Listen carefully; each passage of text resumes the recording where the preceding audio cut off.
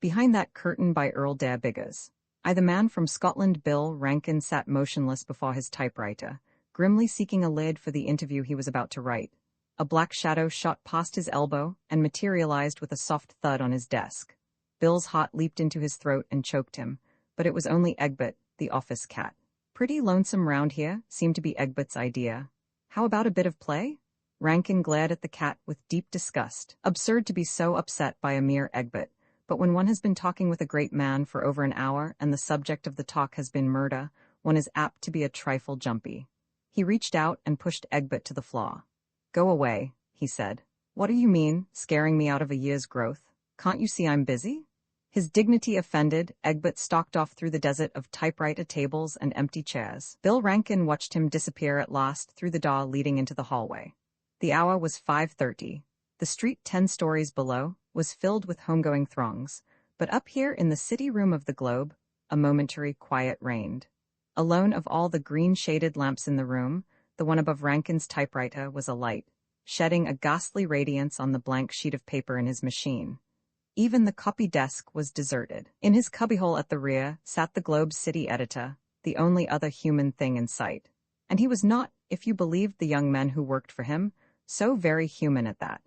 Bill Rankin turned back to his interview. For a brief moment he sat wrapped in thought, then his long, capable fingers sought the keys. He wrote, "The flights of genius and miracles of science which solve most of the crimes in detective stories have no real part in detective work. This is the verdict of Sir Frederick Bruce, former head of the Criminal Investigation Department at Scotland Yard. Sir Frederick, who is stopping over for 2 weeks in San Francisco during the course of a trip around the world, is qualified to give an expert opinion. For nearly 17 years, he acted as deputy commissioner at the head of the most famous detective organization in existence, and though he is now retired, his interest in crime detection is as keen as ever. Sir Frederick is a big man, with a kindly twinkle in his gray eyes, but occasionally those eyes have a steely look that made this reporter nervous. If we had killed the old Earl of Featherstone on his rare Persian rug, we would not care to have Sir Frederick on our trail. For the great detective is that type of Scotchman who is a stranger to defeat. He would never abandon the scent. I read a great deal of detective fiction," Sir Frederick said. "It amuses me, but there is usually nothing for a detective to learn from it. Except for the fingerprint system and work in the chemical laboratory on stains, scientific research has furnished little assistance to crime detection. Murder mysteries and other difficult criminal cases are solved by intelligence, hard work, and luck, with little help from the delicate scientific devices so dear to the authors of."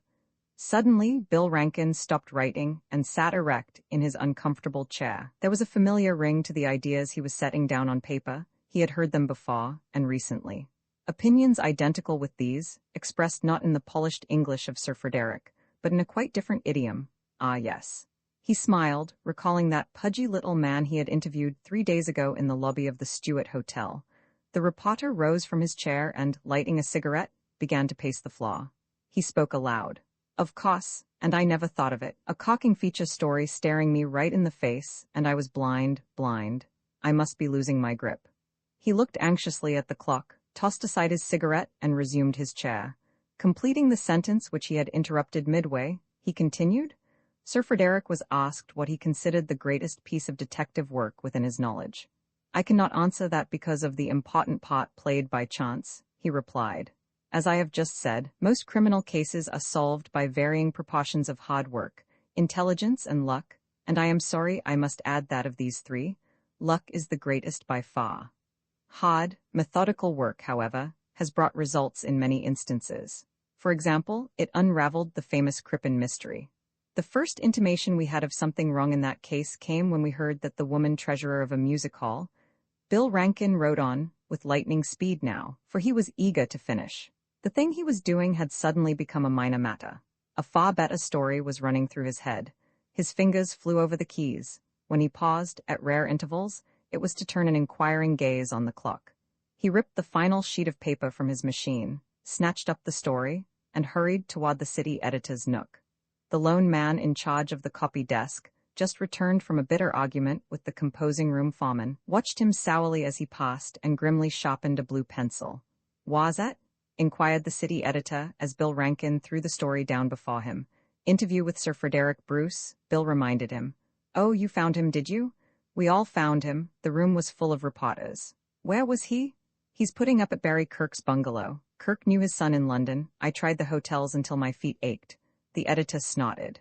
The more fool you. No Englishman ever stops at a hotel if he can wangle board and room from somebody. You've been sent out to find enough lecturing British authors to know that. The interview's blah, said Rankin. Every paper in town will have it, but while I was writing it, an idea for a feature hit me hard. It'll be a humdinger, if I can only put it over on Sir Frederick. I thought I'd go back up there and see what I can do. A feature? The editor frowned. If you happen on a bit of news in the course of your literary work, you'll let me know, won't you? Here I am, trying to get out a newspaper, and all I get from you fellows is an avalanche of pretty little essays. I suspect you're all hoping that someday you'll be tapped for the Atlantic Monthly. But this feature's good, Rankin protested. I must hurry along. Just a minute. I'm only your editor, of course. I don't want to pry into your plans, Rankin laughed. He was an able man and privileged. I'm sorry, sir, but I can't stop to explain now. Someone may beat me to it yet. Gleason of the Herald was up there today, and he'll get the same hunch as sure as fate. So if you don't mind, the editor shrugged. All right, go to it. Hurry up to the Kirk building. And don't let this sudden attack of energy die there. Hurry back too? Yes, sir, agreed the reporter. Of course I'll need a bit of dinner. I never eat, growled his charming employer. Bill Rankin sped across the city room. His fellow reporters were drifting in now from their afternoon assignments, and the place was coming to life. Near the door, Egbert, black as the night from pole to pole, crossed Rankin's path with haughty, aloof manner and dignified stride. Descending to the street, the reporter stood for a moment undecided. The Kirk building was not far away. He could walk there. But time was precious. Suppose he arrived to be met by the news that Sir Frederick was dressing for dinner. With this famous and correct Englishman, the act would be a sacred rite not to be lightly interrupted by panting pressmen.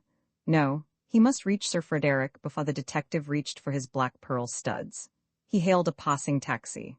As the car drew up to the curb, a red-cheeked boy, one of the Globe's younger reporters, emerged from the crowd and with a deep bow, held open the taxi door. To the Royal Opera, my good man, he shouted, and an extra gold sovereign for you if we pass the Duke's car on the way. Rankin pushed the facetious one aside. Don't interfere with your betters, my lad, he remarked, and added, to the driver, the Kirk building on California Street. The taxi swung out into Market Street, followed the intricate car tracks for a few blocks, and turned off into Montgomery. In another moment, they were in the financial district of San Francisco, now wrapped in its accustomed evening calm. The huge buildings of trust companies, investment houses, and banks stood solemn and solid in the dusk.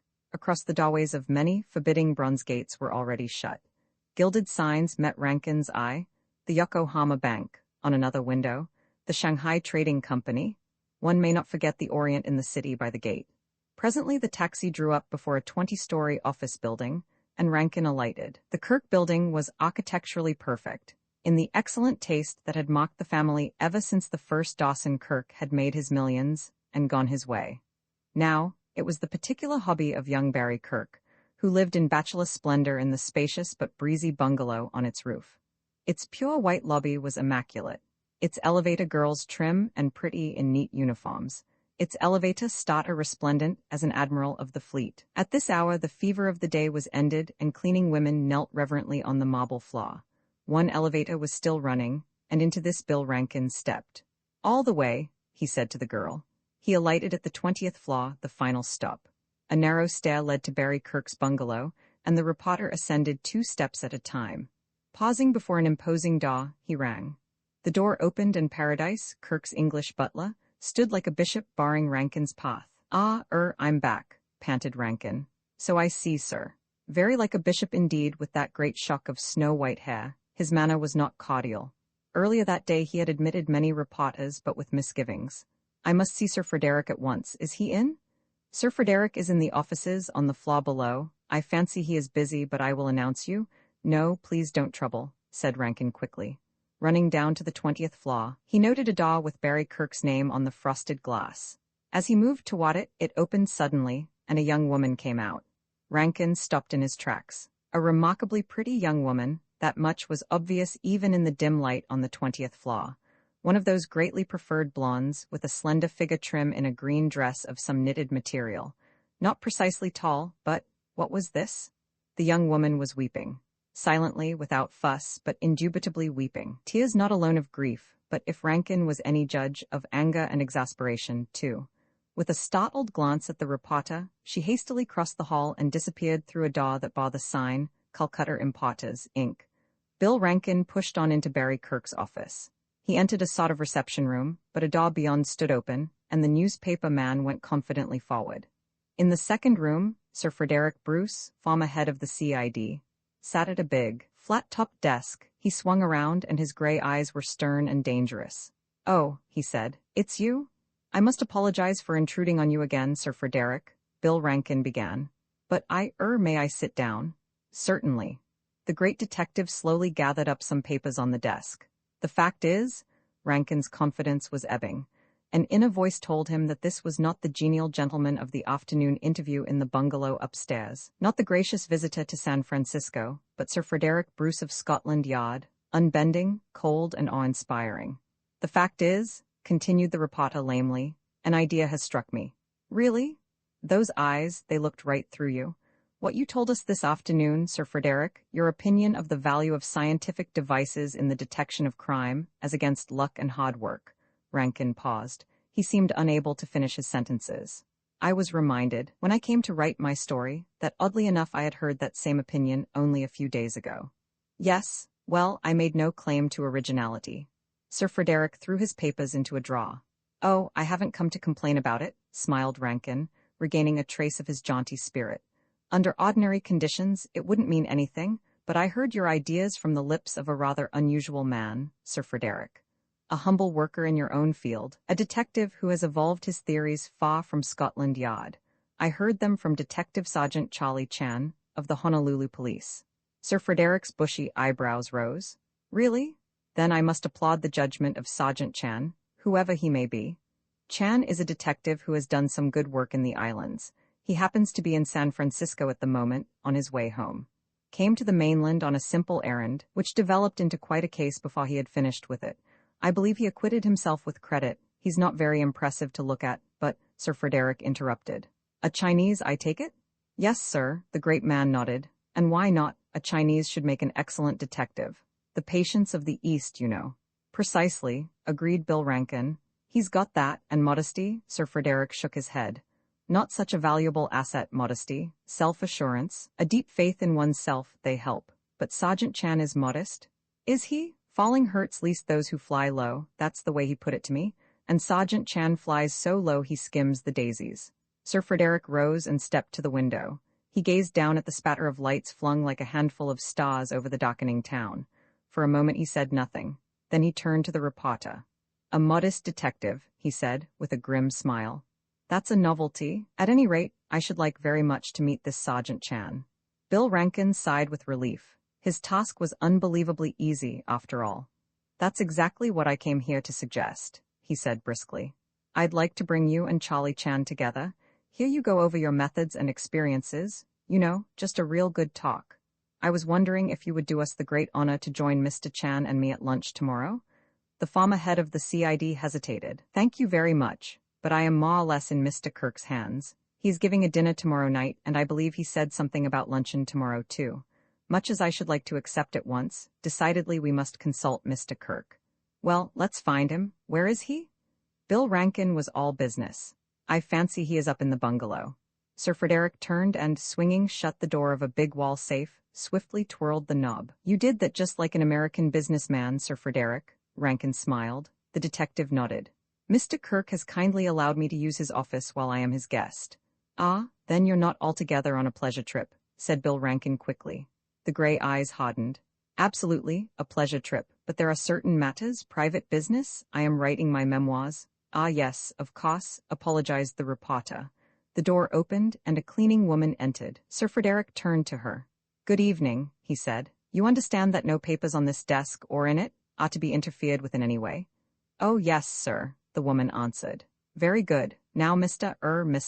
Rankin, Sir Frederick. Of course, there is a stairs in this rear room leading up to the bungalow, if you will come with me."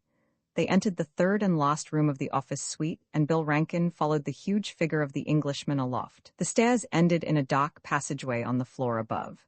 Throwing open the nearest door, Sir Frederick flooded the place with light, and Bill Rankin stepped into the great living room of the bungalow.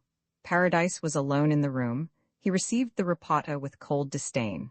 Barry Kirk, it appeared, was dressing for dinner, and the butler went reluctantly to inform him of the newspaper man's unseemly presence. Kirk appeared at once, in his shirt sleeves and with the ends of a white tie dangling about his neck. He was a handsome, lean young man in the late 20s, whose manner spoke of sophistication, and spoke true.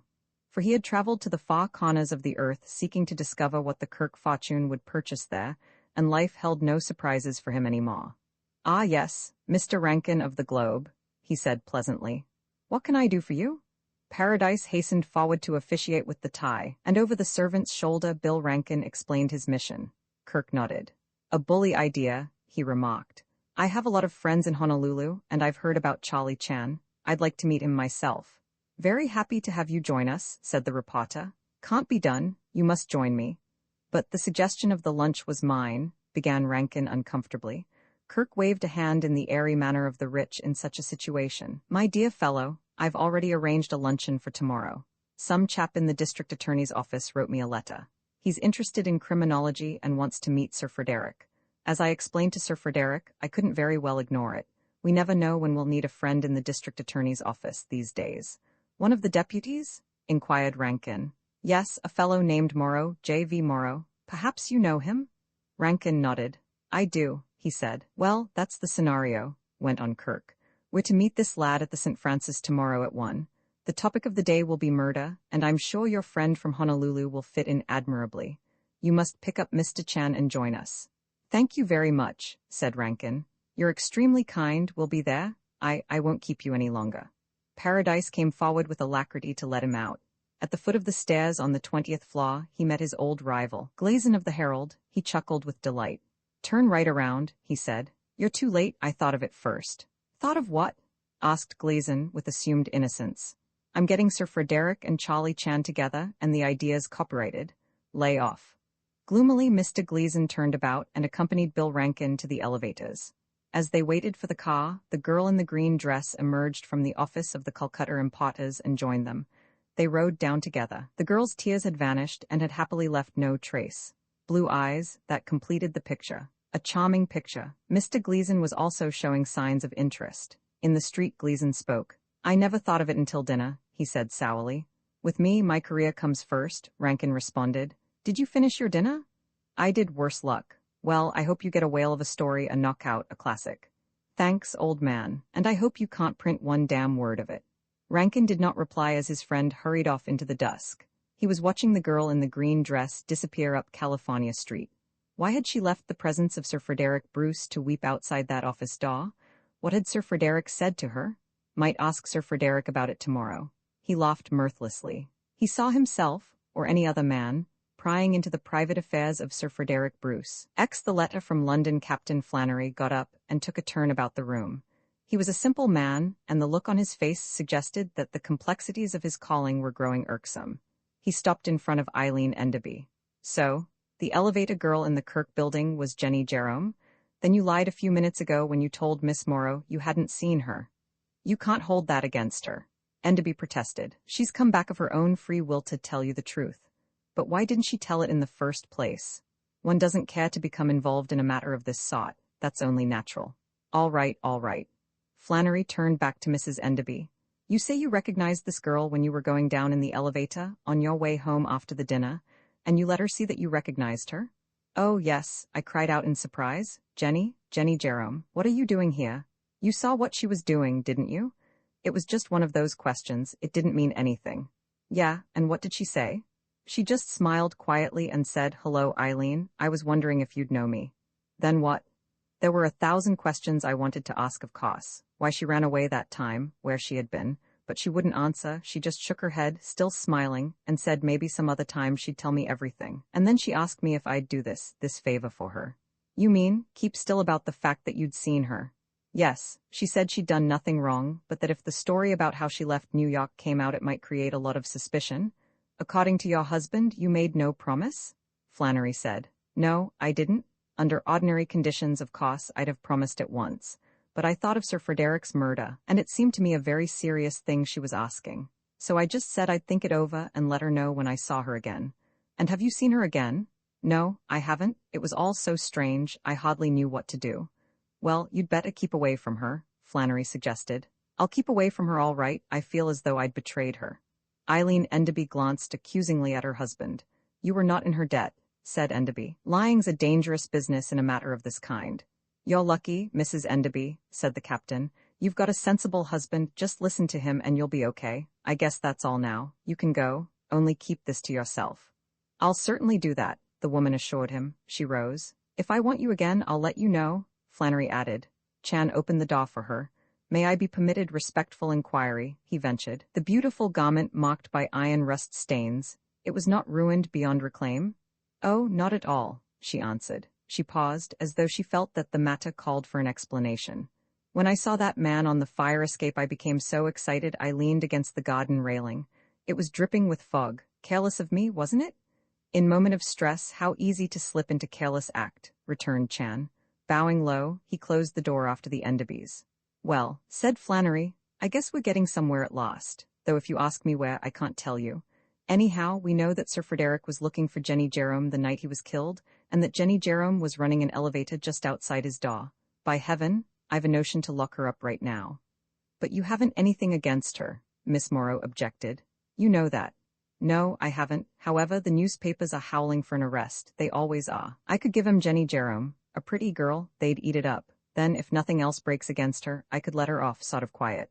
Such tactics are beneath you, Captain, Miss Morrow said. I trust that when we make an arrest, it will be based on something more tangible than any evidence we've got so far. Are you with me, Mr. Chan? Indubitably, Chan replied. He glanced up at the frowning face of the captain. If I may make humble suggestion? Of course, agreed Miss Morrow. But Chan, it seemed, changed his mind. He kept his humble suggestion to himself. Patience, he finished lamely. Always brightest plan in these matters. Acting as champion of that lovely virtue, I have fought many fierce battles. American has always the urge to leap too quick. How well it was said, retire a step and you have the advantage. But these newspaper men, protested the captain. I do not wish to infest the picture, Chan smiled, but I would like to refer to my own habit in similar situation. When newspapers rage, I put nice roll of cotton in the ears. Simmered down to truth, I am responsible party, not newspaper reporter. I tell him with exquisite politeness to fade off and hush down. A good plan, laughed Miss Morrow. She turned to Barry Kirk. By the way, do you know anything about this elevator girl? Grace Lane was, I believe, the name she gave the other night. Kirk shook his head. Not a thing, except that she's the prettiest girl we've ever employed in the building. I'd noticed that, of course. I rather thought you had, Miss Morrow said. Lady, I'm not blind, he assured her. I notice beauty anywhere, in elevators, in cable cars, even in a lawyer's office. I tried to talk to this girl once or twice, but I didn't get very far. If you like, I'll try it again. No, thanks, you'd probably be away off the subject. Well, it all sounds mighty mysterious to me, he admitted. We thought Sir Frederick was on the trail of Eve Durand, and now it seems it must have been a couple of other women.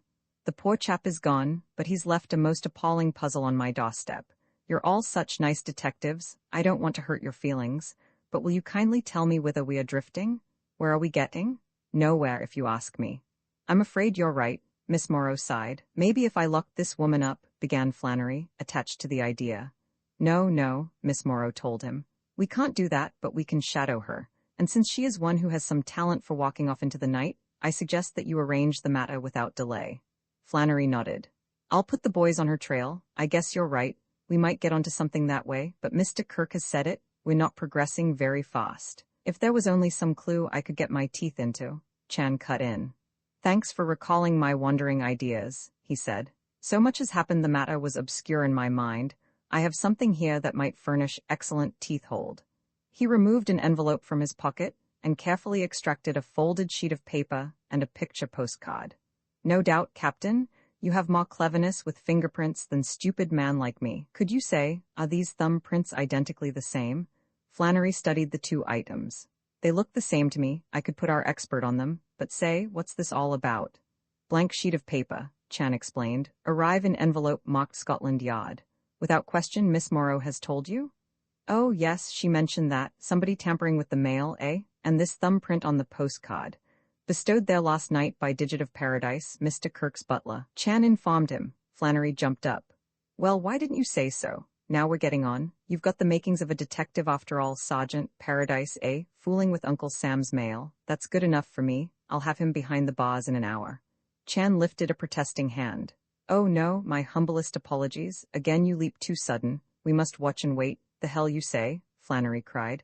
That's not my system. I'll nab him. I'll make him talk. And I, sighed Barry Kirk, will lose my perfect butler. Shall I write him a reference, or won't they care at the jail? Captain, pause and listen, pleaded Chan. We have nothing here to prove Paradise fired fatal bullet into Sir Frederick, yet somehow he is involved. We watch his every move. Much may be revealed by the unsuspecting. We hunt through his effects. Today, I believe, he enjoys weekly holiday. Is that not so? He looked at Kirk. Yes, it's Black Thursday, the servant's day off, Kirk said. Paradise is probably at the movies, he adores them. Melodrama, that's his meat. Fortunate event, continued Chan.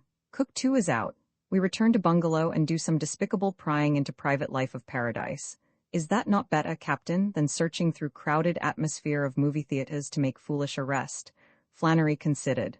Well, I guess it is at that. Back to the bungalow, said Kirk, rising. If Miss Morrow will lend a hand, I'll give you tea. Count me out, said Flannery. And other liquids, amended Kirk. Count me in again, added Flannery. You got your car? Kirk nodded. You take Miss Morrow then, and the sergeant and I will follow in mine. In the roadster on their way to the Kirk building, Barry Kirk glanced at Miss Morrow and smiled. Yes, she inquired. I was just thinking, I do at times. Is it necessary? Perhaps not, but I find it exhilarating. I was thinking at that moment about you. Oh, please don't trouble. No trouble at all, I was wondering. There are so many mysterious women hovering about this case, and no one is asking you any questions. Why should they? Why shouldn't they? Who are you? Where did you come from? Since you're not very likely to investigate yourself, perhaps I should take over the job. You're very kind. I hope you won't object. Of course, you look young and innocent, but I have your word for it that men are easily fooled. He steered round a lumbering truck, then turned to her sternly. Just what were you doing on the night Eve Durand slipped from sight at Peshawar? I was probably worrying over my homework, the girl replied.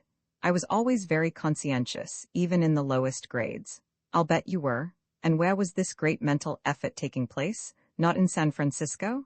No, in Baltimore. That was my home before I came west to law school. Yes, peering further into your dark past, why in heaven's name the law school? Disappointed in love or something?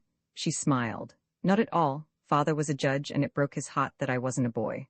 I've noticed how unreasonable judges are. Times when they've talked to me about my automobile driving. So the judge wanted a boy? He didn't know his luck. Oh, he gradually discovered I wasn't a total loss. He asked me to study law and I did. What an obedient child, Kirk said. I didn't mind, in fact I rather liked it. You see, frivolous things never have appealed to me. I'm afraid that's true and it worries me. Why should it? Because as it happens, I'm one of those frivolous things. But surely you have your serious side. No, I'm afraid that side was just sketched in, never finished. However, I'm working on it. Before I get through, you'll be calling me Deacon. Really, I'm afraid I've never cared much for deacons either. Well, not exactly deacon then. I'll try to strike a happy medium. I'll help you, smiled the girl. Kirk parked his car in a side street and they went round the corner to the Kirk building. It was Grace Lane who took them aloft. Kirk studied her with a new interest. Strands of dark red hair crept out from beneath her cap. Her face was pale, but unlined and young. Age uncertain, Kirk thought, but beauty unmistakable. What was the secret of her past? Why had Sir Frederick brought to the Kirk building that clipping about Jenny Jerome? I'll be along in a minute, Miss Morrow said, when the elevator stopped at the 20th floor. Kirk nodded and preceded her to the roof. She followed almost immediately. I wanted to ask a question or two, she explained.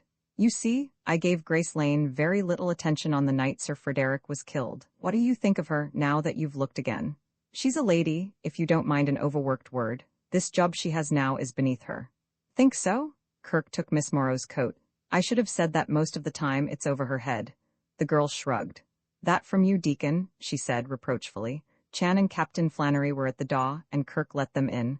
The captain was all business. Hello, he said. Now if you'll show us that butler's room, Mr. Kirk, we'll get busy right away. I've brought a few skeleton keys. We'll go over the place like a vacuum cleaner. Kirk led them into the corridor. How about the cook's room? Flannery added. We might take a look at that. My cook's a Frenchman, Kirk explained. He sleeps out. Humph, he was here the other night at the time of the murder? Yes, of course. Well, I'd better have a talk with him sometime. He speaks very little English, Kirk smiled. You'll enjoy him. He left the two in the butler's bedroom and returned to Miss Morrow. I suppose you hate the sight of a kitchen, he suggested. Why should I? Well, a big lawyer like you. But I've studied cookbooks, too. You'd be surprised. I can cook the most delicious rabbit, he finished. I know. And your chocolate fudge was famous at the sorority house. I've heard it before. Please let me finish. I was going to say, pot roast, and my lemon pie is not so bad either. He stood solemnly regarding her. Lady, he announced, you improve on acquaintance, and if that isn't gilding the lily, I don't know what is. Come with me and we'll dig up the tea things. She followed him to the kitchen. I've got a little apartment, she said, and when I'm not too tired, I get my own dinner. How are you on Thursday nights? He asked. Pretty tired? That depends. Why? Servants' night out, need I say more? Miss Morrow laughed. I'll remember, she promised. With deft hands she set the water to boiling and began to arrange the tea tray. How neat everything is, she remarked. Paradise is a wonder. Tell that to my grandmother, Kirk suggested. She believes that a man who lives alone wallows in grime and waste. Every home needs a woman's touch, according to her story. Absurd, cried the girl. Oh, well, grandmother dates back a few years. In her day women were housekeepers. Now they're movie fans, club members, lawyers, what have you? Must have been a rather comfortable age at that. For the men, yes. And men don't count anymore. I wouldn't say that. I guess we're ready now. Kirk carried the tray to the living room and placed it on a low table before the fire. Miss Morrow sat down behind it. He threw a couple of logs on to the glowing embers, then, visiting the dining room, returned with a bottle, a siphon, and glasses. Mustn't forget that Captain Flannery doesn't approve of tea, he said. Miss Morrow looked toward the passageway. They'd better hurry, or they'll be late for the party, she remarked. But Chan and Flannery did not appear. Outside the March dusk was falling. A sharp wind swept through the little garden and rattled insistently at the casements. Kirk drew the curtains. On the hearth, the fresh logs flamed, filling the room with a warm, satisfying glow. He took from Miss Morrow's hand his cup of tea, selected a small cake, and dropped into a chair. Cozy, that would be my word for this, he smiled. To look at you now, no one would ever suspect that old affair between you and Blackstone. I'm versatile anyhow, she said. I wonder, he replied. Wonder what? I wonder just how versatile you are. It's a matter I intend to investigate further. I may add that I am regarded throughout the world as the greatest living judge of a lemon pie. You frighten me, Miss Morrow said. If your testimony has been the truth, so help you, he answered. What is there to be frightened about? At that moment Chan and Flannery appeared in the doorway. The captain seemed very pleased with himself. What luck? Kirk inquired. The best, beamed Flannery. He carried a piece of paper in his hand. Ah, shall I help myself? By all means, Kirk told him. A congratulatory potion. Mr. Chan, what's yours? Tea, if Miss Morrow will be so kind. 3 lumps of sugar and the breath of the lemon in passing. The girl prepared his cup. Flannery dropped into a chair. I see you found something, Kirk suggested. I certainly have, the captain replied. I've found the letter from Scotland Yard that Paradise nabbed from the mail. Good enough, cried Kirk. A slick bird, this Paradise, Flannery went on. Where do you think he had it? All folded up in a little wad and tucked into the toe of a shoe. How clever of you to look there, Miss Morrow approved. Flannery hesitated. Well, come to think of it, I didn't. It was Sergeant Chan here dug it up. Yes, sir. The sergeant's getting to be a real sleuth. Under your brilliant instruction, smiled Chan. Well, we can all learn from each other, conceded the captain. Anyhow, he found it and turned it right over to me. The letter that came in the Scotland Yard envelope, no question about it. See, at the top, the Metropolitan Police. If it's not asking too much, said Kirk. What's in the letter? Flannery's face fell. Not a whole lot, we'll have to admit that. But little by little, with brief steps we advance, put in Chan. Humbly suggest you read the epistle. Well, it's addressed to Sir Frederick, care of Cooks, San Francisco, said Flannery. He read, Dear Sir Frederick, I was very glad to get your letter from Shanghai and to know that you are near the end of a long trail. It is indeed surprising news to me that the murder of Hilary Galt and the disappearance of Eve Durand from Peshawar are, in your final analysis, linked together. I know you always contended they were, but much as I admire your talents, I felt sure you were mistaken. I can only apologize most humbly. It is a matter of regret to me that you did not tell me more. What you wrote roused my interest to a high pitch. Believe me, I shall be eager to hear the end of this strange case. By the way, Inspector Rupert Duff will be in the States on another matter at about the time you reach San Francisco. You know Duff, of course. A good man. If you should require his help, you have only to wire him at the Hotel Waldorf, New York. With all good wishes for a happy outcome to your investigation, I am, sir, always, your obedient servant, Martin Benfield, Deputy Commissioner. Flannery stopped reading and looked at the others. Well, there you are, he said. The Galt affair and Eve Durand are mixed up together. Of course that ain't exactly news, I've known it right along. What I want to find out now is, why did Paradise try to keep this information from us? What's his stake in the affair? I could arrest him at once, but I'm afraid that if I do, he'll shut up like a clam and that will end it. He doesn't know we're wise to him, so I'm going to put this letter back where we found it and give him a little more rope.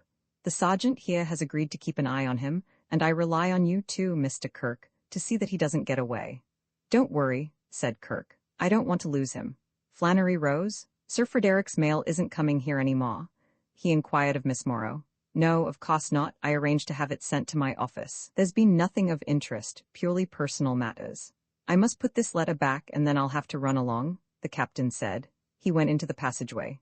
Well, remarked Kirk, Paradise hangs on a little longer. I see your handiwork there, Sergeant, and you have my warmest thanks.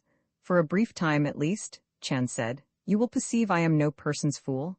I do not arrange arrest of butler in house where I am guest. I protect him, and I would do same for the cook. Flannery returned.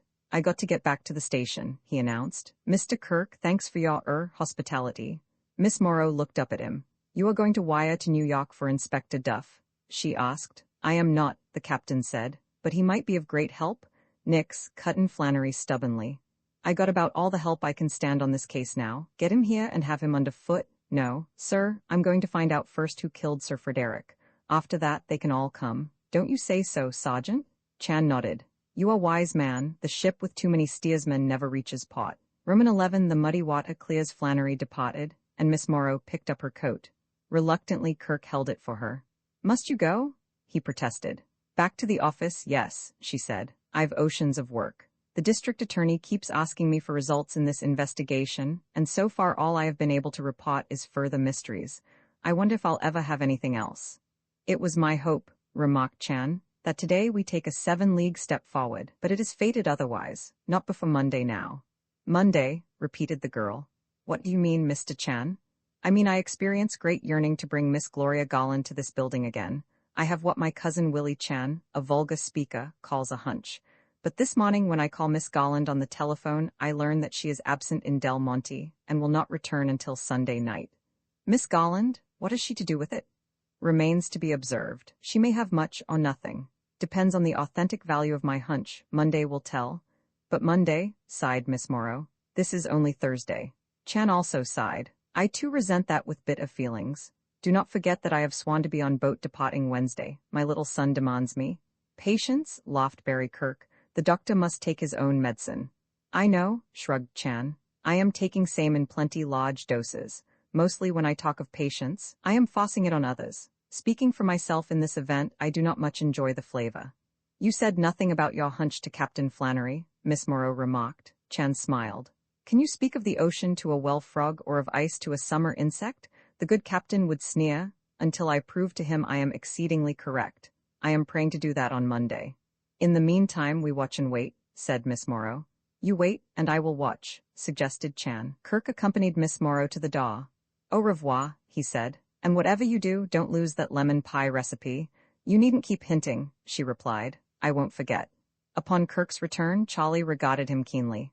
A most attracting young woman, he remarked. Charming, agreed Kirk. What a deep pity, Chan continued, that she squanders glowing youth in a man's pursuit. She should be at mothering work. Kirk laughed. You tell her, he suggested. On Friday, Bill Rankin called Chan on the telephone. He had been through the Globe's files for the year 1913, he said. A long, arduous job. His search had been without result. He could find no story about Eve Durand. Evidently, cable news had not greatly interested the Globe's staff in those days. I'm going to the public library for another try, he announced. No doubt some of the New York papers carried the story. They seem our best bet now. I'm terribly busy, but I'll speed all I can. Thanks for your feverish activity, Chan replied. You are valuable man. Just a real good wagon, laughed Rankin. He is hoping I don't break down. I'll let you know the minute I find something. Saturday came, the life at the bungalow was moving forward with unbroken calm. Through it Paradise walked with his accustomed dignity and poise, little dreaming of the dark cloud of suspicion that hovered over his head. Chan was busy with the books of Colonel John Beetham. He had finished the life and was now going methodically through the others as though in search of a clue. On Saturday night, Kirk was dining out, and after his own dinner, Chan again went down into Chinatown. There was little he could do there, he knew, but the place drew him nonetheless. This time he did not visit his cousin, but loitered on the crowded sidewalk of Grant Avenue. Catching sight of the lights outside the Mandarin Theater, he idly turned his footsteps toward the doorway. The Chinese have been a civilized race for many centuries. They do not care greatly for moving pictures, preferring the spoken drama. A huge throng was milling about the door of the theater, and Chan paused. There was usually enough drama in real life to satisfy him, but tonight he felt the need of the painted players. Suddenly in the mob, he caught sight of Willie Lai, the Boy Scout whose good deed had thwarted his best-laid plans on the previous Wednesday evening. Willie was gazing wistfully at the little frame of actors' pictures in the lobby. Chan went up to him with a friendly smile. "Ah, we meet again," he said in Cantonese. "How fortunate! Since the other night I walked my way churlishly, without offering my thanks for the great kindness you did me in bringing a physician." The boy's face brightened in recognition. "May I be permitted to hope that the injury is improved?" he said. "You have a kind heart," Chan replied. "I now walk on the foot with the best of health. Be good enough to tell me, have you performed your kind act for today?" The boy frowned. "Not yet, opportunities are so seldom." "Ah, yes, how true, but if you will deign to come into the theater as my guest, opportunities may increase.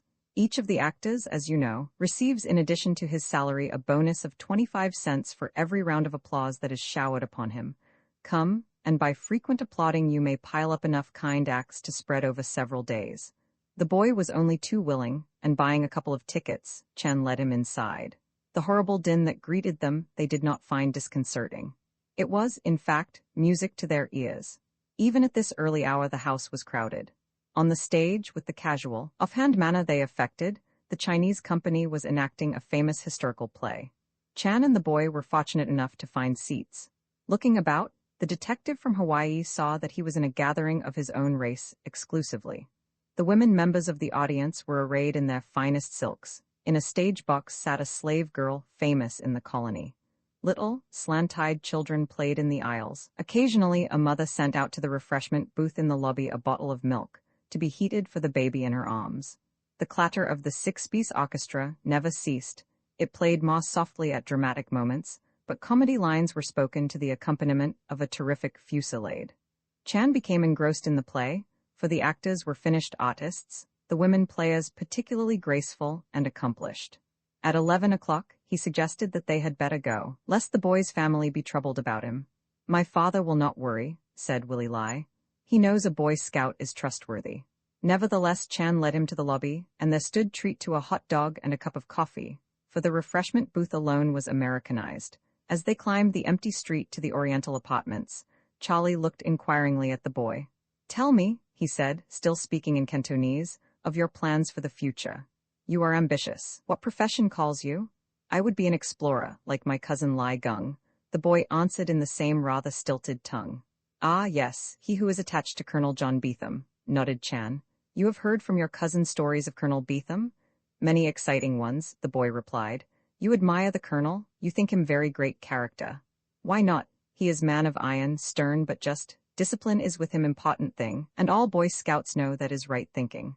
Many examples of this our cousin told us. Sometimes, Lai Gung said, the caravan would revolt. Then the colonel would snatch out gun, facing them with his bravery, alone. The caravan would tremble and proceed. They knew, perhaps, that the colonel would not hesitate to fire. They had seen him do it. One event Lai Gung spoke about I can never forget. The boy's voice rose in excitement. It was on the desert, and the colonel had told them what they must do, and what they must not do. A dirty keeper of camels, a man of low character, he did a thing which the colonel had forbidden. In an instant he lay on the sand, with a bullet in his heart. "Ah, yes," said Chan, "I would expect that. However, it is an incident I have not encountered in any of the colonel's books. They were at the door of the apartment house. "Accept my thanks, please," Willie Lai said. "You have done a very kind deed to me." Chan smiled. "Your company was a real pleasure. I hope we meet again." "I hope it too," answered Willie Lai warmly. Good night. Chan walked slowly back to the Kirk building. He was thinking of Colonel Beetham. A hard man, a man who did not hesitate to kill those who opposed their will to his. Here was food for thought. On Sunday, Barry Kirk called up Miss Morrow and suggested a ride into the country and dinner at a distant inn. Just to clear the cobwebs from your brain, he put it. Thanks for the ad, she answered. So that's how my brain strikes you, cobwebby. You know what I mean, he protested. I want you to keep keen and alert. Nothing must happen to that pie. They spent a happy, carefree day on roads far from the rush of city traffic. When Kirk helped the girl out of the car before her door that night, he said, "Well, tomorrow morning Charlie springs his hunch. What do you imagine he has up his sleeve? I haven't an idea. The more I see of him, the less I know him. But let's hope it's something good." "And illuminating," added Miss Morrow. "I feel the need of a little light." She held out her hand. "You've been lovely to me today." "Give me another chance," he said. "Give me lots of 'em. I'll get lovelier and lovelier as time goes on." "Is that a threat?" She laughed. "A promise? I hope you don't mind." "Why should I? Good night." She entered the lobby of her apartment house. On Monday morning, Chan was brisk and businesslike. He called Gloria Garland and was much relieved to hear her answering voice. She agreed to come to the bungalow at 10 o'clock, and Charlie at once got in touch with Miss Morrow and asked her to come at the same hour, bringing Captain Flannery. Then he turned to Kirk. "Making humble suggestion," he said. "Would you be so kind as to dispatch Paradise on lengthy errand just as 10 o'clock hour approaches? I do not fancy him in bungalow this morning." "Surely," agreed Kirk. "I'll send him out for some fishing tackle. I never get time to fish, but a man can't have too much tackle." At 15 minutes of 10, Chan rose and got his hat. He would, he said, himself escort Miss Garland to the bungalow. Going below, he took up his stand in the doorway of the Kirk building. He saw Miss Morrow and Flannery enter, but gave them only a cool nod as they passed. Mystified, they went on upstairs. Kirk met them at the door. "Here we are," growled Flannery. "I wonder what the sergeant's up to. If he's got me here on a wild goose chase, I'll depart him to Hawaii. I'm too busy today to feel playful." "Oh, Chan will make good," Kirk assured him. "By the way, I suppose you've got that elevator girl, Jenny Jerome, or Grace Lane, or whatever her name is, under your eagle eye?" "Yes, the boys have been shadowing her." "Find out anything?" "Not a thing. She's got a room on Powell Street, stays in nights and minds her own business as far as I can learn." Down at the door, Chan was greeting Gloria Garland. "You are promptly on the minute," he approved. "A delectable virtue." "I'm here, but I don't know what you want," she replied. "I told you everything the other day." "Yes, of course. Will you be kind enough to walk after me? We rise aloft." He took her up in a car run by a black-haired Irish girl, and they entered the living room of the bungalow. "Ah, Captain, Miss Morrow, we are all here." "That is correct," Charlie said. "Miss Garland, will you kindly recline on chair?" The woman sat down, obviously puzzled. Her eyes sought Flannery's.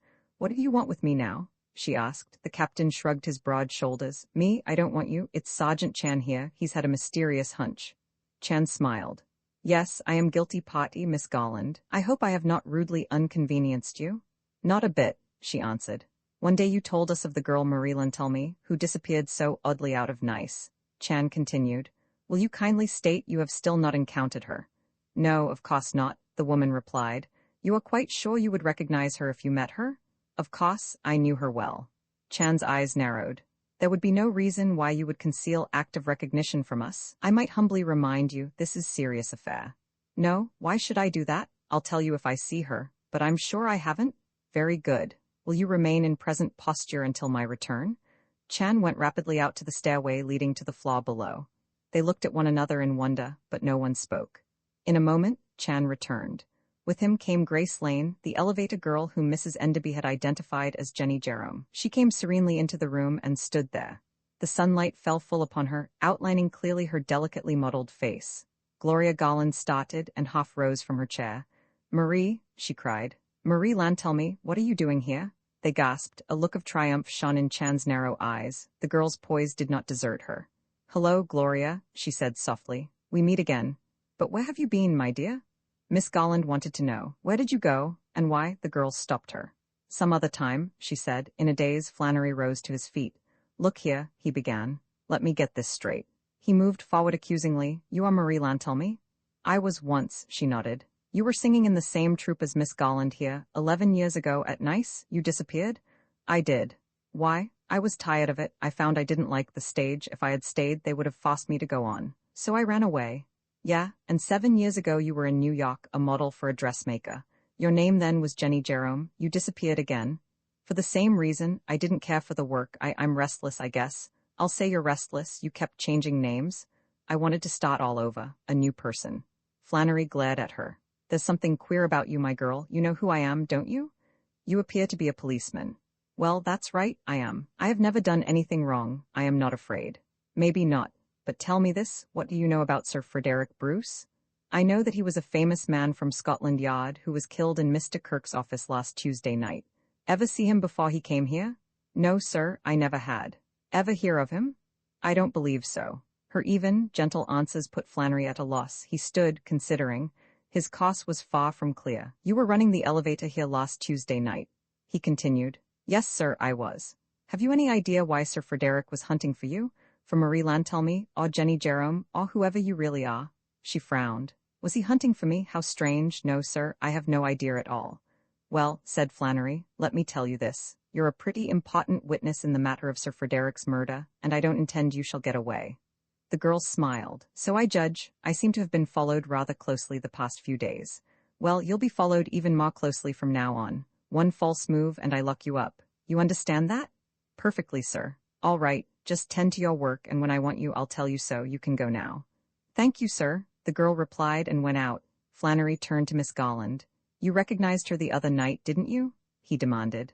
Oh, but I assure you, I didn't. I recognized her today for the first time. Which is plenty time enough, said Chan. Miss Garland, we are sunk deep in your debt. I permit you now to depart? Yeah, you can go, added Flannery. Take some other car and keep away from your old friend until this thing's cleared up. I'll do that, Miss Garland assured him. I'm afraid she didn't want me to identify her. I do hope I haven't got her into trouble. That depends, answered Flannery, and Kirk showed the actress out. Chan was beaming. Hunch plenty good, after all, he chuckled. Well, where are we? Flannery said. The elevator girl is Jenny Jerome, then she's Marie Lantelmy. What does that mean? It means only one thing, said Miss Morrow softly. The captain is pretending to be dense, suggested Chan. He could not really be so thick. What are you talking about? Flannery demanded. My hunch, which has come so nicely true, Chan told him. The elevator girl is Jenny Jerome. Next, she is Marie Lantelmy. What does it mean, you ask? It means one thing only. She is also Eve Durand. By heaven? Flannery cried. Consider how the muddy water clears, Chan went on.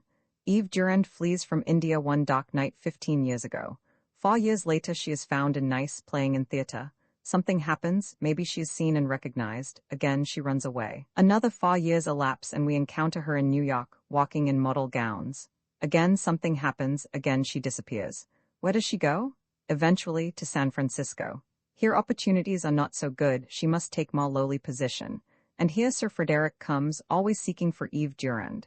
It's beautifully clear, approved Miss Morrow.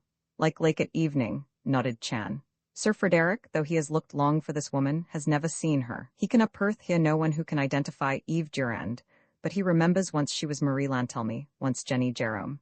In this great city, he learns, are 2 people who have known her when she was wearing these other names. He asks that they be invited to dinner, hoping that one or both will point out to him the woman he has trailed so long. Flannery was walking the floor. Well, I don't know. It's almost too good to be true. But if it is, if she's Eve Durand, then I can't let her wander around loose. I'll have to lock her up this morning, if I could only be sure. I am telling you, persisted Chan. I know, but you are guessing. You've identified her as those other 2, but as for Eve Durand. The telephone rang. Kirk answered and handed it to Flannery. For you, Captain, he said. Flannery took the telephone. Oh, hello, Chief, he said. Yeah, what's that? Oh, he is. Good enough, thank you. Chief, I sure will. He hung up the receiver and turned to the others. A broad smile was on his face. We're going to find out, Sergeant, just how good a guesser you are, he said. I'll put a couple of extra men to following this dame, but I won't do anything more until tomorrow. Yes, sir. By tomorrow evening I'll know whether she's Eve Durand or not. Your words have obscure sound, Chan told him. The Chief of Police has just had a wire, Flannery explained. Inspector Duff of Scotland Yard is getting in tomorrow afternoon at 2:30.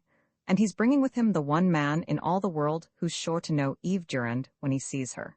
He's bringing the woman's husband, Major Eric Durand. Roman 12. A misty evening when Chan and Kirk were left alone, the little detective sat staring thoughtfully into space. Now Tuesday becomes the big day for keen anticipation, he remarked. What will it reveal? Much I hope for my time on the mainland becomes a brief space indeed. Kirk looked at him in wonder. Surely you won't go on Wednesday if this thing isn't solved? Chan nodded stubbornly. I have made unspoken promise to Barry Chan. Now I put it into words. Tomorrow Eve Duran's husband arrives. In all the world we could have selected no more opportune person. He will identify this elevator woman as his wife, or he will not. If he does, perhaps case is finished. If he does not, Charlie shrugged, then I have done all possible. Let Captain Flannery flounder alone after that. Well, we won't cross our oceans until we get to them, Kirk suggested. A lot may happen before Wednesday. By the way, I've been meaning to take you over to the Cosmopolitan Club. How about lunching there this noon? Chan brightened. I have long nursed desire to see that famous interior. You are most kind. All set then, replied his host. I have some business in the office. Come downstairs for me at 12:30, and when Paradise returns, please tell him we're lunching out. He took his hat and coat and went below. Chan strolled aimlessly to the window and stood looking down on the glittering city. His eyes strayed to the Matson dock, the pier shed, and beyond, the red funnels of a familiar ship. A ship that was sailing, day after tomorrow, for Honolulu Harbor. Would he be on it? He had sworn, yes, and yet he sighed deeply. The doorbell rang, and he admitted Bill Rankin, the reporter. Hello, said Rankin. Glad to find you in. I spent all day yesterday at the public library and I'll bet I stirred up more dust than the chariot in Ben-Hur.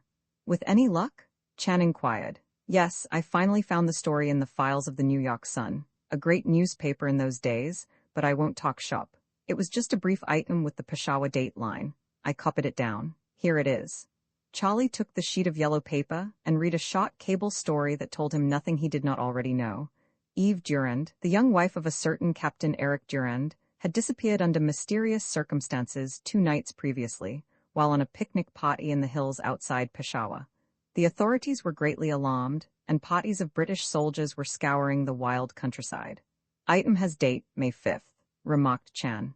Then Eve Durand was lost on night of May 3rd, the year 1913. You found nothing else.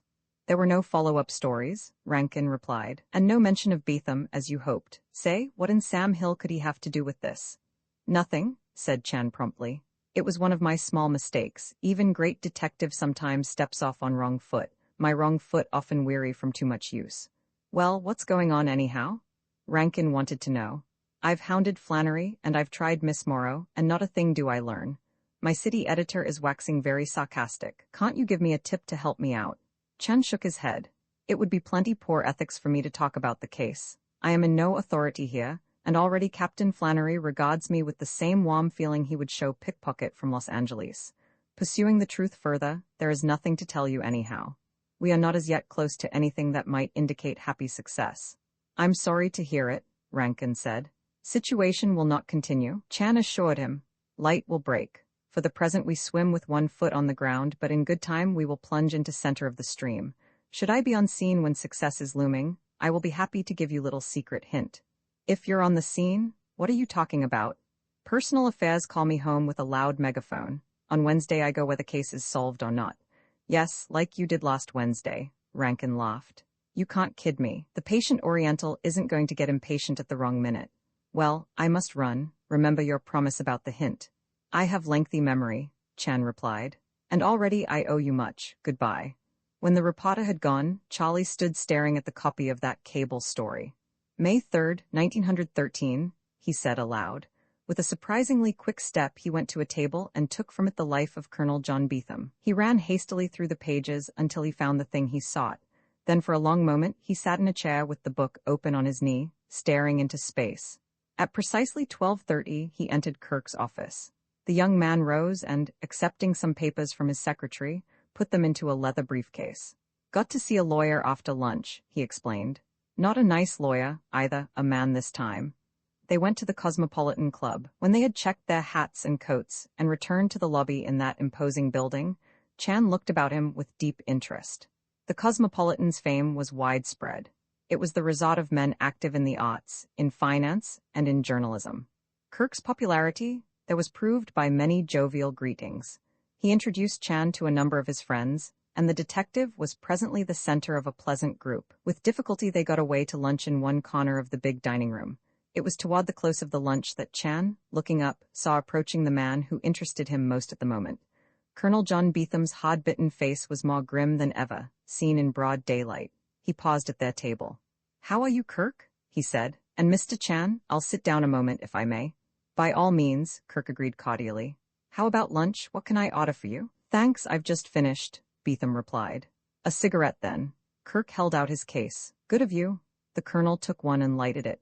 "I haven't seen you since that beastly dinner." "Oh, I beg your pardon, you get my meaning. What a horrible thing that was. A man like Sir Frederick, by the way. Have they any idea who did it?" Kirk shrugged. "If they have, they're not telling me." "Sergeant Chan, perhaps you are working on the case?" Beetham suggested. Chan's eyes narrowed. "The affair concerns mainland police. I am stranger here, like yourself." "Ah, yes, of course," responded Beetham. "I just happened to recall that you were on the point of leaving, and I thought, seeing you had stayed over. If I can help, I will do so," Chan told him. He was thinking deeply. A man like Colonel Beetham did not note the comings and goings of a Charlie Chan without good reason. "How's the new expedition shaping up?" Kirk inquired. "Slowly, rather slowly." Beetham frowned. "Speaking of that, I have wanted to chat with you on the subject. Your grandmother has offered to help with the financing, but I have hesitated. It's a stiff sum." "How much?" "I have part of the money. I still need about $50,000. Kirk's eyebrows went up. "Ah, yes, quite a nest egg, but if grandmother wants to do it, well, it's her own money." "Glad you feel that way about it," said Beetham. "I was fearful the other members of the family might think I was using undue influence. The whole idea was hers, I give you my word." "Naturally," Kirk answered. "I'm sure she would enjoy it at that. The results will be most important from a scientific point of view," Beetham continued. "Your grandmother's name would be highly honored. I would see that she had full credit." "Just what sort of expedition is it?" Kirk asked. The tired eyes lighted for the first time. "Well, I had a bit of luck when I was lost on the Gobi Desert. I stumbled onto the ruins of a city that must have been flourishing early in the 1st century.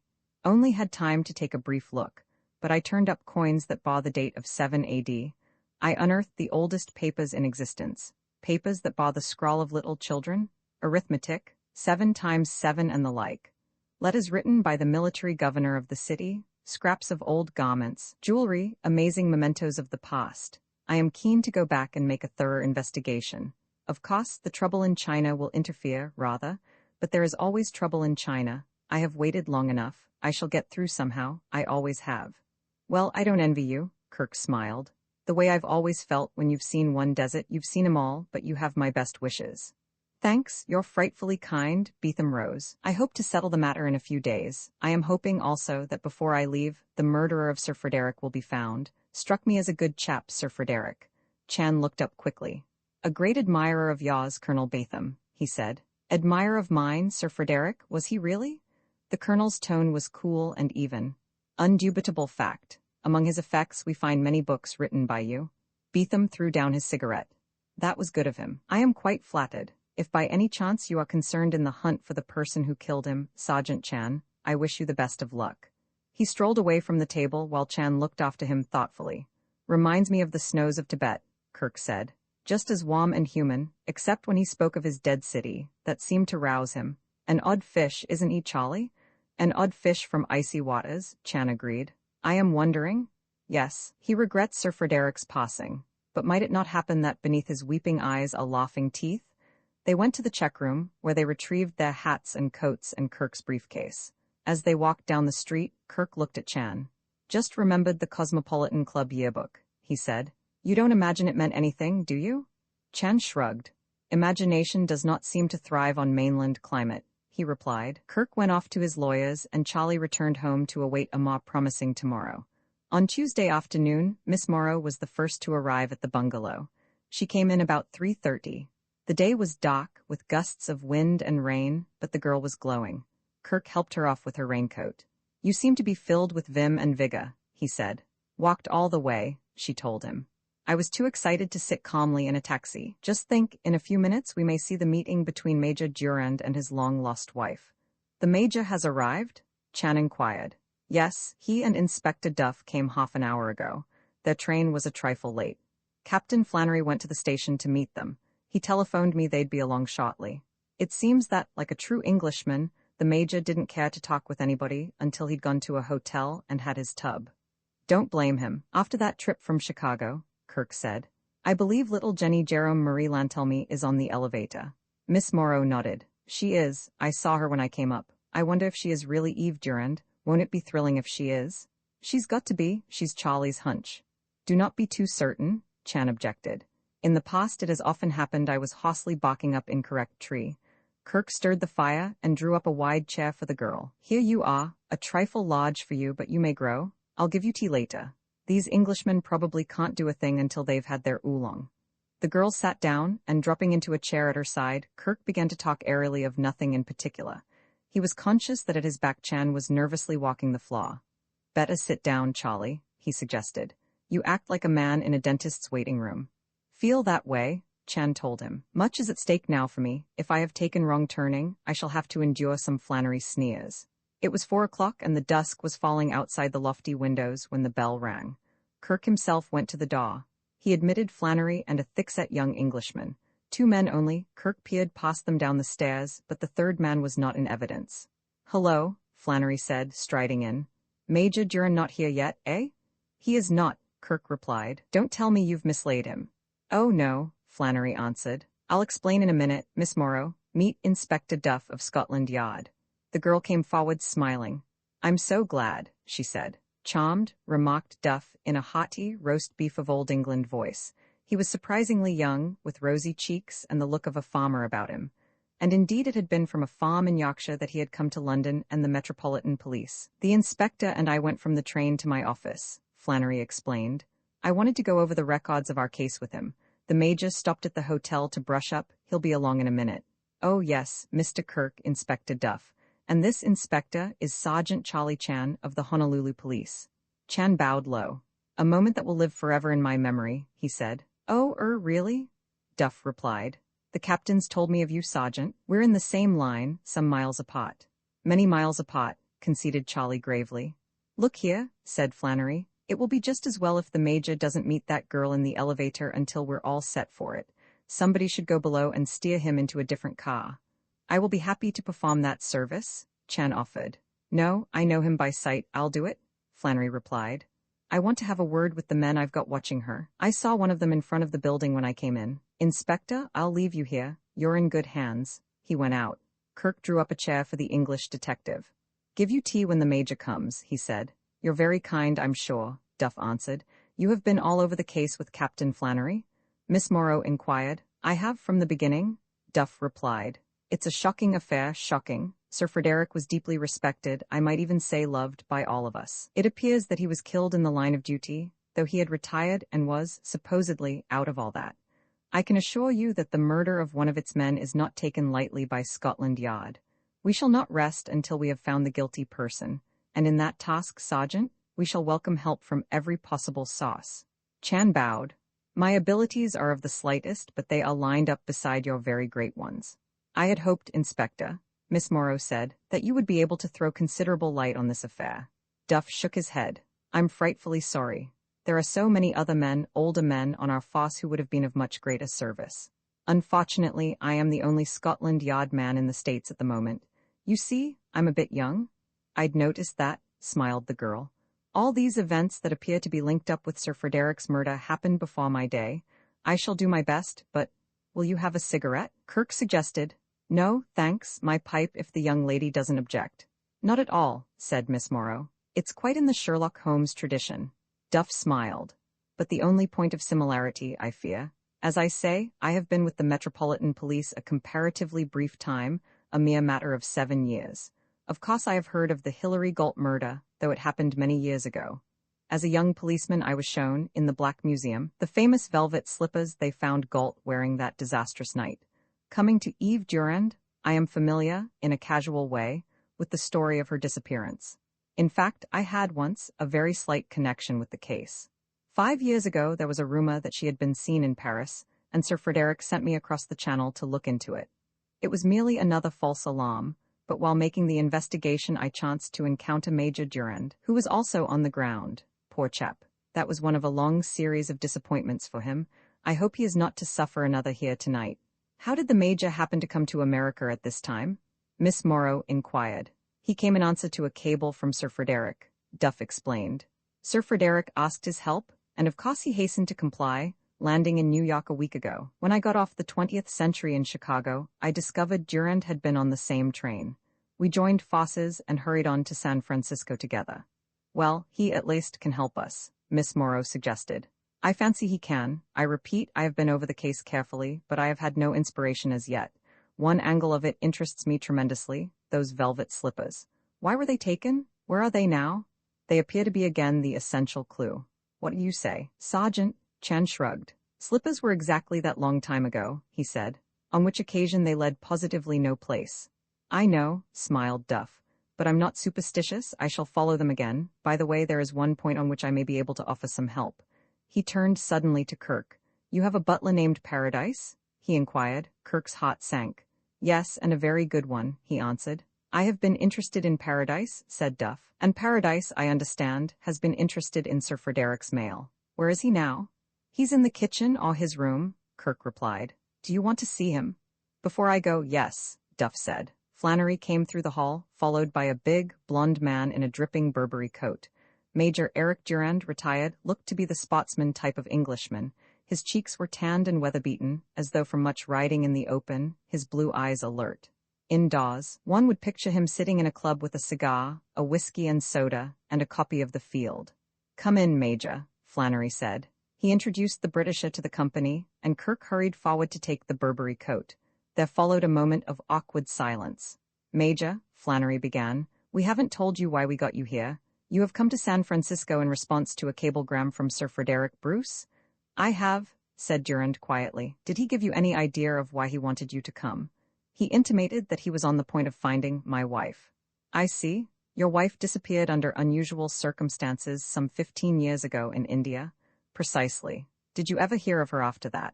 Never. There were many false reports, of course. We followed them all up, but none of them came to anything in the end. You never heard of her at Nice? Or in New York? No, I don't think those were among the places. I'm sure they weren't. You would, of course, know her if you saw her now? Durand looked up with sudden interest. I fancy I would. She was only 18 when she was lost. Miss Morrow felt a quick twinge of pity for the man. But one doesn't forget, you know. Major, said Flannery slowly, we have every reason to believe that your wife is in this building tonight. Durand took a startled step backward. Then he sadly shook his head. I wish it were true. You've no idea? 15 years anxiety. It rather takes it out of a chap. One stops hoping after a time.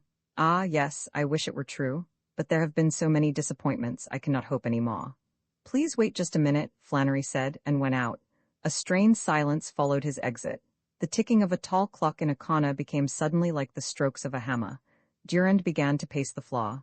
It can't be, he cried to Duff. No, it can't be Eve. After all these years in San Francisco? No, I can't believe it. We shall know in a moment, old chap, Duff said gently. The moments lengthened horribly. Chan began to wonder. Durand continued to pace back and forth silently over the rug, still the hammer strokes of the clock. 5 minutes 10, the outer door was flung open and Flannery burst into the room. His face was crimson, his gray hair disheveled. She's gone, he cried, her elevators standing at the 7th floor, with the door open. She's gone, and no one saw her go. Durand gave a little cry and sinking into a chair, buried his face in his hands. Roman 13 old friends meet again. Major Durand was not the only one to whom Flannery's news came as a shock and a disappointment. On the faces of the 4 other people in that room dismay was clearly written. Gone, and no one saw her go, Chan repeated. He looked reprovingly at the captain. Yet she was under watchful eye of clever mainland police. Flannery snorted. She was, but we're not supermen. That woman's as slippery as an eel. There were 2 of my boys on the job, both keen lads. Well, no use crying over spilt milk. I'll get her.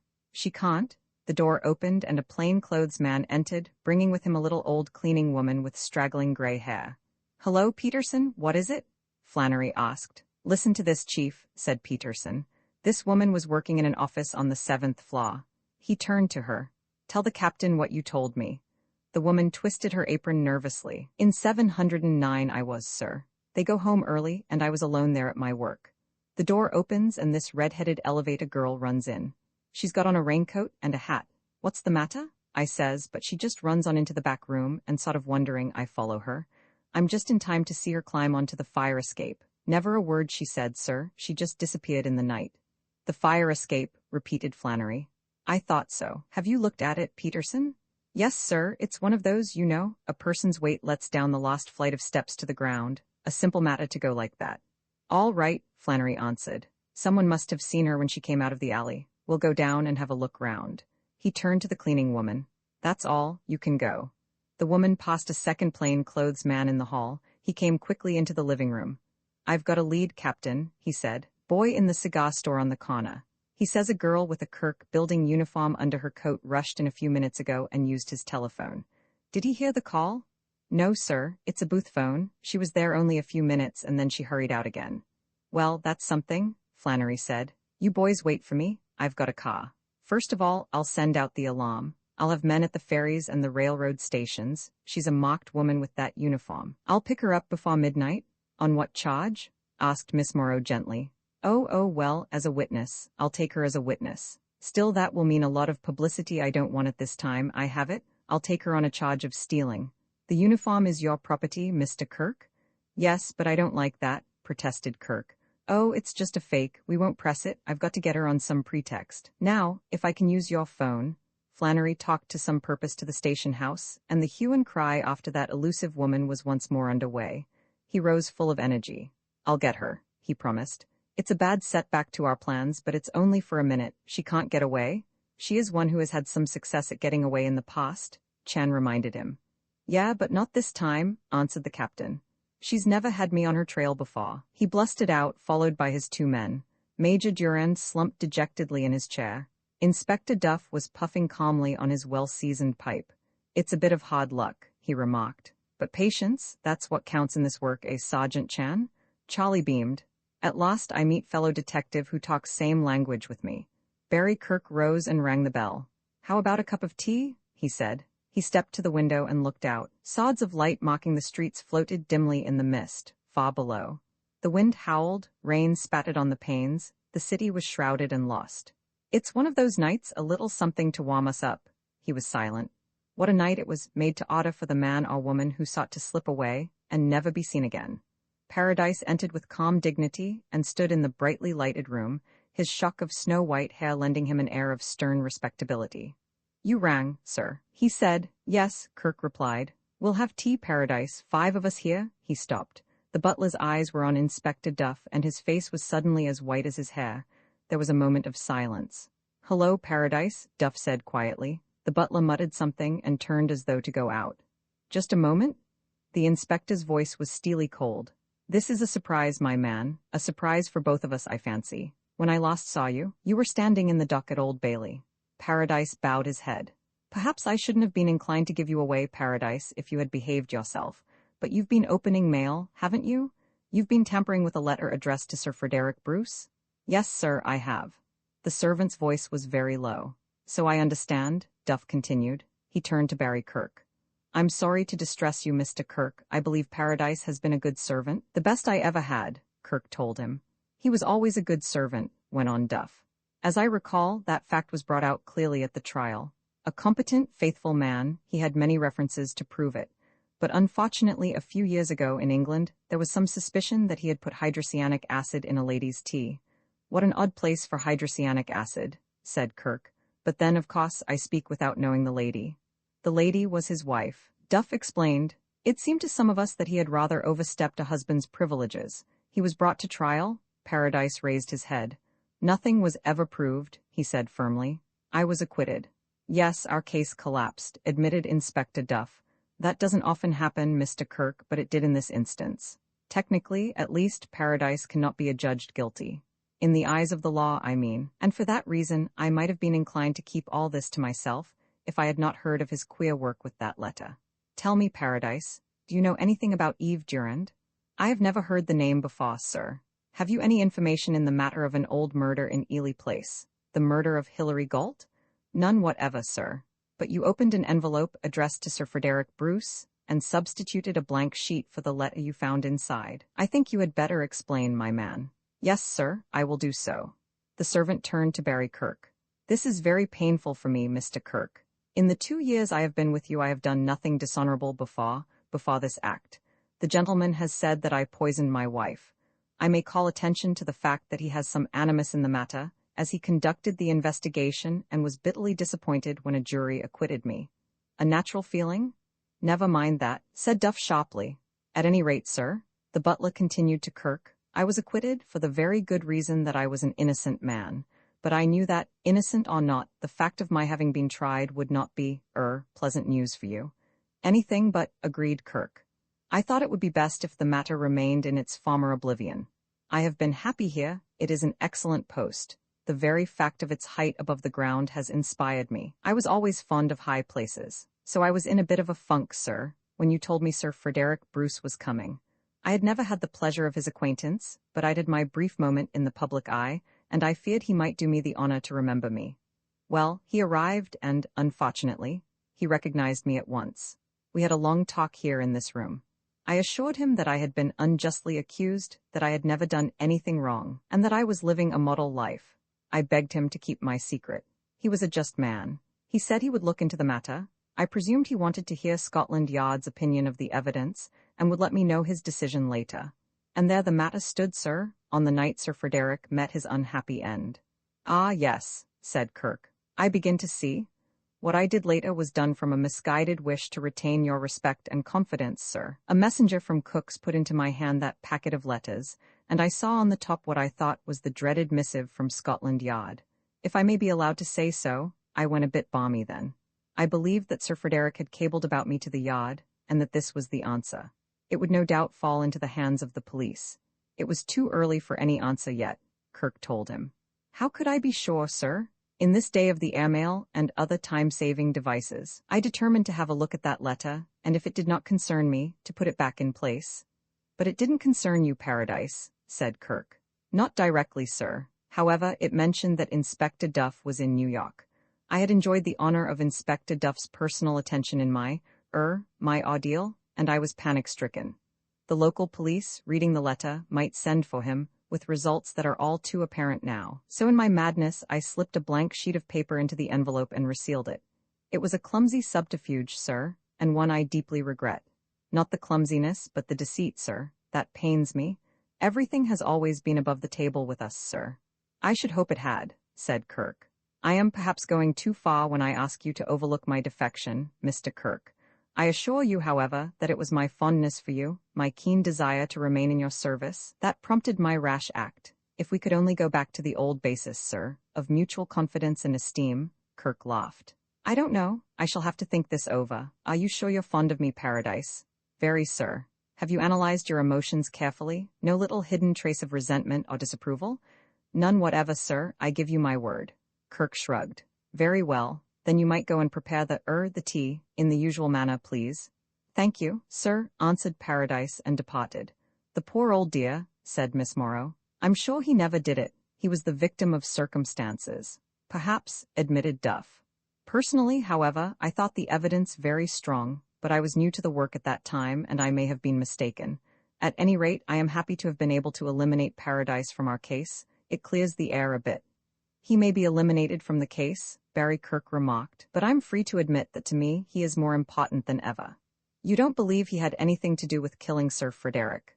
Miss Morrow inquired. No, but I'm afraid he may have something to do with killing me. I'm faced by a private and personal problem, and a very pretty one too.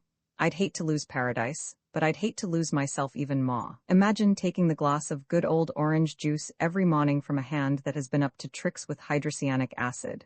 Not so good. Charlie, as a guest here, you're interested. What do you say? Chan shrugged.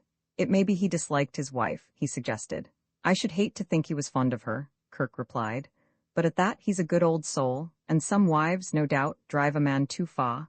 I think I'll let him stay a while. However, he looked at Miss Morrow, something tells me I'll do an awful lot of eating out. Sergeant Chan, Duff said, you have not been idle. What discoveries have you made in our case so far? None but the slightest, Chan told him. I am very bright in tracking down Paradise here, and we have just seen the value of that. Alas, there are sprouting crops that never ripen into grain. True enough, agreed the inspector. But you must have had ideas along other lines, too. I should be interested to hear them. Sometime we have little talk, Charlie promised. For the present, I hesitate to speak of it. I am not without tender feeling to my heart, and I know only too well the topic must be one of deep pain to Major Durand. He must pardon my rudeness if I have keen desire to hear something of that faraway night when Eve Durand was lost. Durand came out of a deep reverie. Ah, yes, what's that? The night when Eve of Kos, it was all so long ago. Yet a moment you are not likely to forget, suggested Chan. Durand smiled ruefully. I'm afraid not. I have tried to forget, it seemed the best way, but I have never succeeded. The date was the 3rd of May in the year 1913, Chan prompted. Precisely. We had been living in Peshawar just 6 months. I was assigned to a regiment there only a month after our marriage in England. A god-forsaken place, Peshawar, an outpost of empire, with a vengeance, no place to bring a woman like Eve, who had known nothing save the civilized life of the English countryside. He paused, deep in thought. Yet we were very happy.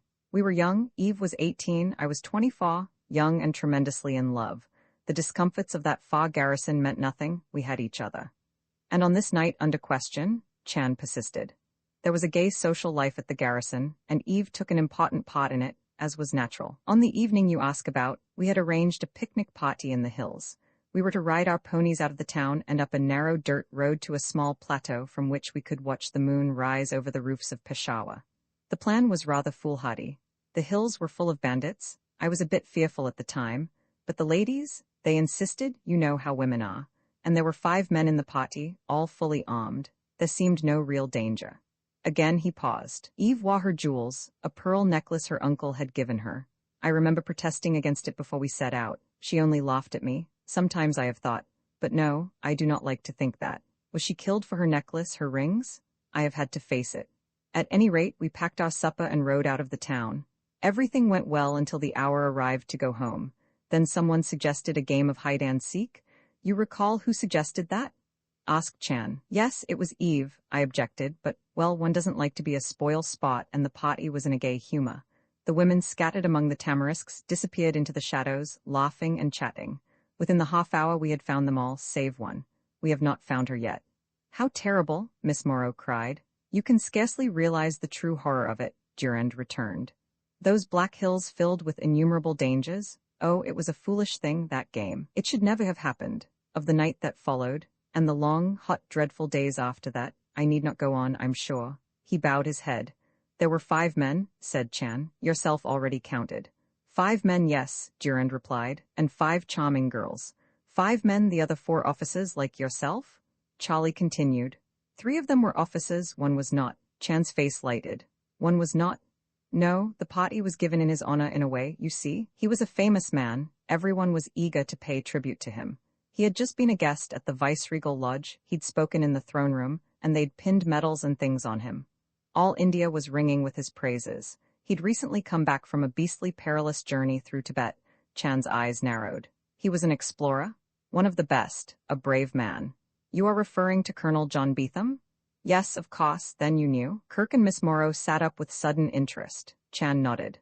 I had guessed, he said. He was silent for a moment. Colonel Beetham is at this moment in San Francisco, he added. Really? Answered the major. An odd coincidence, I should like to meet him again. He was most sympathetic. The party was in his honor, you have said? Charlie went on. Yes, a sort of farewell. You see, he was leaving the next day. Leaving for home, but not by the conventional route, not Beetham. He was going by caravan through the wilds of Afghanistan and across the great salt desert of Persia to Tehran. Through Khyber Pass? Chan asked. Oh, yes, through the Khyber. A dangerous business, but he had a big retinue of servants who had been with him on other expeditions, and the emir of Afghanistan had invited him. He left early the next morning, and I have never seen him since. Early the next morning, Chan repeated slowly. Going home. He stared for a moment at the misty window. I had hoped to go home in the morning myself, but always something rises up making me break my word to my little son.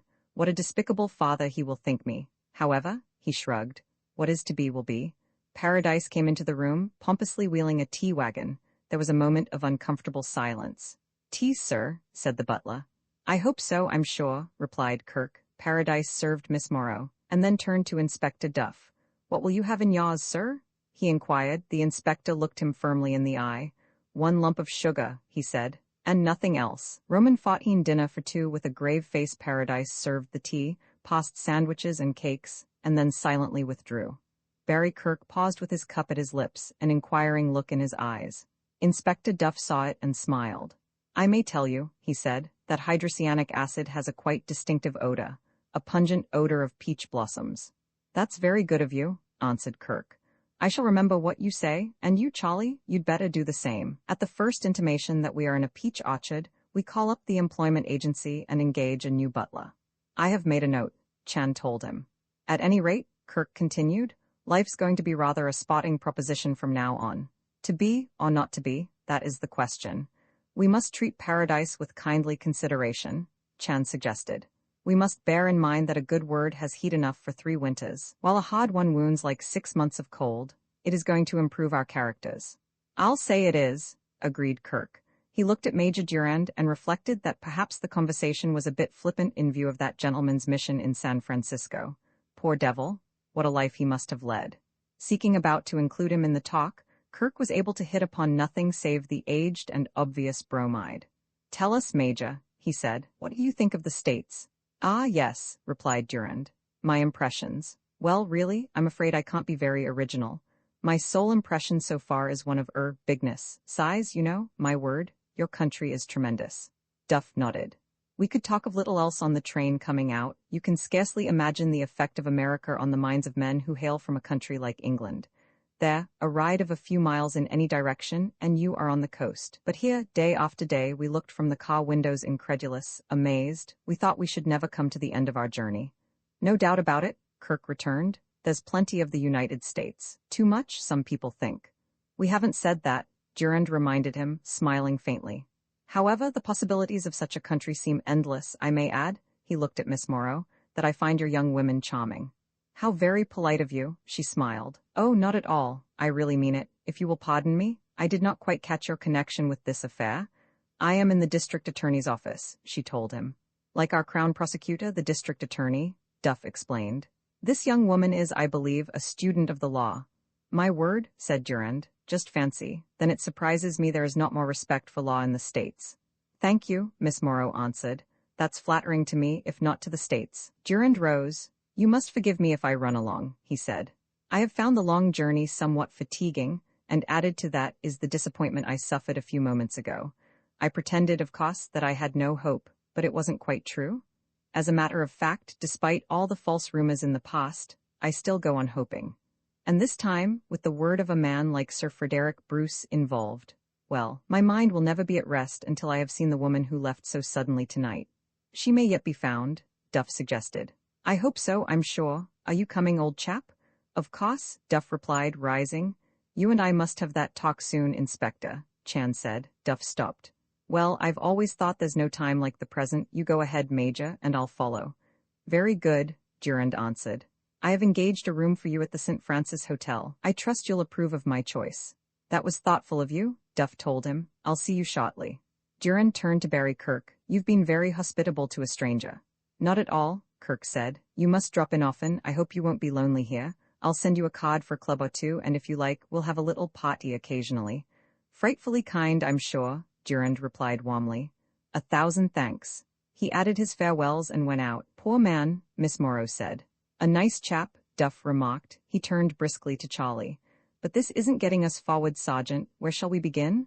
I learned from Captain Flannery that no records of any case were found among Sir Frederick's effects. None whatsoever, Chan corroborated. Then it looks like theft as well as murder, for unquestionably such records were kept. Somewhere, unless they have been destroyed by the same hand that killed Sir Frederick, there must be in existence detailed accounts of the Hilary Galt case, as well as the disappearance of Eve Durand. You have heard that, in Sir Frederick's thinking, these two matters boast some obscure connection? Chan asked. Duff nodded. Yes, I saw the copy of the letter from my chief at the yard. I should say from the sound of it that he's as much in the dark as we are, but I have already cabled him for any information he may have. You act with beautiful speed, Chan approved. One thing this Major Durand has told us puts new face on whole matter. Up to now, it was entirely unknown round here that Colonel John Beetham attended picnic that unforgotten night at Peshawar. What about Beetham? He's in San Francisco, you say? Very much so. He was present at dinner. A strange, silent, mind-beguiling man. Miss Morrow spoke suddenly. Why, of course, she cried. Colonel Beetham at the picnic, that means he knew Eve Durand. On the night he came here to dinner, he must have been brought up in the elevator by little Jenny Jerome Marie Lantelmy. If she was Eve Durand, he probably recognized her. Indubitably, Chan agreed. Why, that makes it all very simple, Miss Morrow continued. I'll get hold of him at once and ask him. Chan raised his hand, humbly begging pardon to cut in. Would you ask a blind man the road? Why, what do you mean? I have known for some days that the colonel was in neighborhood of Peshawar that early May, 1913. Until tonight, I did not dream he was member of picnic party. Even so, the last act I would consider would be to make inquiries. Surely you don't think? I have not decided what to think. A member of that party, the fact may mean much, or it may mean nothing at all. On chance that it means much, let us say nothing to the colonel just yet. To do so might defeat our own ends. There was once a man who pinched the baby while rocking the cradle. His work was not regarded a very large success. Miss Morrow smiled. I shall take your advice, of course. Thank you. Before we act, permit that I dig about some more amid events of past. Chan turned to the inspector. Dropping the colonel for the moment, I mentioned those velvet slippers. Yes, said Duff, the velvet slippers. A bit of a mystery they are, carried off by the murderer it seems, but why? And what did he or she do with them? It's not unreasonable to suppose they were hurriedly chucked away somewhere. In England we have a system in such a case, we advertise and offer a reward. Splendid idea, agreed Chan. Surely Captain Flannery has thought of it? Chan shrugged. Captain acts much like little child caught in cross-woven net. He can only struggle, always getting deeper, but I must restrain my criticism. Free to admit the plan had not occurred even to me. Duff laughed. Well, I'll look the captain up after dinner and suggest that he try it. By the way, I'm quite at a loss. The city is new to me. Could I prevail on you, Sergeant, to dine with me? We can talk things over, and afterward you can show me about and direct me to Flannery's office. Deeply pleased at the invitation, Chan beamed. I have much to learn. Where better could I study than in your distinguished company? Well, that's a bit strong, returned Duff. However, we'll have a jolly little dinner. Any time you're ready? I procure hat and coat with instant action, Chan replied. Duff turned to Kirk and the girl. Great pleasure to meet you both, he said. Miss Morrow, to work with a charming young woman on a case will be a new experience for me, and a delightful one. You must think it an utterly ridiculous situation, she remarked. I haven't said so, he smiled. Chan returned and he and Duff went out together. Miss Morrow took up her coat. Just a minute, Kirk protested. Where are you going? Home, she told him. To a lonely dinner, he suggested. You needn't hint, I can't invite you tonight. I shall need loads of time to prepare that pie.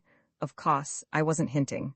But oddly enough, I've gone sort of cold on the idea of dining here in my cozy little nest. I propose to go where there are lights, laughter, and a waiter I can trust. And unless you prove more cruel than you look, I'm not dining alone. But I really should go home and freshen up. Nonsense, you're blooming now. Like a peach tree covered with blossoms, I wonder how I came to think of that. No matter, will you join me? If you want me to. Kirk rang the bell and Paradise appeared at once. I'm dining out tonight, the young man explained. Paradise looked distressed. Very good, sir, but if I may make so bold. Yes, what is it? I trust this is not a sign of waning confidence in me, sir. I have been hoping for the old relations between us. Nonsense, I often dine out, you know that.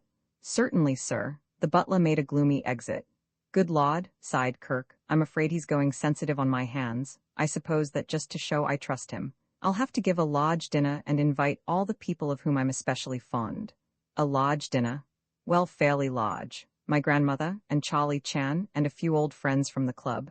And would you come? If I didn't, it wouldn't be because I was afraid of Paradise. They descended to the street. It was a night of mist, with occasional fierce rain. Kirk found his car and, helping the girl in, drove from the deserted business district to Union Square, where bright lights were gleaming on the wet pavements. The cable car bells rang cheerily. A flotilla of umbrellas bobbed jauntily along the sidewalk. The spirits of the people of San Francisco, habitually high, are not to be damped by a little rain. How about machetes? Kirk inquired. Sounds good to me, Miss Morrow answered. They entered the little restaurant. On the dance floor, the first of the cabaret acts was underway. A young, good-looking chorus pranced about to the strains of a popular air. Barry Kirk was known there, and the result was a good table and an obsequious head waiter. They gave their order. I like this place, said Kirk. They never confuse noise with merriment. A pretty little blonde awarded him a sweet smile in passing. Awfully cute girls, don't you think? Yes, aren't they? Miss Morrow answered. Do you like cute girls? Like to see 'em going by on the other side. Never cared much for their conversation. It has no weight. Now, you take a lawyer, for instance, please, she said. Don't make fun of me. I'm not in the mood for it tonight. I'm tired and discouraged. Tired? That's all right, he replied. But discouraged? What about? As I understand it, you've been a big success in your work. Oh, no, I haven't. I've got on a little way, but am I going any farther? Have you forgotten? This is an anniversary. A week ago tonight, you dined with me for the first time, I hope? A week ago tonight, Sir Frederick was killed, and I embarked on my first big case. Up to this minute, I haven't contributed a thing to its solution. Oh, yes, you have. Of course, you haven't solved the puzzle, but there's plenty of time. Oh, no, there isn't. At any moment, the district attorney may tell me I'm out. I've got to make good quickly, and how can I? Look back. What have we accomplished to date? Well, you've found Eve Durand, and lost her. That is, if the little elevator girl was Eve Durand. She must be, Charlie says so. Miss Morrow shook her head. Charlie's clever, but he's been wrong. He admits it freely. You know, something happened tonight while we were waiting for Captain Flannery to lead that girl into the room. Something inside me, just a hunch, a woman's intuition. I suddenly felt quite sure that she wasn't Eve Durand after all. You don't say. And what basis did you have for that hunch? None whatever. But I felt we were on the wrong trail altogether. She might very well be Jenny Jerome, and Marie Lantelmy too, and still not be Durand's lost wife. Don't forget there are many other possibilities for that role. For example, how about Lila Barr, the girl in the office of the Calcutta Importers? You remember what you told us, how interested Sir Frederick was in her? Just what did that mean? I'd be happy to tell you if I knew. But you don't. Then there's Eileen Enderby and Gloria Garland. In spite of their stories about why Sir Frederick wanted to see them, are they out of it? And Mrs. Tupperbrook? No, we can't be sure that the elevator girl was Eve Durand. We've just been guessing, Chan's been guessing, and we'll never know now. Why not? Flannery will find her. You don't really believe that? If you do, you've more faith in the poor old captain than I have. Suppose he does find her, and she is Eve Durand. What of it? She'll simply refuse to talk, and we'll be no nearer knowing who killed Sir Frederick than we ever were. I brought you here for an evening of gaiety, Kirk said sternly, and you sit there thinking black thoughts. Just a minute, let me go on. It's such a comfort to talk things over. Who killed Sir Frederick? That's my problem. The identity of Eve Durand may not have as much to do with the matter as we think. It may even prove to have nothing to do with it at all. Who pulled that trigger in your office last Tuesday night? Carrick Enderby? It's quite possible. Eileen Enderby? There were those stains on her frock. Did she climb down the fire escape on some sinister errand? Dismissing the Enderby family, there are others. How about Gloria Garland, Mrs. Tupperbrook? Each of whom, of course, arrived at my dinner with a pistol hidden under her gown. Smiled Kirk. Each of whom knew she was to meet Sir Frederick that night. The pistol could have been arranged. To go on with the list, there's Paradise. I like him, but I can't see that his story of this afternoon puts him completely beyond suspicion. On the contrary. Outside the bungalow, there was that pale young man from the accountant's office. Oh yes, name of Smith, said Kirk. I'd forgotten all about him. I haven't, Miss Morrow replied. Then there's Lai Gung, the Chinese who fled to Honolulu next day. What was his hurry? Isn't it possible that he climbed up the fire escape? Oh, what's the use? The list seems endless. Miss Morrow sighed. And incomplete as you give it, added Kirk. You mean? I mean the man who accompanied Lai Gung to the dock, Colonel John Beetham. Absurd? A man like Colonel Beetham, famous throughout the world, a man who has won all the medals and distinctions there are for gallant conduct, as though he could do anything base, anything despicable. Just there, said Kirk, your sex betrays you? Not one of you women can resist a handsome, distinguished-looking Englishman. Speaking as a less romantic male, I must say that the Colonel doesn't strike me quite so favorably. He has courage, yes, and he has a will that gets him where he wants to go, and damn the consequences. I shouldn't care to be one of his party on the top floor of Tibet and too weak to go on. He'd give me one disgusted look and leave me, but wait a minute, I believe he'd do me one last kindness before he left. What's that? I think he'd pull out a gun and shoot me. Yes, I'm certain he would, and he'd go on his way happy to know there was one weakling who would never trouble him again. Yes, he's a hard, determined man, Miss Morrow admitted. Nevertheless, he wouldn't kill Sir Frederick. Poor Sir Frederick wasn't interfering with his plans in any way. Oh, wasn't he? How do you know he wasn't? Well, I can't see. Let's leave Beetham to Chan, Kirk suggested. The little man has an air about him. I believe he knows what he's doing. And now will you drop all this and dance with me, or must I dance alone? I don't know. In my position, I have to give an impression of being serious. The public? Oh, forget your public. He wouldn't venture out on a night like this. Come along. Miss Morrow laughed, and they danced together on the tiny floor. For the rest of the evening, she permitted Kirk to lead the conversation into more frivolous channels, a task at which he excelled. The change seemed to do her good. Well, said Kirk as he signed the check, you can be gay, after all. and I must say it becomes you. I've forgot all my worries, replied the girl, her eyes sparkling. I feel as though I should never think of them again. That's the talk, Kirk approved, but before they got out of the room, Miss Morrow's worries were suddenly brought back to her. Along one wall was a series of booths, beside which they walked on their way to the door. Opposite the final booth, the girl half stopped and glanced back over her shoulder at Barry Kirk. In passing, he too looked into the compartment, and then hastily moved on. He need not have effaced himself so hurriedly, for the two people who were dining together in the booth were so deep in serious conversation they were oblivious to everything. In the street, Miss Morrow turned to Kirk. "What did I tell you?" she cried. "There are other women involved in this affair besides that poor little elevator girl." "And what did I tell you?" Kirk answered. "About your handsome British hero?" Miss Morrow nodded. "Tomorrow," she said, "I shall look into this. Just what, I wonder, is the connection between Colonel Beetham and Mrs. Helen Tupperbrook?" Roman 15. The discreet Mr. Cuttle. When Charlie Chan rose on Wednesday morning, the rain was over and the fog was lifting. Bravely struggling through remnants of mist, the sun fell on a sparkling town, washed clean for a new day. Chan stood for a long time looking out at the magnificent panorama over bay and harbor, at the green of Goat Island, and the prison fortress of Alcatraz. Along the waterfront stretched a line of great ships, as though awaiting a signal that should send them scurrying off to distant treaty ports and coral islands. Chan's heart was heavy despite the bright morning. At 12 noon would sail the ship on which he had sworn to depart, the ship that would come finally to rest under the tower that bore the word, Aloha. There would be keen disappointment in the little house beneath the algaroba trees on Punch Bowl Hill, as there was disappointment in the detective's heart now. He sighed. Would this holiday never end? This holiday so filled with work and baffling problems? This holiday that was no holiday at all? When he entered the dining room, Barry Kirk was already at the table, but his glass of orange juice stood before him, untouched. "Hello," said the host. "I waited for you." "You grow increasingly kind with every dawn," Chan grinned. "Oh, I don't know, it isn't exactly kindness. Somehow, I don't seem in any hurry to quaff California's favorite beverage this morning. Take a look at it. Does it strike you as being, the real thing?" As Chan sat down, Paradise appeared in the doorway. Without a moment's hesitation, Chan lifted his glass. "Your very good health," he remarked. Kirk glanced at the butler and raised his own glass. "I sincerely trust you're right," he murmured, and drank heartily. Paradise gravely said his good mornings and, setting down 2 bowls of oatmeal, departed. "Well," Barry Kirk smiled, "we seem to be okay so far." "Suspicion," Chan told him, "is a wicked thing. That is written in many places." "Yes, and where would you be in your work without it?" Kirk inquired. "By the way, did you get anything out of Duff last night?" "Nothing that demands heavy thought." One point he elucidated carried slight interest. "What was that?" "Begging respectful pardon. For the present I will ponder same with my customary silence. You dined here?" "No, Miss Morrow and I went to a restaurant." "Ah, a moment's pleasant recreation," said Chan approvingly. "That was the idea. You enjoy society of this young woman?" "I do not precisely pine in her presence, you know. She's not so serious as she pretends to be." "That is good. Women were not invented for heavy thinking. They should decorate scene, like Blossom of the Plum."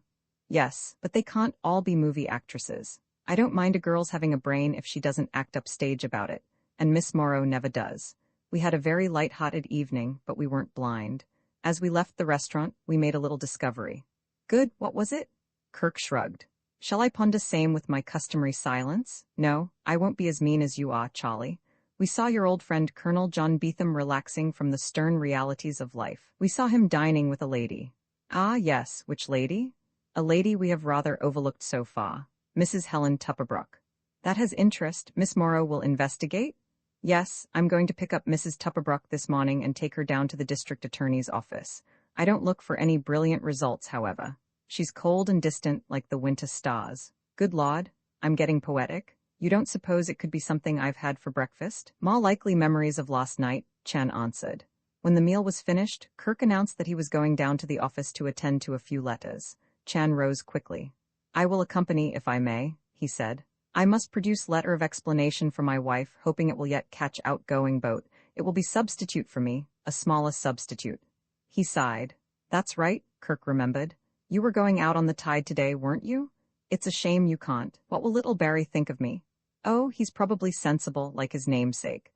He'll want you to stay where duty lies, and how proud he'll be in the future over your success in running down the murderer of Sir Frederick Bruce." Still have some running to do, Chan admitted. One more week, I give myself that. Then, whatever has happened, I shift mainland, dust off my shoes and go. I swear it, and this time I am firm like well-known Gibraltar rock. A week, repeated Kirk. Oh, that will be ample, you'll be sitting pretty then. On deck of boat bound for Honolulu, Chan said firmly. Quoting local conversation, you bet I will. They went below, and Kirk seated himself at the big desk. Kinsey was out. Collecting rents, Kirk explained. Chan accepted paper and an envelope and took his place at the stenographer's desk by the wall, but his mind did not seem to be on the letter he was writing. Out of the corner of his eye, he watched Kirk's movements carefully. In a moment, he rose and came over to Kirk's desk. Pen enjoys stubborn spasm, he explained. The ink will not gush. Who calls it fountain pen? There are pens in here, Kirk said, leaning over to open a lower drawer. Chan's keen eyes were on the papers atop the desk. Noted for his courtesy, his actions were odd. He appeared to be spying on his host. Charlie accepted a pen and returned to his writing. Still he watched Kirk from the corner of his eye. The young man finished his letter and started another. When he had completed the second, he stamped them both. Simultaneously, Chan sealed his own letter, stamped it, and rose quickly to his feet. He held out his long, thin hand. Permit me, he said, that I deposit our mail in the hallway chute. Why, thank you, Kirk replied, giving him the letters. When Charlie returned, Kirk was on his feet, consulting his watch. Want to hear Mrs. Tupperbrook's life story? He inquired. The detective shook his head. Thanking you all the same, I will not interpolate myself. Miss Morrow is competent for work. Already, I have several times squirmed about in the position of fifth, unnecessary wheel. This once I will loiter elsewhere. Suit yourself? Kirk answered carelessly. He took up his hat and coat and disappeared. When Chan went upstairs by the inner route, he found Bill Rankin waiting for him in the living room of the bungalow. The reporter looked at him with amusement. Good morning, he said. I presume you're sailing this noon? Chan frowned. Missing boats is now a regular habit for me, he replied. I cannot go. Too many dark clouds shade the scene. I knew it, smiled Rankin. Before you go, you've got to give me a story that will thrill the town. I was sure I could depend on you. A great little people, the Chinese. Thanks for advertising my unassuming race, Chan said. Now, to get down to business, Rankin continued. I've brought you a little present this bright morning. You are pretty good. I'm a clever boy, Rankin admitted. You know, your rather foggy remarks about Colonel John Beetham have set me thinking. And when I think, get out from under. I have read the Colonel's life from cover to cover. I imagine I need not tell you that on May 4th, 1913, Beetham set out on an 8-month journey from Peshawar to Tehran by way of Afghanistan and the Caviar Desert of Persia. I too have unearthed that, nodded Chan. I thought you had. But did you know that he had written a book, a separate book, about that little jaunt? A bit of a holiday, he called it. Not real exploring, but just his way of going home. Chan was interested. I have been unaware of that volume, he replied. It isn't as well known as his other books. Went on Rankin. Out of print now, The Land Beyond the Khyber, he called it. I tried every bookstore in town and finally picked up a copy over in Berkeley. He produced a volume bound in deep purple. It's the little present I mentioned, he added. Chan took it eagerly. Who shall say? This may be of some value. I am in your debt and sinking all the time. Well, I don't know about its value. Maybe you can find something I have overlooked. I've been through it carefully, but I haven't found a thing. Chan opened the book. Interesting item flashes up immediately, he said. Unlike Colonel Beetham's other books, this has dedication. Slowly, he read the inscription on the dedicatory page. To one who will remember and understand. I noticed that, Rankin told him. It begins to look as though the Colonel has his tender moments, doesn't it? To one who will remember and understand. A boyhood sweetheart, probably. One who will remember the time he kissed her under the lilacs at the gate, and understand that he goes on his daring trips with her image in his heart. Chan was deep in thought. Possible, he muttered. You know, these Englishmen aren't as hard-boiled as they seem, Rankin continued. I knew a British aviator in the war, a tough baby. He ate nails for breakfast. Yet he always carried a sprig of heather on his plane, the memento of an old love affair. A sentimentalist at heart. Perhaps Colonel Beetham is the same type. May very well be, Charlie agreed. Rankin got up. Well, I suppose my dear old chief is crying his eyes out because I haven't shown up. He loves me, even though he does threaten to cast me off because I haven't solved the mystery of Sir Frederick's murder. You are not alone in that fault, Chan told him. I don't suppose you could give me any little morsel for our million panting readers? Nothing of note may yet be revealed. Well, it does seem high time we were getting a glimpse behind that curtain, Rankin remarked. Charlie shook his head. The matter is difficult if I were in Peshawar, but I am not. I am in San Francisco 15 years after the event and I can only guess. I may add, guessing is poor business that often leads to lengthy saunters down the positively wrong path. You hang on, advised Rankin. You'll win yet, and when you do, just let me be there, with a direct line to the office at my elbow. We will hope that happy picture eventuates, Chan replied.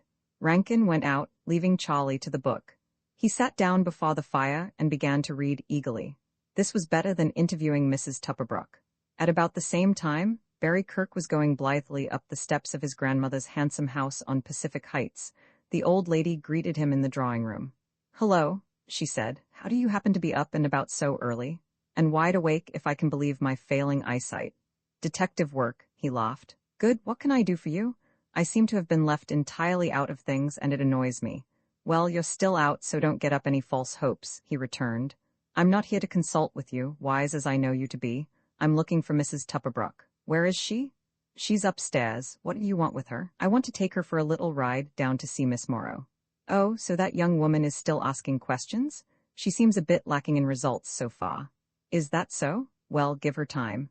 I rather fancy she'll need a lot of it. Mixing up in affairs that should be left to the men. You're a traitor to your sex. I think it's mighty fine of her to be where she is. Give this little girl a great big hand."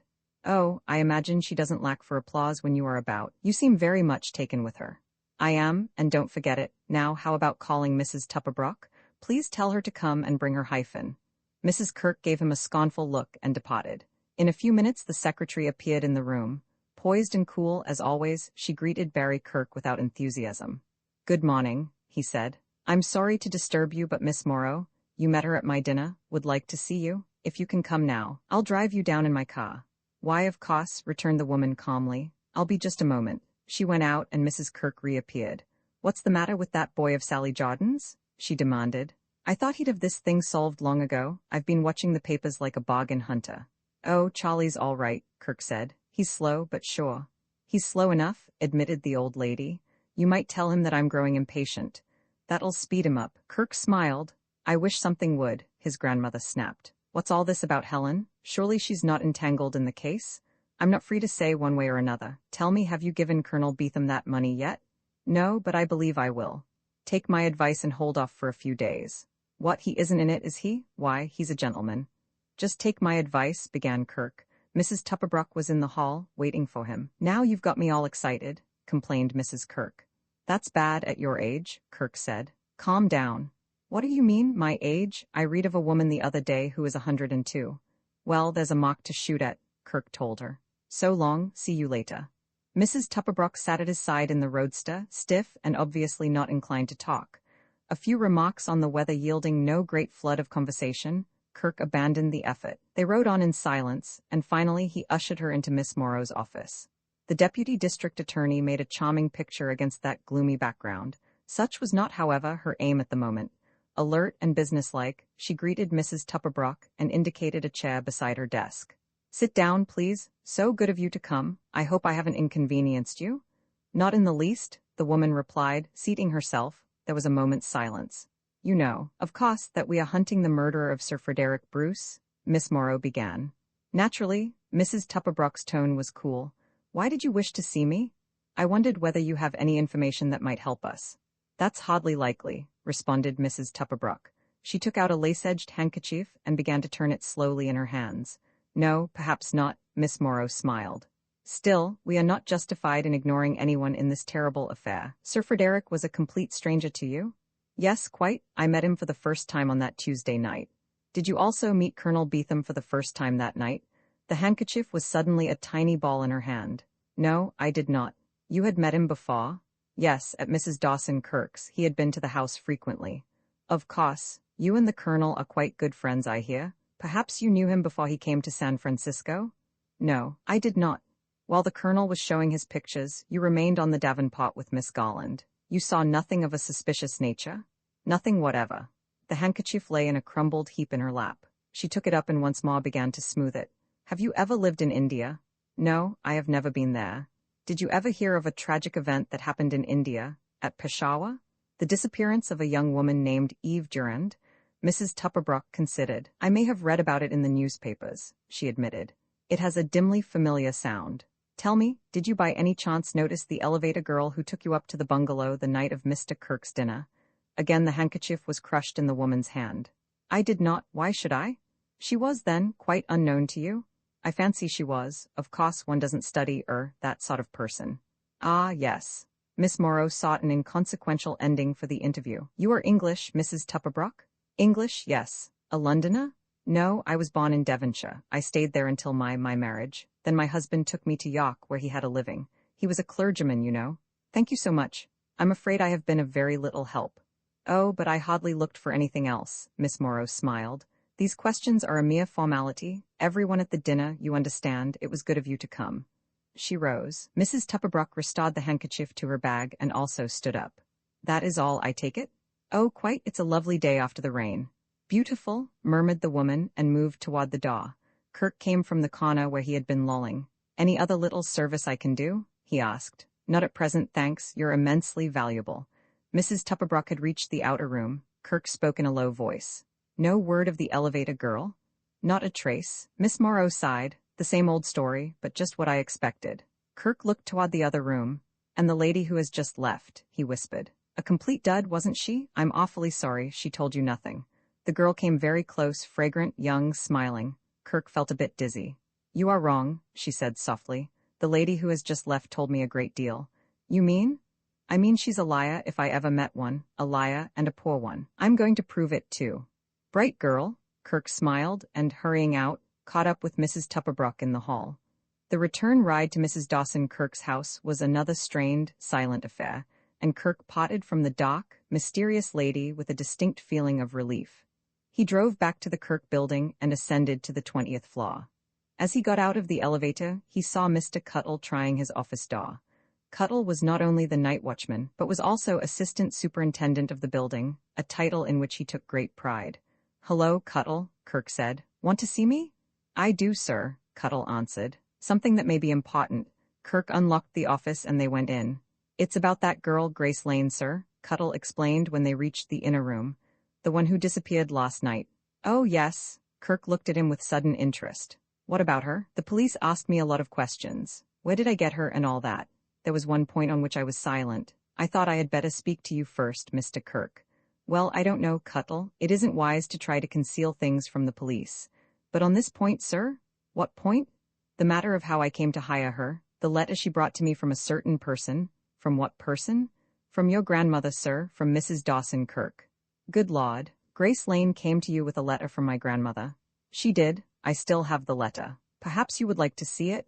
Cuttle produced a gray, expensive-looking envelope.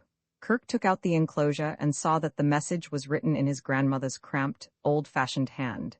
He read, My dear Mr. Cuttle, the young woman who presents this letter is a good friend of mine, Miss Grace Lane. I should be very pleased if you could find some employment for her in the building. I have thought of the work on the elevators. Miss Lane is far above such work, but she has had a bad time of it, and is eager to take anything that offers. I am sure you will find her willing and competent. I will vouch for her in every way. Sincerely yours, Mary Winthrop Kirk. Kirk finished, a puzzled frown on his face. I'll keep this, Cuttle, he remarked, putting the letter in his pocket. And I guess it was just as well you said nothing to the police. I thought so, sir, replied Cuttle with deep satisfaction, and retired. Roman 16 long life and happiness. Kirk hurried up to the bungalow. He found Charlie Chan seated in a chair by the window, completely engrossed in Colonel John Beetham's description of the land beyond the Khyber. Well, said Kirk, here's news for you. I've just got on the trail of another suspect in our little case. The more the increased merriment, Chan assured him. Kindly deign to name the newest person who has been performing queer antics. Just my grandmother. Kirk returned. That's all. Charlie allowed himself the luxury of a moment's surprise. You overwhelm me with amazement, that dear old lady. What misendeavor has she been up to? It was she who got Grace Lane, or whatever her confounded name is, a job in the Kirk building.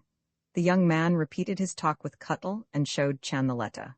Charlie read Mrs. Dawson Kirk's warm endorsement with interest. He handed it back, smiling. Grandmother now becomes a lady to be investigated. Humbly suggest you place Miss Morrow on her track. Kirk laughed. I'll do it. The resulting display of fireworks ought to prove a very pretty sight. He called Miss Morrow, and having heard his story, she suggested an interview with Mrs. Kirk at the bungalow at 2 o'clock. The young man got his grandmother on the wire. Hello, he said. This is Barry. Did I understand you to say this morning you'd like to be mixed up in the Bruce murder? Well, in a nice way, I wouldn't mind. In fact, I'd rather enjoy it. You've got your wish. Just at present the police are after you. Mercy, what have I done? I leave that to you. Think over your sins and report here at 2 o'clock. Miss Morrow wants to question you. She does, eh? Well, I'm not afraid of her. All right, only come. I shall have to leave early. I promised to go to a lecture. Never mind. You'll leave when the law has finished with you. I suggest that you come prepared to tell the truth.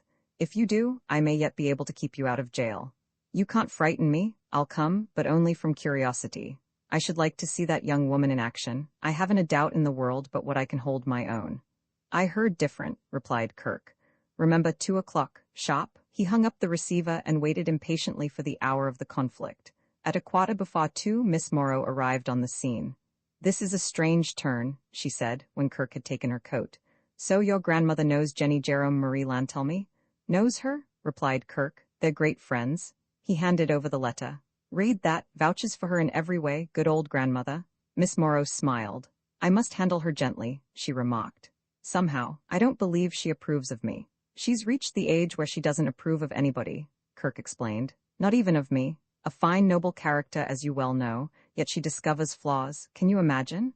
Absurd, cried Miss Morrow. Don't be too nice to her, Kirk suggested. She'll like you better if you walk all over her. Some people are made that way. Charlie entered from his room. Ah, Miss Morrow, again you add decoration to the scene. Am I wrong in presuming that Captain Flannery has apprehended Eve Durand? If you mean the elevator girl, you are quite wrong, not a trace of her. You still think she was Eve Durand. If she wasn't, then I must bow my head in sackcloth and ashes, Chan replied. Well, that's no place for anybody's head, Kirk remarked. Nonetheless, mine has been there, Chan grinned. Mrs. Dawson Kirk bustled in. Here I am, on time to the minute, please make a note of that. Hello, Kirk greeted her. You remember Miss Morrow, of course. Oh yes, the lawyer, how do you do? And Mr. Chan, look here, why haven't you solved this case? A little more patience, grinned Chan. We are getting warm now, you are under hovering cloud of suspicion at last. So I hear, snapped the old lady. She turned to Miss Morrow. Well, my dear, Barry said you wanted to cross-question me. Nothing cross about it, Miss Morrow said, with a smile. Just a few polite questions. Oh, really? Don't be too polite. I'm always suspicious of too polite people. You don't think I killed poor Sir Frederick, I hope? Not precisely, but you've written a letter. I suppose so. Have a habit of writing indiscreet letters, and old habits are hard to break, but I always put burn this at the bottom. Somebody has failed to follow my instructions, eh? Miss Morrow shook her head. I believe you omitted that admonition in this case. She handed the letter to Mrs. Kirk. You wrote that, didn't you? Mrs. Kirk glanced it through. Certainly I wrote it. What of it? This Grace Lane was a good friend of yours? In a way, yes. Of course, I scarcely knew the girl. Oh ho, cried Barry Kirk. You vouched for her in every way, yet you scarcely knew her. Keep out of this, Barry, advised the old lady. You're not a lawyer, you haven't the brains. Then you knew Grace Lane only slightly, Mrs. Kirk. The girl continued. That's what I said. Yet you recommended her without reservation? Why did you do that? Mrs. Kirk hesitated. If you'll pardon me, I regard it as my own affair. I'm sorry, Miss Morrow replied quickly, but you will have to answer. Please do not be deceived by the setting of this interview.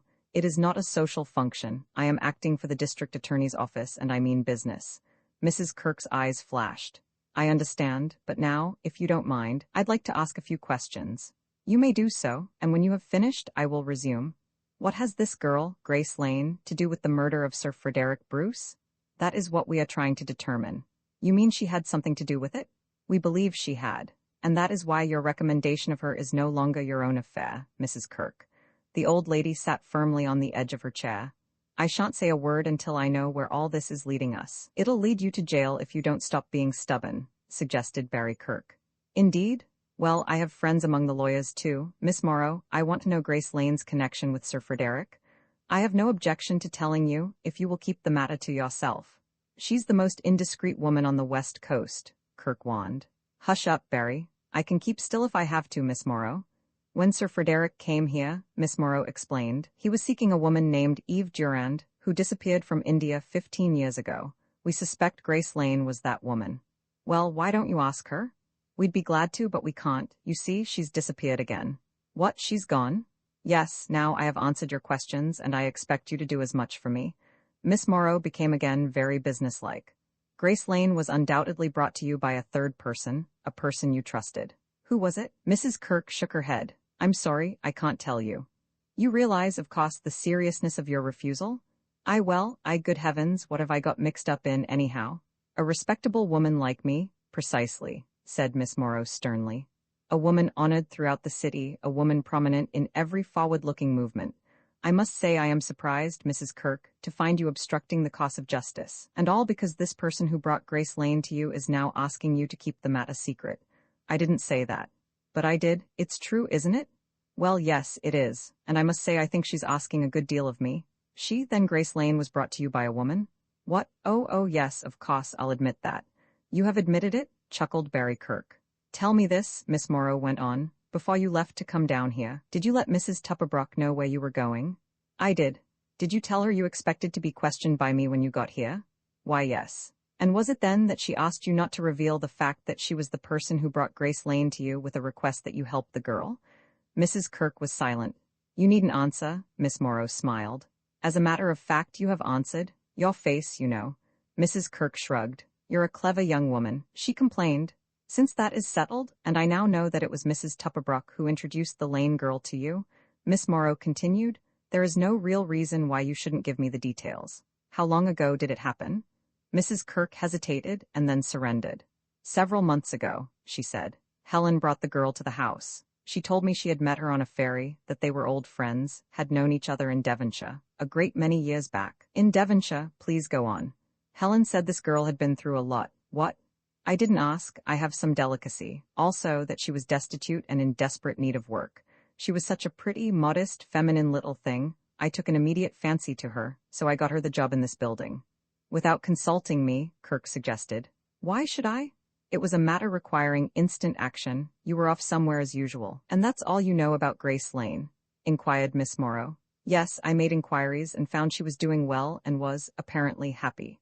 When we came up here the other night, we spoke to her. She thanked me very nicely. I'm sorry she's been hounded out of town. Miss Morrow smiled. One thing, Ma, have you noticed any signs of a close friendship between Mrs. Tupperbrook and Colonel Beetham? I believe they've gone out together occasionally. I don't spy on them. Naturally not. I think that is all, Mrs. Kirk. Mrs. Kirk stood up. She appeared to be in a rather chastened mood. Thanks. Fortunately, I can still get to my lecture on time. Just one point, added the girl. I'd rather you didn't repeat this conversation to Mrs. Tupperbrook. Me, I won't repeat it to anybody. The old lady smiled grimly. Somehow I don't seem to have come out of it as well as I expected. She said goodbye and made a hasty exit. Bully for you, cried Kirk with an admiring look at Miss Morrow. She stood, frowning. What did I tell you this morning? Mrs. Tupperbrook was lying, but I didn't expect confirmation so soon. Going to have her on the carpet again? Kirk asked. I am not. What's the good of more lies? Grace Lane was an old friend, which may mean that Grace Lane will write to Mrs. Tupperbrook from wherever she is hiding. I am going to make immediate arrangements with the postal authorities. Mrs. Tupperbrook's mail will reach her through my office from now on. Excellent, approved Chan. You have wise head on pretty shoulders. What an unexpected combination. May I inquire, what is our good friend Flannery doing? The captain has taken a sudden fancy to Miss Leela Barr. I believe he has ordered her to his office at 5 this afternoon for what he calls a grilling. I can't be there, but if I were you, I'd drop in on it. Chan shrugged. I fear I will look in vain for welcome inscribed in glowing characters on the mat. However, I will appear with offhand air. Miss Morrow turned to Barry Kirk. I do hope your grandmother won't hold my inquisition against me. Nonsense, you were splendid and she's crazy about you. I saw it in her eyes when she went out. I didn't, smiled the girl. You didn't look carefully, that's where you make a mistake. Examine the eyes about you. You'll find a lot more approval than you suspect. Really, I'm afraid I'm too busy. I must leave that sort of thing to the old-fashioned girls. Now I must run along. There's just a chance I can find Grace Lane for Captain Flannery. Someone must. And it might as well be you, quoted Kirk. I'll hope to see you again soon. He showed her out. At 4:30 Charlie Chan strolled to the Hall of Justice and walked in on Captain Flannery. The captain appeared to be in rare good humor. How are you, Sergeant? He said. What's new with you? With me, everything has aged look, Chan replied. Not getting on as fast as you expected, are you? Flannery inquired. Well, this should be a lesson to you. Every frog ought to stick to his own pond. You may be a world beater in a village like Honolulu, but you're on the big time over here. You're in over your depth. How true, Charlie agreed. I am often dismayed, but I think of you and know you will not permit me to drown. Something has happened to elevate your spirit. It sure has. I've just pulled off a neat little stunt. You see, I had a grand idea. I put an ad in the morning paper for those velvet slippers. Ah, yes, Chan grinned. Inspector Duff warned me you were about to be hit by that idea. Oh, he did he? Well, I'm not taking orders from Duff. I was on the point of doing it some days ago, but it slipped my mind. Duff recalled it to me, that's all. I put a very cagey advertisement in the paper, and results are already apparent. Chan finished. Are they? I'll say so. Flannery took up something wrapped in a soiled newspaper. The string had already been loosened, and casting it aside, he revealed the contents of the bundle. Before Chan's eyes lay the red velvet slippers from the Chinese legation, the slippers found on the feet of Hilary Galt that tragic night in London, the slippers in which Sir Frederick Bruce had walked to his death little more than a week ago. What happy luck, Charlie said. Ain't it? Agreed Flannery.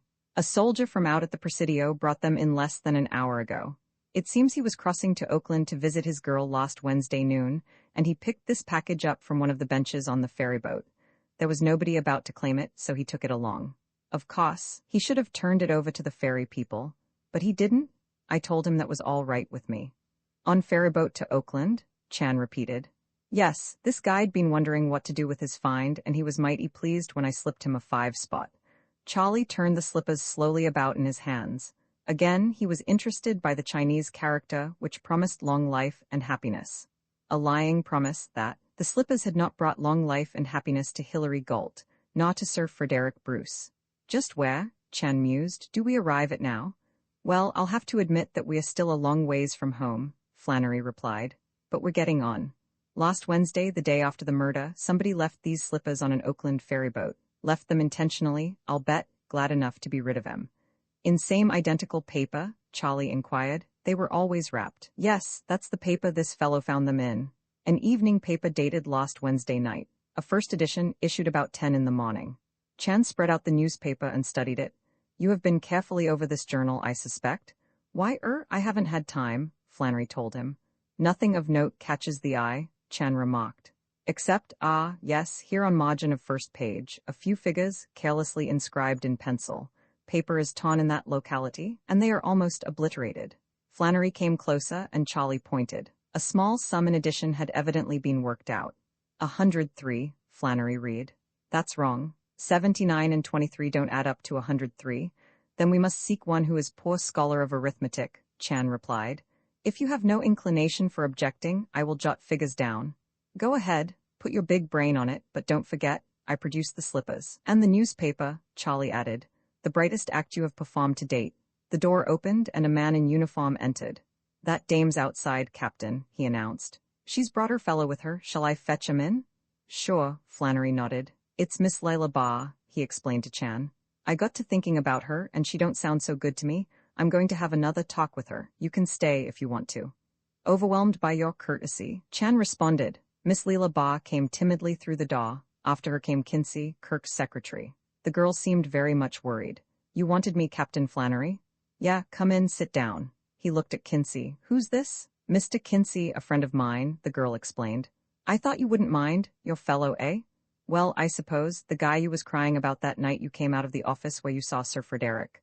Yes. Well, I'm glad to meet him. I'm glad you can prove you've got a fellow anyhow. But even so, that story of yours sounds pretty fishy to me. I can't help how it sounds, returned the girl with spirit. It's the truth. All right, let it go. It's the next night I want to talk about now. The night Sir Frederick was killed. You were working in your office that night? Yes, sir, though I must have left before the thing happened. How do you know you left before it happened? I don't. I was just supposing. Don't suppose with me, bullied Flannery. She has good reason for thinking she left before the murder, Kinsey put in. She heard no shot fired. Flannery swung on him. Say when I want any answers from you, I'll ask for 'em. He turned back to the girl. You didn't hear any shot? No, sir. And you didn't see anybody in the hall when you went home? Well, yes, out with it. I'd like to change my testimony on that point. Oh, you would you? Yes, I have talked it over with Mr. Kinsey, and he thinks I was wrong to say what I did. To lie, you mean? But I didn't want to be entangled in it, pleaded the girl. I saw myself testifying in court, and I didn't think, it just seemed I couldn't. You couldn't help us, young woman? This is serious business. I could lock you up. Oh, but if I change my testimony, if I tell you the truth now? Well, we'll see. But make sure of one thing, that it's the truth at last. Then there was somebody in the hall? Yes, I started to leave the office, but just as I opened the door, I remembered my umbrella, so I went back. But in that moment at the door, I saw two men standing near the elevators. You saw two men, what did they look like? One was a Chinese. Flannery was startled. A Chinese? Say it wasn't Mr. Chan here? Charlie smiled. Oh no, the girl continued. It was an older Chinese. He was talking with a tall, thin man, a man whose picture I have seen in the newspapers. Oh, you've seen his picture in the papers? What's his name? His name is Colonel John Beetham, and I believe he is an explorer. I see. Flannery got up and paced the floor. You saw Beetham talking with a Chinese in the hall just before Sir Frederick was killed, then you went back to get your umbrella. Yes, and when I came out again they were gone. Anything else? No, I guess not. Think hard, you've juggled the truth once. She was not under oath, protested Kinsey. Well, what if she wasn't? She obstructed our work, and that's no joking matter. However, I'll overlook it now that she's finally come across. You can go, I may want you again. The girl and Kinsey went out. Flannery walked the floor in high glee. Now I'm getting somewhere, he cried. Beetham, I haven't paid much attention to him, but I'll make up for lost time from here on. Beetham was in the hall talking with a Chinaman a few minutes before the murder, and he was supposed to be upstairs running his magic lantern. A Chinaman, do you get it? Those slippers came from the Chinese legation. By heaven, it's beginning to tie up at last. If I might presume, said Chan, you now propose to? I propose to get off to Colonel Beetham. He told Miss Morrow he didn't leave the room upstairs. Another liar, and a distinguished one this time. Humbly asking pardon, Chan ventured. Colonel Beetham very clever man, have a care he does not outwit you. I'm not afraid of him, he can't fool me, I'm too old at this game. Magnificent confidence, Charlie smiled. Let us hope it is justified by the finish. It will be all right, you just leave Colonel Beetham to me. With utmost gladness, agreed Chan, if you will allot something else to me. What's that? Flannery demanded. I refer to faint little figures on newspaper margin. Poor arithmetic, snotted Flannery. And a poor clue? Time will reveal, said Chan gently. Roman 17, the woman from Peshawar Kirk, answered the ring of the telephone the next morning at 10, and was greeted by a voice that, even over the wire, seemed to afford him pleasure. Good morning, he said. I'm glad to hear from you. This is what I call starting the day right. Thanks ever so much, Miss Morrow replied. Now that your day has begun auspiciously, would you mind fading away into the background and giving Mr. Chan your place at the telephone? What, you don't want to talk to me? I'm sorry, no, I'm rather busy today. Well, I can take a hint as quickly as the next man. I know when I'm not wanted. That's what you meant to convey, isn't it? Please, Mr. Kirk. Here's Charlie now. I'm not angry, but I'm terribly, terribly hurt. He handed the telephone to Chan. Oh, Mr. Chan, the girl said. Captain Flannery is going to interview Colonel Beetham at 11 o'clock. He's all Beetham today. He's asked me to be on hand to remind the colonel about his testimony the night of the murder, and I suggest you come too. The captain demands me? Chan inquired. I demand you? Isn't that enough? To me it is delicious plenty, Charlie replied. I will be there at Captain Flannery's office, I presume? Yes, don't fail me, Miss Morrow said and rang off. Something doing? Kirk asked. Chan shrugged. Captain Flannery has hot spasm about Colonel Beetham. He interrogates him at 11, and I am invited. How about me? I am stricken by regret, but you are not mentioned. Then I hardly think I'll go, Kirk said. At a little before 11, Charlie went to the Hall of Justice. In Flannery's dark office he found Miss Morrow, brightening the dreary corner where she was. Good morning, she said. The captain is showing Inspector Duff about the building. I'm glad you're here. Somehow I've got the impression Captain Flannery doesn't care much for me this morning. Mainland police have stupid sinking spells, Chan informed her. Flannery came in, followed by Inspector Duff. He stood for a minute glaring at Charlie and the girl. Well, a fine pair you are, he rawed. What's the idea anyhow? What is the idea, Captain? Asked Miss Morrow sweetly. The idea seems to be to keep me in the dock, Flannery went on. What do you think I am? A mind reader. I've just been talking with Inspector Duff about Colonel Beetham, and I discover you two know a lot more about the colonel than you've ever told me. Please understand, I haven't been tale-bearing, smiled Duff. I mentioned these things thinking of course the captain knew them. Of course you thought I knew them, Flannery exploded. Why shouldn't I know them? I'm supposed to be in charge of this case, ain't I? Yet you two have been digging up stuff right along and keeping it to yourselves. I tell you it makes me saw. Oh, I'm so sorry, cried Miss Morrow. That helps a lot. What's all this about a servant of the colonel's? A Chinaman named Lai Gung? Are you willing to talk now, Sergeant Chan, or are you still playing button who's got the? I'm the guilty one, the girl cut in. I should have told you myself. Naturally, Mr. Chan must have thought I had. Oh no, Chan protested. Please shift all guilt from those pretty shoulders to my extensive ones. I have made mistake. It is true I have pondered certain facts in silence, but I was hoping some great light would break. All right, Flannery interrupted. But will you talk now? That's what I want to know. When did you first hear about Lai Gung? At noon of the day Sir Frederick was killed, I have great honor to lunch with him. After lunch he takes me apart and talks of this Lai Gung, a stranger visiting relatives in Jackson Street. He suggests I might make cunning inquiries of the man, but I am forced to refuse the task. On morning after murder I am in stateroom of Maui boat, foolishly believing I am going to Honolulu, when I hear Colonel Beetham in next cabin saying farewell to one he calls Lai Gung. The colonel directs that Gung lie low in Honolulu, and answer no questions. And all that was so unimportant, I never heard of it, stormed Flannery. How about the fact that Beetham was one of the guests at the picnic near Peshawar? We did not learn that until Tuesday night, Miss Morrow informed him. Only had about 36 hours to tell me, eh? On May 4, 1913, Colonel Beetham left Peshawar by way of the Khyber Pass to go to make a trip to Tehran by way of Afghanistan and the Caviar Desert of northern Persia. Duff helped him out. Yes, you told the inspector that, Sergeant, but you never told me. Charlie shrugged. Why should I trouble you? The matter appears to mean nothing. True enough, I might make a surmise, a most picturesque surmise, but I see you, Captain, floundering about in difficult murder case. Should I ask such a man to come with me and gaze upon the bright tapestry of romance? Whatever that means, Flannery returned. If I hadn't got that bar girl in, I'd still be in the dock. I was too smart for you. I hit on Beetham's trail myself, but that doesn't excuse you. I'm disappointed in the pair of you. Overwhelmed with painful regret, Chan bowed. Oh, forget it. A man in uniform ushered Colonel Beetham into the room. The colonel knew a good tailor, a tailor who no doubt rejoiced in the trim, lithe figure of his client. He was faultlessly attired with a flower in his buttonhole, a stick in his gloved hand. For a moment he stood, those tired eyes that had looked on so many lonely corners of the world unusually alert and keen. Good morning, he said. He bowed to Miss Morrow and Chan. Ah, this, I believe, is Captain Flannery? Morning, replied Flannery.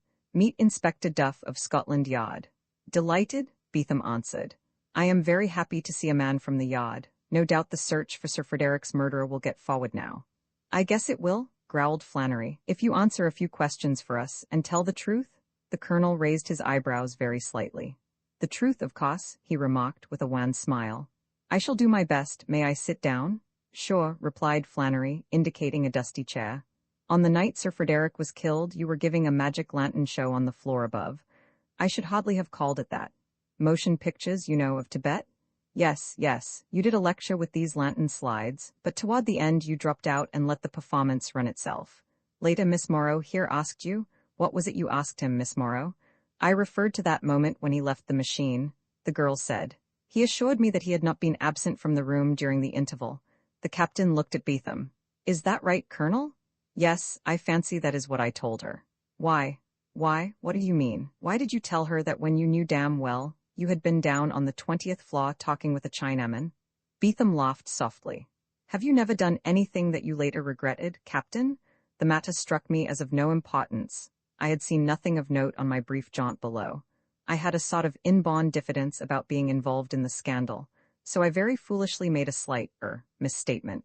Then you did go down to the 20th floor, only for a second. You see, a motion picture projector and 7 reels of film make a rather heavy load. My old boy, Lai Gung, had assisted me in bringing the outfit to Mr. Kirk's apartment. I thought I should be finished by 10, and I told him to be back then. When I left the machine at 15 minutes past 10, I realized that I still had another reel to show. I ran downstairs, found Gung waiting on the lower floor, and told him to go home. I said I would carry the machine away myself. Ah, yes, and he left. He went at once in the lift. The lift girl can verify my statement if what? If she will. You were going to say if we can find her. Why should I say that? Isn't she about? She is not. In her absence, maybe Lai Gung can back up your story. I'm sure he can if you care to cable him. He is in Honolulu at the moment. He left the next noon on the Maui. Yes, he did. You saw him off. Naturally. He has been with me more than 20 years, a faithful chap. When you said goodbye, you told him to lie low over in Hawaii. Yes, I did. You see, there was some trouble about his passport. I was fearful he might get into difficulties. You also told him to answer no questions. For the same reason, of course. You knew he would have to show his passport on landing. If it wasn't okay, did you suppose lying low after that would do any good? Show his passport at another American port? Really, I'm frightfully ignorant of your many rules and regulations. Quite confusing, I find them. You must, a man who's traveled as little as you have, Colonel. Ah, yes, now you're being sarcastic. Oh, don't mind me, Flannery said. We'll drop Lai Gung, but I'm not through yet. I understand you were at Peshawar in India on the night of May 3rd, 1913. Beetham nodded slowly. That is a matter of record, and can't very well be denied, eh? You went out into the hills on a picnic. One of the party was a woman named Eve Durand. Beetham stirred slightly. That night, Eve Durand disappeared and has never been seen since. Have you any idea how she got out of India? If she has never been seen since, how do you know she did get out of India? Never mind. I'm asking you questions. You remember the incident? Naturally, a shocking affair. Flannery studied him for a moment. Tell me, Colonel, had you ever met Sir Frederick before the other night at Barry Kirk's bungalow? Never. Stop a bit. I believe he said he had been at a dinner of the Royal Geographical Society in London and had seen me there, but I did not recall the meeting. You didn't know that he had come to San Francisco to find Eve Durand? Had he really? How extraordinary. You didn't know it? Of course not. Could you have given him any help if you had? I could not, replied Beetham firmly. All right, Colonel, you're not thinking of leaving San Francisco soon. In a few days, when I have completed arrangements for my next long expedition. You're not leaving until we find out who killed Sir Frederick. Is that understood? But my dear fellow, surely you don't think? I think your testimony may prove valuable. I'm asking you, is it understood? Perfectly. I shall hope, however, for your early success. We all hope for it. Of course. Beetham turned to Inspector Duff. A frightful thing. Sir Frederick was a charming fellow, and much beloved, said Duff evenly. Please don't worry. Everything possible is being done, Colonel Beetham. I am happy to hear that. Beetham rose. Now, if there's nothing more, not at present, said Flannery. Thank you so much, replied the Colonel, and went debonairly out. Flannery stared after him. He lies like a gentleman, don't he? He remarked. Beautifully, sighed Miss Morrow, her eyes on the door through which the explorer had gone. Well, he don't fool me, Flannery continued. He knows more about this than he's telling. If he was anybody but the famous Colonel Beetham, I'd take a chance and lock him up this morning. Oh, but you couldn't, the girl cried. I suppose not. I'd be mobbed by all the club women in the Bay District. However, I don't need to. He's too well known to make a getaway, but I'd better keep him shadowed at that. Now, let's get to business. If only Lai Gung was here, I'd sweat something out of him. What was that Sir Frederick told you, Sergeant? About Lai Gung's relatives in Jackson Street? I might look them up. No use, Chan answered. I have already done so. Oh, you have, without a word to me. Of course, words of no avail. I made most pitiful failure. I am admitted to house, but plans are foiled by kind act of Boy Scout. A Boy Scout in the family, eh? Yes, name of Willie Lai, the family of Henry Lai, Oriental Apartment House. Flannery considered. Well, the young generation will talk if the old one won't. Willie ought to have a chance. He has obtained it. He tells me little, save that once on a hard journey Colonel Beetham kills a man. He told you that? Then he knows something about Beetham's journeys? Indubitably he does. He has overheard talk. Flannery jumped up. That's enough for me. I'll have Manley of the Chinatown squad bring the kid here tonight. They're all crazy about Manley, these chink kids. We'll get something. The telephone rang. Flannery answered and then relinquished it to Miss Morrow.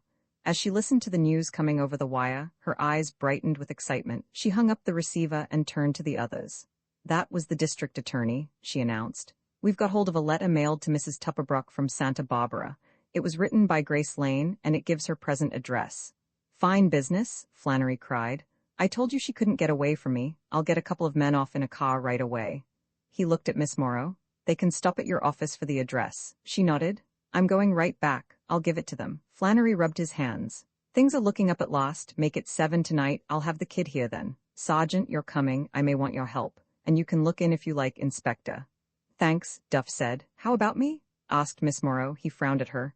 I'm not so pleased with you. All those secrets. But I'm so sorry. She smiled at him. And I was a little help to you in finding Grace Lane, you know. I guess you were, at that. Sure, come along. If you want to. The party scattered, and Charlie Chan went back to the bungalow, where he found Barry Kirk eagerly awaiting news. When he heard the plan for the evening, Kirk insisted on taking Miss Morrow and Chan to dinner. At 6:30 they left the obscure little restaurant he had selected because of its capable chef, and strolled toward the Hall of Justice. The night was clear and cool, without fog, and the stars were bright as torches overhead. They skirted the fringe of Chinatown and passed on through Portsmouth Square, the old plaza of romantic history. It was emptied now of its usual derelicts and adventurers. The memorial to R.L.S. stood lonely and serene in the starlight. Flannery and Duff were waiting in the farmer's office. The captain regarded Barry Kirk without enthusiasm. "We're all here, ain't we?" he inquired. "I thought you wouldn't mind," smiled Kirk. "Oh well, it's all right. I guess it's pretty late now to buy you out." He turned to Miss Morrow. "You saw Peterson, didn't you?" "Yes, I gave him the address. He had Myers with him. Good men, both of them. They'll be in Santa Barbara this evening and can stop back at sunrise. Barring accidents, they'll bring Grace Lane into this office late tomorrow afternoon, and if she gets away from me again, she'll be going some." They sat down. Presently a huge police officer in plain clothes, with a khaki shirt, came in. He was kindly and smiling, but he had the keen eye of a man who is prepared for any emergency. Flannery introduced him. "Sergeant Manley," he explained. "Head of the Chinatown squad for 7 years, which is a good many years longer than anyone else has lived to hold that job." Manley's manner was cordial. "Glad to meet you," he said. "I've got the kid outside, Captain. I picked him up and brought him along without giving him a chance to run home for instructions." "Good idea," Flannery nodded. "Will he talk?" "Oh, he'll talk all right. He and I are old friends. I'll bring him in." He disappeared into the outer office and returned with Willie Lai. The Boy Scout was in civilian clothes and looked as though he would have welcomed the moral support of his uniform. "Here you are, Willie," Manley said. "This is Captain Flannery. He's going to ask you to do him a big favor." "Sure," grinned Willie Lai. "All Boy Scouts," Manley went on, "are American citizens and they stand for law and order. That's right, ain't it, Willie?" "In the oath," replied Willie gravely.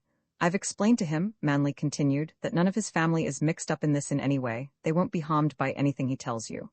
"That's right," said Flannery. "You can take my word for it, son." "Sure," agreed the boy readily. "Your cousin Lai Gung," Flannery began, "has been a servant of Colonel Beetham's for a long time. He's been all over the world with the colonel." Willie nodded. "Go-by Desert, Caviar Desert, Tibet, India, Afghanistan. You've heard Lai Gung tell about his adventures with the colonel?" "Yes. Remember 'em?" "Never going to forget," replied Willie, his little black eyes shining. "You told your friend Mr. Chan here that the colonel once shot a man for some reason or other." The boy's eyes narrowed. "Because it was necessary. There was no crime there." Of course it was necessary," rejoined Flannery haughtily. "We wouldn't do anything to the colonel because of that. We have no authority over things that happen outside of San Francisco. We're just curious, that's all. Do you remember what trip it was during which the colonel shot this man?" "Sure. It was the journey from Peshawar through Khyber Pass over Afghanistan." "It happened in Afghanistan?" "Yes. A very bad man. Muhammad Ashraf Khan, keeper of the camels, he was trying to steal." "To steal what?" "A pearl necklace. Colonel Beetham saw him go into the tent which no man must enter at cost of his life." "What tent was that?" "The woman's tent." There was a moment's tense silence. "The woman's tent?" Flannery repeated. "What woman?" "The woman who was traveling with them to Tehran, the woman from Peshawar." "Did your cousin describe her?" "She was beautiful, with golden hair and eyes like the blue sky." "Very beautiful," my cousin said. "And she was traveling with them from Peshawar to Tehran?" "Yes. Only Lai Gung and the colonel knew it when they went through the pass, for she was hidden in a cot. Then she came out and she had her own tent, which Colonel Beetham said no man must enter or he would kill him. But this camel man, he disobeyed, and he was shot." "Justly so," observed Willie Lai. "Of course," agreed Flannery. "Well, son, that's all. I'm very much obliged to you. Now run along.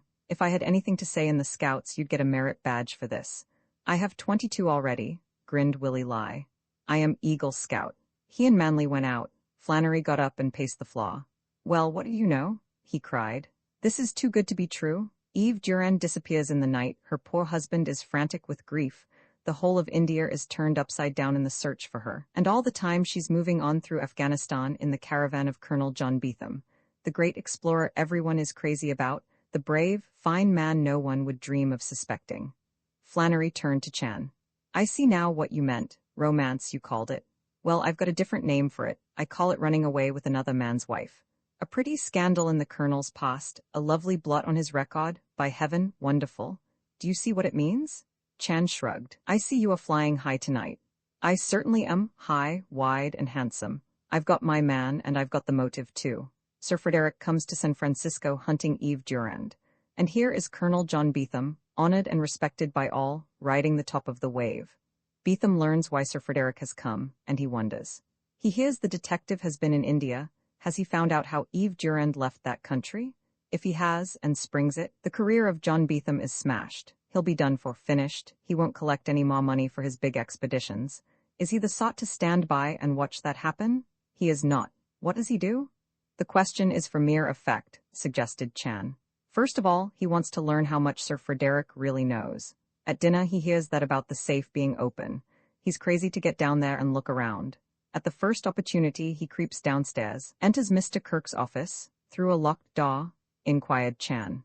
The elevator girl could get him a key. She's Eve Durand, don't forget that. Or else there's Lai Gung. He's on the scene. Maybe that's just by accident. But he could be used. The fire escape, anyhow. Beetham gets into the office. He hunts like mad, gets hold of the records, sees at a glance that Sir Frederick has discovered everything. At that moment, Sir Frederick comes in, the one man in the world who knows how Eve Durand got out of India, and will tell, the man who can wreck Beetham forever. Beetham sees red. He pulls a gun. It's a simple matter for him, he's done it before. Sir Frederick lies dead on the floor, Beetham escapes with the records. The secret of that old scandal is safe. By the Lord Harry, who'd want a better motive than that? Not to mention, said Chan gently, the velvet slippers, the slippers of Hilary Galt. Oh, hell, cried Flannery. Be reasonable, man, one thing at a time. Roman 18 Flannery's big scene greatly pleased with himself. Captain Flannery sat down behind his desk. His summing up of the case against Beetham seemed, to his way of thinking, without a flaw. He beamed at the assembled company. Everything is going to work out fine, he continued. Tomorrow evening in this room I stage my big scene, and if we don't get something out of it, then I'm no judge of human nature. First, I bring in Major Durand. I tell him Eve Durand has been found and is on her way here, and while we're waiting I go back to the question of how she got out of India. I plant in his mind a suspicion of Beetham. Then I bring the woman into the room. After 15 years' suffering and anxiety, he sees his wife at last. What's he going to think? What'll he ask himself and her? Where's she been? Why did she leave? How did she escape from India? At that moment I produce Colonel Beetham, confront him with the husband he wronged, the woman he carried off in his caravan. I tell Durand I have certain knowledge that his wife left with Beetham. Then I sit back and watch the fireworks. How does that strike you, Sergeant Chan? You would chop down the tree to catch the blackbird, Chan said. Well, sometimes we have to do that. It's roundabout, but it ought to work. What do you think, Inspector? Sounds rather good as drama, Duff drawled, but do you really think it will reveal the murder of Sir Frederick? It may. Somebody, the woman, or Beetham, will break, make a damaging admission, they always do. I'll gamble on it this time. Yes, sir, we're going to take a big stride forward tomorrow night. Leaving Captain Flannery to an enthusiastic contemplation of his own cleverness, they departed. At the door Chan went off with Inspector Duff. Kirk and the girl strolled up the hill together. Want a taxi? Kirk asked. Thanks, I'd rather walk and think. We have something to think of, haven't we? How does it strike you? Beetham? She shrugged her shoulders. Nonsense, I'll never believe it. Not if he makes a full confession himself. Oh, I know, he's the hero of your dreams, but just the same, my lady, he's not incapable of it. If Sir Frederick was in his way, threatening his plans, and it begins to look as though he was. Unless you don't believe that Eve Durand was in the caravan? I believe that, she replied. Because you want to, he smiled. It's too romantic for words, isn't it? By George, the very thought of it makes me feel young and giddy. The gay picnic party in the hills, the game of hide-and-seek, one breathless moment of meeting behind the tamarisks. I'm yours, take me with you when you go. Everything forgotten, the world well lost for love. The wagon jolting out through the pass, with all that beauty hidden beneath a wan bit of canvas. Then, the old caravan road, the golden road to Samarkand, the merchants from the north crowding by, camels and swarthy men, and mingled with the dust of the trail the iron nails lost from thousands of shoes that have passed that way since time began. I didn't know you were so romantic. Ah, you've never given me a chance, you and your law books. 8 months along that famous road, nights with the white stars close overhead, dawns hazy with desert mist. Hot sun at times and then snow, flurries of snow, the man and the woman together, and the poor husband searching frantically throughout India. Yes, they rather forgot Durand, didn't they? But they were in love. You know, it looks to me as though we had stumbled onto a great love story. Do you think? I wonder. You wonder what? I wonder if it's all true, and if it is, does it bring us any closer to a solution of the puzzle? After all, the question remains, who killed Sir Frederick? Captain Flannery hadn't an iota of proof for any of his wild surmises involving Beetham. Oh, forget your worries. Let's pretend. This deserted street is the Camel Road to Tehran, the old Silk Road from China to Persia. You and I have no time for Silk Roads now. We must find the road that leads to a solution of our mystery. Kirk sighed. All right. To make a headline of it, Attorney Morrow slams door on Romance Pro. But someday I'll catch you off your guard, and then, look out. I'm never off my guard, she laughed.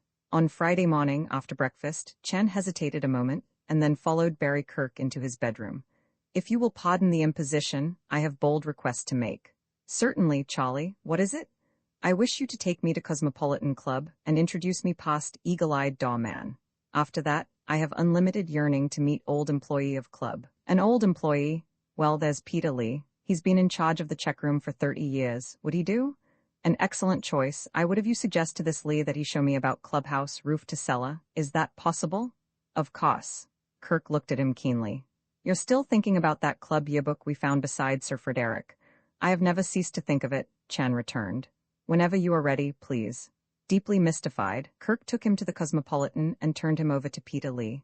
It is not necessary that you loiter on the scene, Chan remarked, grinning with pleasure. I will do some investigating and return to the bungalow later. All right, Kirk replied, just as you wish. It was close to the luncheon hour when Chan showed up, his little eyes gleaming. What luck? Kirk inquired. Time will reveal, said Chan. I find this mainland climate bracing to an extremity. Very much fear I shall depopulate your kitchen at lunch. Well, don't drink too heartily of the hydrocyanic acid. Kirk smiled. Something tells me it would be a real calamity if we lost you just at present. After luncheon, Miss Morrow telephoned to say that Grace Lane, accompanied by the 2 policemen, would reach Flannery's office at 4 o'clock. She added that they were both invited on her own initiative. Let us go? Chan remarked. Captain Flannery's big scene should have crowded house. What do you think will come of it? Kirk asked. I am curious to learn. If it is big success, then my work here is finished. If not, yes, then what? Then I may suddenly act like pompous stager of shows myself. Chan shrugged. Flannery, Duff and Miss Morrow were in the captain's office when Chan and Barry Kirk walked in. Hello, said the captain. Want to be in at the finish, eh? Pleasure would be impossible to deny ourselves, Chan told him. Well, I'm all set, Flannery went on. All my plans made. Chan nodded. The wise man digs his well before he is thirsty, he remarked. You haven't been doing any too much digging, Flannery chided. I got to admit, Sergeant, you've kept your word. You've let me solve this case without offering very much help. However, I've been equal to it. I haven't needed you, as it turned out. You might as well have been on that boat 10 days ago. A sad reflection for me, said Chan. But I am not of mean nature. My hearty congratulations will be ready when desired. Colonel Beetham was ushered into the room. His manner was nonchalant and, as always, rather condescending. Ah, Captain, he remarked, I'm here again. According to instructions, I'm very glad to see you, Flannery broke in. And just what can I do for you today? Inquired Beetham, dropping into a chair. I'm anxious to have you meet a certain lady. The colonel opened a cigarette case, took out a cigarette, and tapped it on the silver side of the case. Ah, yes, I'm not precisely a ladies' man, but I think you'll be interested to meet this one, Flannery told him. Really? He lighted a match. You see, Flannery went on, it happens to be a lady who once took a very long journey in your company. Beetham's brown, lean hand paused with the lighted match, the flame held steady. I do not understand you, he said. An 8-month journey, I believe, the captain persisted. Through Khyber Pass and across Afghanistan and eastern Persia to the neighborhood of Tehran. Beetham lighted his cigarette and tossed away the match. My dear fellow, what are you talking about? You know what I'm talking about. Eve Durand, the lady you helped out of India 15 years ago. No one suspected you, did they, Colonel? Too big a man above suspicion, all those medals on your chest. However, I know you did it. I know you ran away with Durand's wife, and I'll prove it too. But perhaps I needn't prove it, perhaps you'll admit it. He stopped. Beetham unconcernedly blew a ring of smoke toward the ceiling, and for a moment watched it dissolve. All that, he remarked, is so absolutely silly I refuse to answer. Suit yourself, replied Flannery. At any rate, Eve Durand will be here in a few minutes, and I want you to see her again. The sight may refresh your memory. I want you to see her, standing at her husband's side. Beetham nodded. I shall be most happy. I knew them both long ago. Yes, I shall be a very pleased witness of the touching reunion you picture. A policeman appeared at the door. Major Durand is outside, he announced. Good, said Flannery. Pat, this is Colonel Betham. I want you to take him into the back room, the second one, and stay with him until I send for the both of you. Betham rose. I say, am I under arrest? He inquired. You're not under arrest, returned Flannery. But you're going with Pat, is that clear? Absolutely. Pat, I am at your service. The two disappeared. Flannery rose and going to the door leading into the anteroom, admitted Major Durand. The major entered and stood there, somewhat at a loss. Flannery proffered a chair. Sit down, sir. You know everybody here. I've great news for you. We've located the woman we think is your wife, and she'll be along in a few minutes. Durand stared at him. You found Eve? Can that possibly be true? We'll know in a minute, Flannery said. I may tell you I'm certain of it, but we'll let you see for yourself. Before she comes, one or two things I want to ask you about. Among the members of that picnic party was Colonel John Betham, the explorer? Yes, of course. He left the next morning on a long journey through the Khyber Pass? Yes, I didn't see him go, but they told me he had gone. Has anyone ever suggested that he may have taken your wife with him when he left? The question struck Durand with the force of a bullet. He paled. No one had ever made that suggestion, he replied, almost inaudibly. All the same, I'm here to tell you that is exactly what happened. Durand got up and began to pace the floor. Betham, he muttered. Betham? No, he wouldn't have done it. A fine chap, Betham, one of the best. A gentleman. He wouldn't have done that to me. He was just in here, and I accused him of it. But he denied it, of course.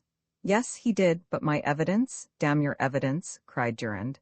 He's not that kind of man, I tell you, not Betham, and my wife, Eve, why, what you are saying is an insult to her. She loved me. I'm sure of it, she loved me. I won't believe, I can't, ask her when she comes, suggested Flannery. Durand sank back into the chair and buried his face in his hands. For a long moment, they waited in silence. Miss Morrow's cheeks were flushed with excitement. Duff was puffing quietly on his inevitable pipe. Charlie Chan sat immobile as an idol of stone. Kirk nervously took out a cigarette and then put it back in the case. The man named Peterson appeared in the door. He was dusty and travel-stained. Hello, Jim, Flannery cried. Have you got her? I've got her this time, Peterson answered and stood aside. The woman of so many names entered the room and halted, her eyes anxious and tired. Another long silence. Major Durand, said Flannery. Unless I am much mistaken? Durand got slowly to his feet and took a step forward. He studied the woman intently for a moment, and then he made a little gesture of despair. It's the old story, he said brokenly. The old story over again. Captain Flannery, you are mistaken. This woman is not my wife. Roman 19 a vigil in the dock. For a moment no one spoke. Captain Flannery was gradually deflating like a bright red balloon that had received a fatal puncture. Suddenly his eyes blazed with anger. He turned hotly on Charlie Chan. You, he shouted. You got me into this? You and your small-time hunch. The lady is Jenny Jerome. She is also Marie Lantelmy. What does that mean? It means she is Eve Durand. A guess, a fat-headed guess, and I listened to you. I believed you. Good Lord, what a fool I've been. Profound contrition shone in Charlie's eyes. I am so sorry. I have made stupid error. Captain, is it possible you will ever forgive me? Flannery snorted. Will I ever forgive myself, listening to a Chinaman, me, Tom Flannery? With my experience, my record, I've been crazy, plumb crazy, but that's all over now. He rose. Major Durand, 1,000 apologies. I wouldn't have disappointed you again for worlds. Durand shrugged his shoulders wearily. Why, that doesn't matter. You meant it kindly, I know. For a moment, in spite of all that has happened, I did allow myself to hope. I did think that it might really be Eve. Silly of me. I should have learned my lesson long ago. Well, there is nothing more to be said. He moved toward the door. If that is all, Captain? Yes, that's all. I'm sorry, Major. Durand bowed. I'm sorry too. No doubt I shall see you again. Goodbye. Near the door. As he went out, he passed the girl who called herself Grace Lane. She had been standing there drooping with fatigue. Now she took a step nearer the desk. Her face was pale, her eyes dull with the strain of a long, hard day. What are you going to do with me? She asked. Wait a minute, growled Flannery. Miss Morrow rose and placed a chair for the other woman. She was rewarded by a grateful look. I just remembered Betham, said Flannery. Again he scowled at Chan. I've tipped off my hand to him for nothing. I can thank you for that, too. My guilty feeling grows by jumps and bounds, sighed Charlie. It ought to, the captain replied. He went to the inner door and called loudly. Pat appeared at once, followed by the colonel. For an instant Betham stood staring curiously about the room. But where, he remarked, is the touching reunion? I don't see Durand. No more do I see his wife. Flannery's face grew even redder than usual. There's been a mistake, he admitted. There have been a number of mistakes, I fancy, said Beetham carelessly. A dangerous habit, that of making mistakes, Captain. You should seek to overcome it. When I want your advice, I'll ask for it, responded the harassed Flannery. You can go along, but I still regard you as an important witness in this case, and I warn you not to strike out for any more deserts until I give you the word. I shall remember what you say, Beetham nodded and went out. What are you going to do with me? Grace Lane persisted. Well, I guess you've had a pretty rough deal, Flannery said. I apologize to you. You see, I got foolish and listened to a Chinaman, and that's how I came to make a mistake about your identity. I brought you back on a charge of stealing a uniform, but probably Mr. Kirk won't want to go ahead with that. I should say not, cried Barry Kirk. He turned to the woman. I hope you won't think it was my idea. You can have a bale of my uniforms if you like. You're very kind, she answered. Not at all. What is ma, your old position is yours if you want it. You know, I'm eager to beautify the Kirk building, and I lost ground when you left. She smiled without replying. I may go then? She said, rising. Sure, agreed Flannery. Run along. Miss Morrow looked at her keenly. Where are you going? I don't know. I do, said the deputy district attorney. You're going home with me. I've got an apartment, there's loads of room. You shall stay with me for this one night, at least. You are really too good to me, replied Grace Lane, and her voice broke slightly. Nonsense, we've all been far too unkind to you. Come along. The two women went out. Flannery sank down behind his desk. Now I'm going at this thing in my own way for a change, he announced. This has been an awful upset, but I had it coming to me. Listening to a Chinaman? If Grace Lane isn't Eve Durand, who is? What do you say, Inspector Duff? I might also warn you, smiled Duff, against the dangers of listening to an Englishman. Oh, but you're from Scotland Yard. I got respect for your opinion. Let's see, Eve Durand is about somewhere, I'm sure of that. Sir Frederick was the kind of man who knows what he's talking about. There's that Leila Ba. She fits the description pretty well. There's Gloria Golland, an assumed name, Australia might be. There's Eileen Enderby. Rust stains on her dress that night, but I didn't see them. May have been there, probably not. Another guess on Sergeant Chan's part, perhaps. There is also, added Charlie, Mrs. Tupperbrook. I offer the hint with reluctance.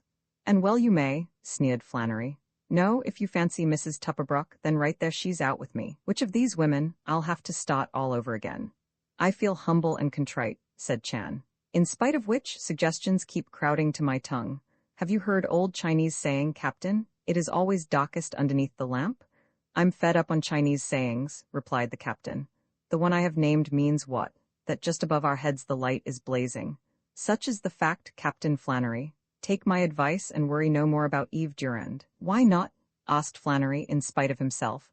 Because you are poised on extreme verge of the great triumph of your life. In a few hours at the most your head will be ringing with your own praises. How's that? In a few hours you will arrest the murder of Sir Frederick Bruce, Chan told him calmly. Say, how do you get that way? Queried Flannery. There is one condition. It may be hard one for you, Chan continued. For your own sake, I beseech you to comply with same. One condition? What's that? You must listen once more, and for the last time, to what you call a Chinaman. Flannery stirred uneasily. A hot denial rose to his lips, but something in the little man's confident manner disturbed him. Listen to you again, eh? As though I'd do that. Inspector Duff stood up and relighted his pipe. If it is true that you respect my opinion, Captain, then, quoting our friend, I would make humble suggestion. Do as he asks. Flannery did not reply for a moment. Well, he said finally, what have you got up your sleeve now? Another hunch? Chen shook his head. A certainty. I am stupid man from small island and I am often wrong. This time I am quite correct, follow me, and I prove it. I wish I knew what you're talking about, Flannery said. An arrest in a few hours, if you will stoop so far as to do what I require, Chen told him. In Scotland Yard, which Inspector Duff honors by his association, there is in every case of murder what they call essential clue. There was essential clue in this case. The slippers? Asked Flannery. No, Charlie replied. The slippers were valuable, but not essential. The essential clue was placed on scene by hand now dead. Hand of a man clever far beyond his fellows, how sad that such a man has passed. When Sir Frederick saw death looking him boldly in the face, he reached to a bookcase and took down, what? The essential clue, which fell from his dying hand to lie at his side on the dusty floor, the yearbook of the Cosmopolitan Club. A moment of silence followed. There was a ring of conviction in the detective's voice. Well, what do you want? Inquired Flannery. I want that you must come to the Cosmopolitan Club in 1/2 hour. Inspector Duff will of course accompany. You must then display unaccustomed patience and wait like man of stone. Exactly how long I cannot predict now. But in due time I will point out to you the killer of Sir Frederick, and I will produce proof of what I say. Flannery rose. Well, it's your last chance. You make a monkey of me again and I'll deport you as an undesirable alien at the Cosmopolitan Club in half an hour. We'll be there. Undesirable alien will greet you at the door, smiled Charlie, hoping to become desirable at any moment. Mr. Kirk, will you be so good as to join my company? He and Barry Kirk went out. Well, Charlie, you're certainly in bad with the captain, said Kirk as they stood in the street waiting for a taxi. Chan nodded. We'll be in even worse presently, he replied. Kirk stared at him. How's that? I shall point him the way to success. He will claim all credit, but sight of me will make him uncomfortable. No man loves the person who has guided his faltering footsteps to high up rung of the ladder. They entered a taxi. The Cosmopolitan Club? Chan added. He turned to Kirk. And now I must bow low in dust with many humble apologies to you. I have grievously betrayed a trust. How so? Asked Kirk, surprised. Chan took a letter from his pocket. It was somewhat worn and the handwriting on the envelope was a trifle blurred. The other morning you wrote letters in office, giving same to me to mail. I made gesture toward mail chute, but I extracted this missive. Great Scott, cried Kirk. Hasn't that been mailed? It is not. What could be more disgusting? My gracious host, at whose hands I have received every kindness, I have besmirched his confidence. But you had a reason? Suggested Kirk. A very good reason, which time will uncurtain. Am I stepping over the bounds when I seek to dig up your forgiveness? Not at all, Kirk smiled. You are most affable man it has yet been my fate to encounter. The taxi had reached Union Square. Chen called to the driver to halt. I alight here to correct my crime, he explained. The long-delayed letter now goes to its destination by special, fleet-footed messenger. I say, you don't mean? Kirk cried in amazement. What I mean comes gradually into the light, Chen told him. He got out of the taxi. Be so kind as to await my coming at the club door. The guardian angel beyond the threshold is jealous as to who has honor of entering Cosmopolitan Club. It has been just as well for my purpose, but please make sure that I am not left rejected outside the portal. I'll watch for you, Kirk promised. He rode on to the club, his head whirling with new speculations and questions. No, this couldn't be. But Charlie had an air. Shortly after he had reached the building Charlie appeared, and Kirk steered him past the gold-laced doorman. Presently Flannery and Duff arrived. The captain's manner suggested that he was acting against his better judgment. I suppose this is another wild goose chase, he fretted. One during which the goose is apprehended, I think, Chan assured him. But there will be need of oriental calm. Have you good supply? We may loiter here until midnight hour. That's pleasant, Flannery replied. Well, I'll wait a while, but this is your last chance, remember. Also your great chance, Chan shrugged. You must likewise remember. We do wrong to hang here in spotlight of publicity. Mr. Kirk, I have made selection of nook where we may crouch unobserved, but always observing. I refer to little room behind office, opening at the side on check room. All right, I know where you mean, Kirk told him. He spoke to the manager, and the four of them were ushered into a little back room, unused at the moment and in semi-darkness. Chairs were brought, and all save Charlie sat down. The little detective bustled about. He arranged that his three companions should have an unobstructed view of the check room, where his friend of the morning, old Peter Lee, sat behind his barrier engrossed in a bright pink newspaper. Only one moment, said Chan. He went out through the door which led behind the counter of the check room. For a brief time, he talked in low tones with Lee. Then the three men sitting in the dusk saw him give a quick look toward the club lobby and dodge abruptly into his hiding place beside them. Colonel John Beetham, debonair as usual, appeared at the counter and checked his hat and coat. Kirk, Flannery, and Duff leaned forward eagerly and watched him as he accepted the brass check and turned away. But Chen made no move. Time passed. Other members came into the club for dinner and checked their belongings. Unconscious of the prying eyes in the little room, Flannery began to stir restlessly on his uncomfortable chair. What the devil is all this? He demanded. Patience, Charlie admonished. As the Chinese say, in time the grass becomes milk. Yeah, but I'd rather hunt up a cow, Flannery growled. Patient waiting, Chan went on, is first requisite of good detective. Is that not correct, Inspector Duff? Sometimes it seems the only requisite, Duff agreed. I fancy I may smoke here? Oh, of course, Kirk told him. He sighed with relief and took out his pipe. The minutes dragged on. They heard the shuffle of feet on the tiled floor of the lobby, the voices of members calling greetings, making dinner dates. Flannery was like a fly on a hot griddle. "If you're making a fool of me again," he began. His recent humiliation had been recalled to his mind by the sight of Major Eric Durand, checking his Burberry and his felt hat with Peter Lee. The Major's manner was one of deep depression. "Poor devil," said Flannery softly. "We handed him a hard jolt today. It wasn't necessary, either."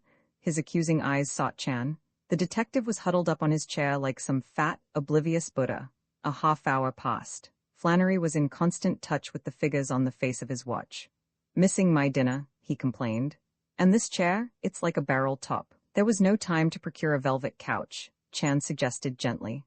"Compose yourself, I beg. The happy man is the calm man. We have only begun to vigil." At the end of another half-hour, Flannery was fuming. "Give us a tip," he demanded. "What are we waiting for? I'll know, or by heaven I'll get out of here so quick." "Please," whispered Charlie. "We are waiting for the murder of Sir Frederick Bruce. Is that not enough?" "No, it isn't," the captain snapped. "I'm sick of you and your confounded mystery. Put your cards on the table like a white man. This chair is killing me, I tell you." "Hush," said Chan. He was leaning forward now, staring through the door into the check room. The others followed his gaze. Major Eric Durand stood before the counter. He threw down the brass check for his coat and hat. It rang metallically in the silence.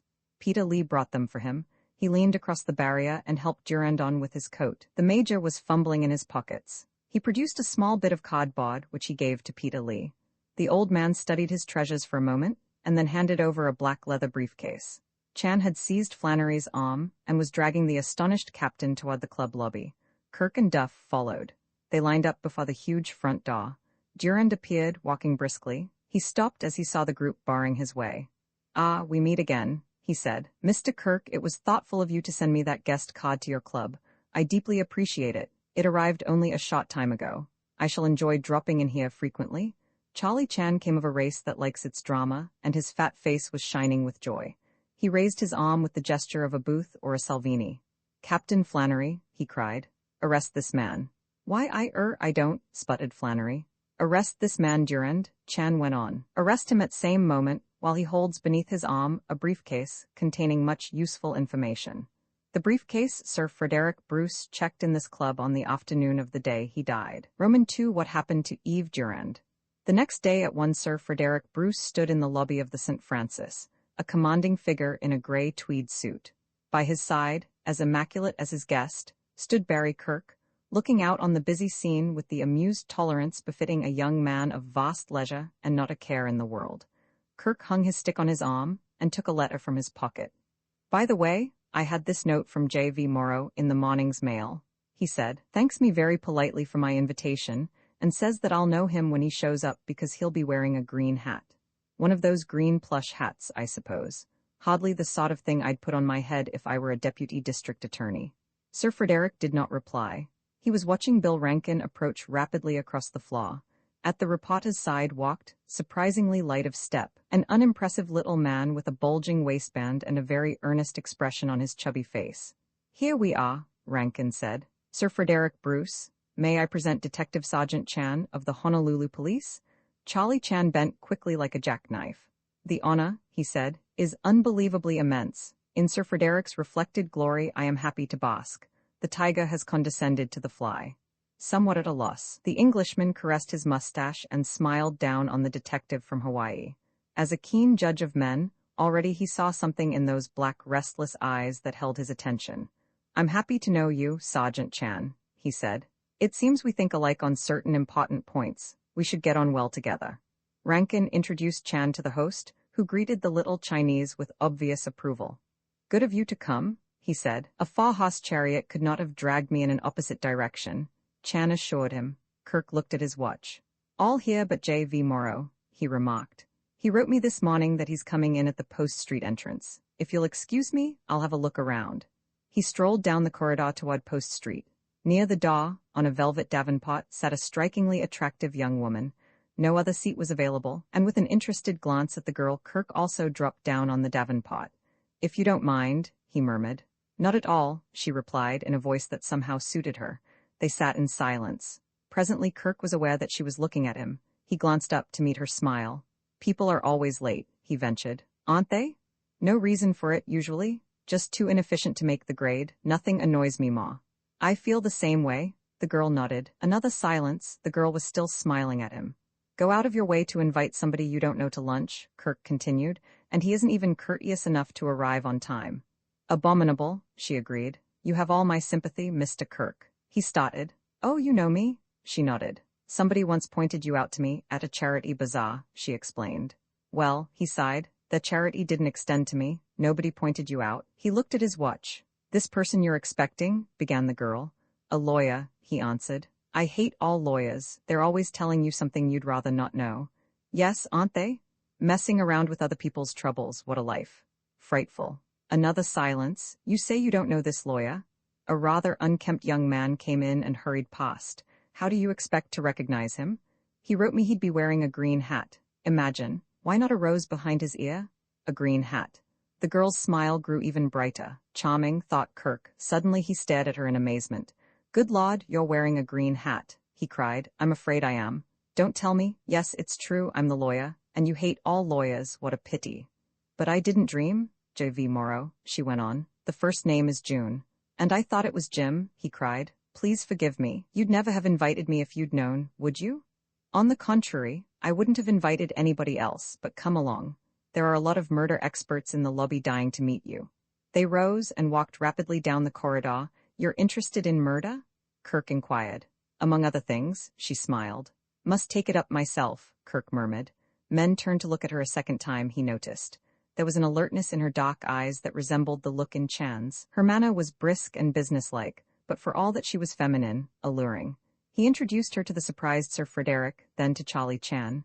The expression on the face of the little Chinese did not alter. He bowed low. The moment has charm, he remarked. Kirk turned to Rankin. And all the time, he accused, you knew who J.V. Morrow was. The reporter shrugged. I thought I'd let you find it out for yourself. Life holds so few pleasant surprises. It never held a pleasanter one for me, Kirk answered.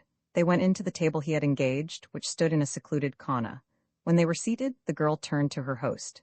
This was so good of you, and of Sir Frederick too. I know how busy he must be. The Englishman bowed. A fortunate moment for me, he smiled, when I decided I was not too busy to meet J.V. Morrow. I had heard that in the States young women were emancipated. Of course, you don't approve, she said. Oh, but I do, he murmured. And Mr. Chan? I'm sure Mr. Chan disapproves of me. Chan regarded her blankly. Does the elephant disapprove of the butterfly, and who cares? No answer at all, smiled the girl.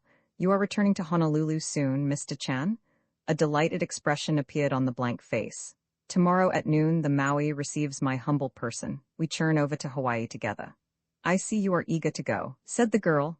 The brightest eyes are sometimes blind, replied Chan. Not true in your case. It is now 3 weeks since I arrived on the mainland, thinking to taste the joys of holiday. Before I am aware events engulf me, and like the postman who has day of rest, I foolishly set out on long, tiresome walk. Happy to say that walk are ended now. With beating heart, I turned toward little home on Punchbowl Hill. I know how you feel, said Miss Morrow, humbly begging pardon to mention it. You do not. I have hesitation in adding to your ear that one thing calls me home with unbearable force. I am soon to be happy father. For the first time? Asked Barry Kirk. The 11th occasion of the kind, Chan answered. Must be sort of an old story by now, Bill Rankin suggested. That is one story which does not get aged, Chan replied. You will learn, but my trivial affairs have no place here. We are met to honor a distinguished guest. He looked toward Sir Frederick. Bill Rankin thought of his coming story. I was moved to get you two together, he said, because I found you think alike. Sir Frederick is also scornful of science as an aid to crime detection. I have formed that view from my experience, remarked Sir Frederick. A great pleasure, Chan beamed, to hear that huge mind like Sir Frederick's moves in same groove as my poor headpiece. Intricate mechanics good in books, in real life not so much so. My experience tell me to think deep about human people. Human passions, back of murder what always? Hate, greed, revenge need to make silent the slain one. Study human people at all times. Precisely, agreed Sir Frederick. The human element, that is what counts. I have had no luck with scientific devices. Take the dictaphone, it has been a complete washout at the yard. He talked on, while the luncheon progressed. Finally he turned to Chan. And what have your methods gained you, Sergeant? You have been successful, I hear. Chan shrugged. Luck, always happy luck. You're too modest, said Rankin. That won't get you anywhere. The question now arises, where do I want to go? But surely you're ambitious, Miss Morrow suggested. Chan turned to her gravely. Cost food to eat, water to drink, and the bended arm for a pillow. That is an old definition of happiness in my country. What is ambition? A canker that eats at the heart of the white man, denying him the joys of contentment. Is it also attacking the heart of white woman? I hope not. The girl looked away. I fear I am victim of crude philosophy from Orient. Man, what is he? Merely one link in a great chain binding the past with the future. All times I remember I am link. Unsignificant link joining those ancestors whose bones repose on far distant hillsides with the 10 children, it may now be 11, in my house on Punchbowl Hill. A comforting creed, Barry Kirk commented. So, waiting the end, I do my duty as it rises. I tread the path that opens. He turned to Sir Frederick. On one point from my reading, I am curious. In your work at Scotland Yard, you follow only one clue. What you call the essential clue. Sir Frederick nodded. Such is usually our custom. When we fail, our critics ascribe it to that. They say, for example, that our obsession over the essential clue is the reason why we never solved the famous Ely Place murder. They all sat up with interest. Bill Rankin beamed. Now things were getting somewhere. I'm afraid we never heard of the Ely Place murder, Sir Frederick, he hinted. I sincerely wish I never had. The Englishman replied. It was the first serious case that came to me when I took charge of the CID over 16 years ago. I am chagrined to say I have never been able to fathom it. He finished his salad and pushed away the plate. Since I have gone so far, I perceive I must go farther. Hilary Galt was the senior partner in the firm of Pennock and Galt, solicitors, with offices in Ely Place, Holborn. The business this firm carried on for more than a generation was unique of its kind. Troubled people in the highest ranks of society went to them for shrewd professional advice, and Mr. Hilary Galt and his father-in-law, Pennock, who died some 20 years ago, were entrusted with more numerous and romantic secrets than any other firm of solicitors in London. They knew the hidden history of every rascal in Europe, and they rescued many persons from the clutches of blackmailers. It was their boast that they never kept records of any sort. Dessert was brought, and after this interruption, Sir Frederick continued. One foggy January night 16 years ago, a caretaker entered Mr. Hilary Galt's private office, presumably deserted for the day. The gas lights were ablaze, the windows shut and locked. There was no sign of any disturbance. But on the floor lay Hilary Galt, with a bullet in his brain. There was just one clue, and over that we puzzled for many weary months at the Yard. Hilary Galt was a meticulous dresser. His attire was perfect always. It was perfect on this occasion, with one striking exception. His highly polished boots, I presume you call them shoes over here, were removed and standing on a pile of papers on top of his desk. And on his feet he wore a pair of velvet slippers, embellished with a curious design. These, of course, seemed to the Yard the essential clue, and we set to work. We traced those slippers to the Chinese legation in Portland Place. Mr. Galt had been of some trifling service to the Chinese minister, and early on the day of his murder, the slippers had arrived as a gift from that gentleman. Galt had shown them to his office staff, and they were last seen wrapped loosely in their covering near his hat and stick. That was as far as we got. For 16 years, I have puzzled over those slippers.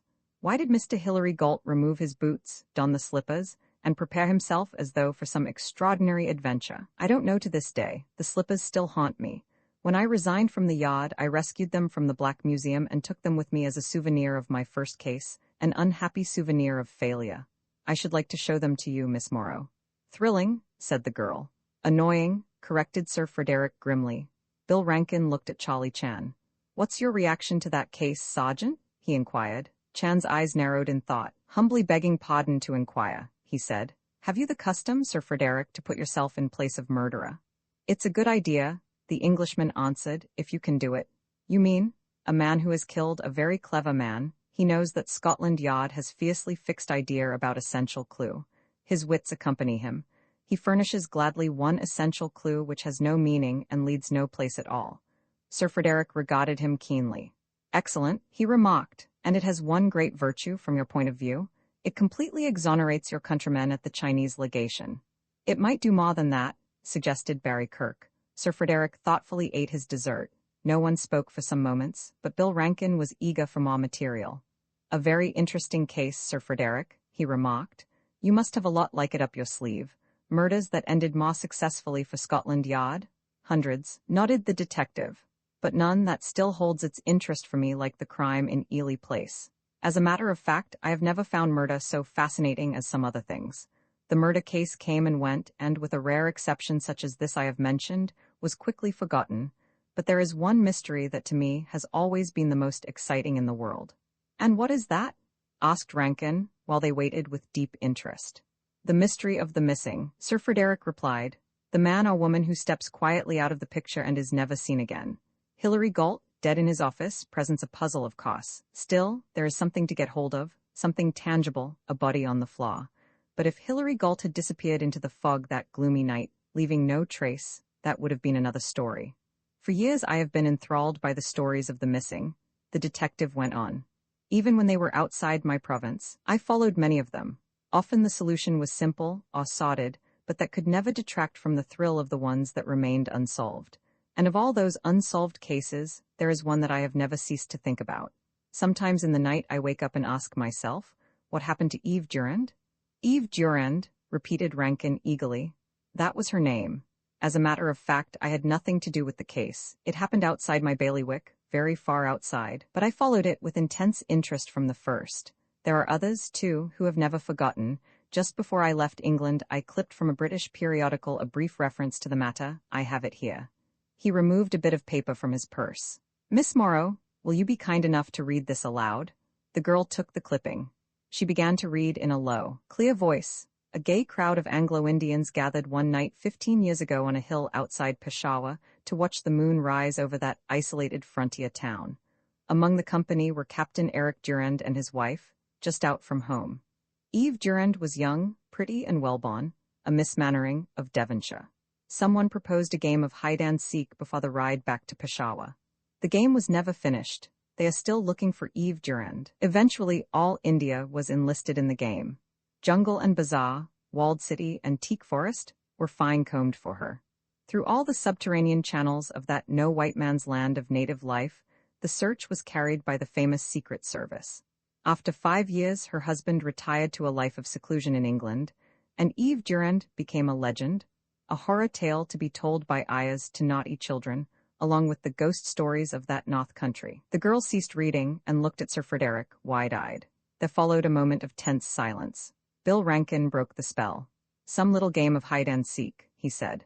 Can you wonder, asked Sir Frederick, that for 15 years the disappearance of Eve Durand, like Hilary Galt's slippers, has haunted me? A notably beautiful woman. A child, really? She was but 18 that mysterious night at Peshawar. A blonde, blue-eyed, helpless child, lost in the dark of those dangerous hills. Where did she go? What became of her? Was she murdered? What happened to Eve Durand?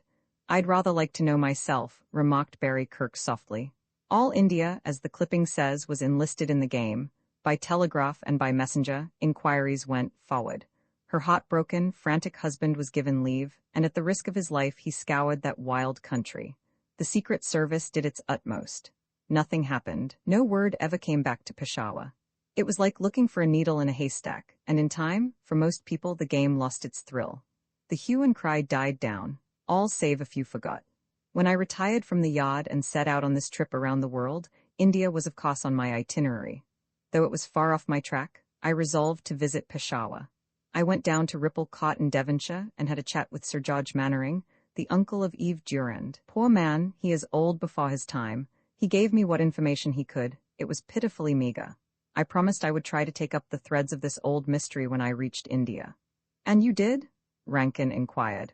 I tried, but my dear fellow, have you ever seen Peshawar? When I reached there, the hopelessness of my quest struck me, as Mr. Chan might say, with an unbearable force. The Paris of the Pathans, they call it, and its filthy alleys teem with every race in the East. It isn't a city, it's a caravansary, and its population is constantly shifting. The English garrison is changed frequently, and I could find scarcely anyone who was there in the time of Eve Durand. As I say, Peshawar appalled me. Anything could happen there. A wicked town. Its sins are the sins of opium and hemp and jealousy and intrigue, of battle, murder and sudden death, of gambling and strange intoxications, the lust of revenge. Who can explain the deviltry that gets into men's blood in certain latitudes? I walked the street of the storytellers and wondered in vain over the story of Eve Durand. What a place to bring a woman like that, delicately reared, young, inexperienced. You learned nothing. inquired Barry Kirk. What could you expect? Sir Frederick dropped a small lump of sugar into his coffee. 15 years since that little picnic party rode back to Peshawar, back to the compound of the lonely garrison, leading behind them the riderless pony of Eve Durand. And 15 years, I may tell you, make a very heavy curtain on India's frontier. Again Bill Rankin turned to Charlie Chan. What do you say, Sergeant? He asked. Chan considered. The town named Peshawar stands with great proximity to the Khyber Pass, leading into wilds of Afghanistan, he said. Sir Frederick nodded. It does, but every foot of the pass is guarded night and day by British troops, and no European is permitted to leave by that route, save under very special conditions. No, Eve Durand could never have left India by way of the Khyber Pass. The thing would have been impossible. Grant the impossible, and she could not have lived a day among the wild hill men over the border. Chan gravely regarded the man from Scotland Yard. It is not to be amazed at, he said, that you have felt such deep interest. Speaking humbly for myself, I desire with unlimited yearning to look behind that curtain of which you speak. That is the curse of our business, Sergeant, Sir Frederick replied. No matter what our record of success is, there must always remain those curtains behind which we long with unlimited yearning to look, and never do. Barry Kirk paid the check, and they rose from the table. In the lobby, during the course of the goodbyes, the party broke up momentarily into two groups. Rankin, Kirk and the girl went to the door, and after a hurried expression of thanks, the reporter dashed out to the street. Mr. Kirk, it was wonderful, Miss Morrow said. Why are all Englishmen so fascinating? Tell me that. Oh, are they? He shrugged. You tell me, you girls always fall for them, I notice. Well, they have an air about them, an atmosphere. They're not provincial, like a Rotarian who wants to tell you about the waterworks. He took us traveling, didn't he? London and Peshawar. I could listen to him for hours. Sorry, I have to run. Wait, you can do something for me. After what you've done for me, she smiled, anything you ask. Good, this Chinese Chan, he strikes me as a gentleman and a mighty interesting one. I believe he would go big at my dinner tonight. I'd like to ask him, but that would throw my table out of gear. I need another woman. How about it? Will old man Blackstone let you off for the evening? He might. Just a small party, my grandmother, and some people Sir Frederick has asked me to invite. And since you find Englishmen so fascinating, there'll be Colonel John Betham, the famous Asiatic explorer. He's going to show us some movies he took in Tibet, which is the first intimation I've had that anything ever moved in Tibet. That will be splendid. I've seen Colonel Betham's picture in the papers. I know, the women are all crazy about him too. Even poor grandmother, she's thinking of putting up money for his next expedition to the Gobi Desert. You'll come then? 7:30. I'd love to, but it does seem presumptuous. After what you said about lawyers. Yes, that was careless of me. I'll have to live it down. Give me a chance. My bungalow, you know where it is, she laughed. Thanks, I'll come. Goodbye, until tonight. Meanwhile, Sir Frederick Bruce had led Charlie Chan to a sofa in the lobby. I was eager to meet you, Sergeant, he said, for many reasons. Tell me, are you familiar with San Francisco's Chinatown? I have slight acquaintance with same, Chan admitted. My cousin, Chan Ki Lim, is an honored resident of Waverly Place. Have you by any chance heard of a Chinese down there, a stranger, a tourist named Lai Gung? No doubt there are many so named. I do not know the one you bring up. This man is a guest of relatives on Jackson Street. You could do me a great service, Sergeant. It would remain, said Chan, a golden item on the scroll of memory. Lai Gung has certain information and I want it. I have tried to interview him myself, but naturally with no success. Light begins to dawn. If you could strike up an acquaintance with him, get into his confidence? Humbly asking pardon, I do not spy on my own race with no good reason. The reasons in this case are excellent. Only a fool could doubt it, but what you hint would demand a considerable interval of time. My humble affairs have rightly no interest for you, so you have properly overlooked my situation. Tomorrow at noon, I hasten to my home. You could stay over a week. I would make it greatly worth your while. A stubborn look came into the little eyes. One path only is worth my while now, the path to my home on Punchbowl Hill. I mean I would pay? Again, asking pardon, I have food. I have clothes which cover even the vast area I possess. Beyond that, what is money? Very good, it was only a suggestion. I am desolated by acute pain, replied Chan, but I must refuse. Barry Kirk joined them. Mr. Chan, I'm going to ask you to do something for me, he began. Chan sought to keep concern from his face and succeeded. But what next, he wondered. I am eagerly at attention, he said. You are my host. I've just invited Miss Morrow to dinner tonight and I need another man. Will you come? Your requests are high honors which only an ungrate would refuse, but I am now already in your debt. More is going to embarrass me. Never mind that, I'll expect you at 7:30, my bungalow on the Kirk building. Splendid, said Sir Frederick. We'll have another talk then, Sergeant. My requests are not precisely honors, but I may yet persuade you. Chinese funny people, remarked Chan. They say no, no is what they mean. They say yes, and they are glued to same. With regard to dinner, I say yes, greatly pleased. Good, said Barry Kirk. Where's that reporter? Sir Frederick asked. He hurried away, Kirk explained, anxious to get to his story, I imagine. What story?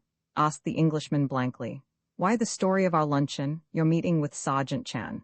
A startled expression crossed the detective's face. Good Lord, you don't mean he's going to put that into print? Why, naturally. I supposed you knew? I'm afraid I'm woefully ignorant of American customs. I thought that was merely a social function. I didn't dream. You mean you don't want him to print it? Asked Barry Kirk, surprised. Sir Frederick turned quickly to Charlie. Goodbye, Sergeant. This has been a real pleasure. I shall see you tonight. He hastily shook hands with Chan and dragged the dazed Barry Kirk to the street. Then he motioned for a taxi. What paper was that young scoundrel representing? He inquired. The Globe, Kirk told him. The Globe office, and quickly, please, Sir Frederick ordered. The two got in, and for a moment rode in silence. You are curious, perhaps, said Sir Frederick at last. I hope you won't think it's unnatural of me, smiled Kirk. I know I can rely on your discretion, my boy. I told only a small part of the story of Eve Durand at luncheon, but even that must not reach print just yet. Not here, not now. Great Scott, do you mean? I mean I am near the end of a long trail. Eve Durand was not murdered in India. She ran away. I know why she ran away. I even suspect the peculiar method of her going. More than that? Yes, cried Kirk eagerly. More than that I cannot tell you at present. The journey was continued in silence, and presently they drew up before the office of the Globe. In the city editor's cubbyhole, Bill Rankin was talking exultantly to his chief. It's going to be a cocking good feature, he was saying, when he felt a grip of steel on his arm. Turning, he looked into the face of Sir Frederick Bruce. Why, hello, he stammered. There has been a slight mistake, said the detective. Let me explain, suggested Barry Kirk. He shook hands with the editor and introduced Sir Frederick, who merely nodded, not relaxing his grip on the reporter's paralyzed arm. Rankin, this is unfortunate, Kirk continued, but it can't be helped. Sir Frederick is unfamiliar with the ways of the American press, and he did not understand that you were gathering a story at lunch. He thought it a purely social affair. So we have come to ask that you print nothing of the conversation you heard this noon. Rankin's face fell. Not print it? Oh, I say, we appeal to you both, added Kirk to the editor. My answer must depend on your reason for making the request, said that gentleman. My reason would be respected in England, Sir Frederick told him. Here, I don't know your custom, but I may tell you that if you print any of that conversation, you will seriously impede the cause of justice. The editor bowed. Very well. We shall print nothing without your permission, Sir Frederick, he said. Thank you, replied the detective, releasing Rankin's arm. That concludes our business here, I fancy. And wheeling, he went out. Having added his own thanks, Kirk followed. Well, of all the rotten luck, cried Rankin, sinking into a chair. Sir Frederick strode on across the city room. A cat may look at a king, and Egbert stood staring with interest at the former head of the CID. Just in front of the door, the Englishman paused. It was either that or a collision with Egbert, moving slowly like a dark shadow across his path. Roman 20. The truth arrives. All color had drained from Durand's face. It was gray as fog as he stood there confronted by the triumphant little Chinese. Flannery reached out and seized the leather case. The Major made no move to resist. Sir Frederick's briefcase, Flannery cried. His air of uncertainty had vanished. He was alert and confident. By heaven, if that's true, then our manhunt is over. He sought to open the case. The thing's locked, he added. I don't like to break it open. It will be a mighty important piece of evidence. Mr. Kirk still holds in possession Sir Frederick's keys, suggested Charlie. I would have brought them with me, but I did not know where they reposed. They are in my desk, Kirk told him. A curious group was gathering about them. Chan turned to Flannery. Our standing here has only one result. We offer ourselves as nucleus for crowd. Humbly state we should go at once to bungalow. There the matter may be threshed out like winter wheat. Good idea, replied Flannery. I also ask that Mr. Kirk visit telephone booth and request Miss Morrow to speed to bungalow with all haste. It would be amazing unkindness to drop her out of events at this junction. Sure, agreed Flannery. Do that, Mr. Kirk. Likewise, added Charlie, laying a hand on Kirk's arm, advise her to bring with her the elevator operator, Grace Lane. What for? Demanded Flannery. Time will reveal, Chan shrugged. As Kirk sped away, Colonel John Beetham came up. For a moment the explorer stood, taking in the scene before him. His inscrutable expression did not change. Colonel Beetham, Charlie explained, we have here the man who killed Sir Frederick Bruce. Really? Returned Beetham calmly. Undubitably. It is a matter that concerns you, I think. Will you be so good as to join our little party? Of course, Beetham replied. He went for his hat and coat. Chan followed him, and retrieved from Peter Lee the pasteboard check on receipt of which the old man had relinquished Sir Frederick's property. Kirk, Beetham and Chan returned to the group by the door. All set, announced Flannery. Come along, Major Durand. Durand hesitated. I am not familiar with your law, but shouldn't there be some sort of warrant? You needn't worry about that. I'm taking you on suspicion. I can get a warrant when I want it. Don't be a fool, come on. Outside a gentle rain had begun to fall, and the town was wrapped in mist. Duff, Flannery, and Durand got into one taxi, and Chan followed with Kirk and the explorer in another. As Charlie was stepping into the car, a breathless figure shot out of the dark. Who was that with Flannery? Panted Bill Rankin. It has happened as I telephoned from the hotel, Charlie answered. We have our man. Major Durand? The same. Good enough. I'll have a flash on the street in 20 minutes. You certainly kept your promise. Old habit with me, Chan told him. And how about Beetham? Chan glanced into the dark cab. Nothing to do with the matter, we were on wrong trail there. Too bad, Rankin said. Well, I'm off, I'll be back later for details. Thanks 1,000 times. Chan inserted his broad bulk into the taxi and they started for the Kirk building. May I express humble hope, remarked the little detective to Kirk, that I am forgiven for my crime. I refer to my delay in mailing to Major Durand your letter containing guest card for Cosmopolitan Club. Oh, surely, Kirk told him. It chanced I was not yet ready he should walk inside the club, Chan added. Well, I'm knocked cold, Kirk said. You must have had your eye on him for some time. I will explain with all my eloquence later. Just now I content myself with admitting this. Major Durand was one person in all the world who did not want Eve Durand discovered. But in heaven's name, why not? Kirk asked. Alas, I am no miracle man. It is a matter I hope will be apparent later. Perhaps Colonel Beetham can enlighten us. The colonel's voice was cool and even in the darkness. I'm a bit weary of lying, he remarked. I could enlighten you, but I won't, you see, I have made a promise. And like yourself, Sergeant, I prefer to keep my promises. We have many commendable points in common. Beetham laughed. By the way, that was extremely decent of you, telling the reporter I wasn't concerned in this affair.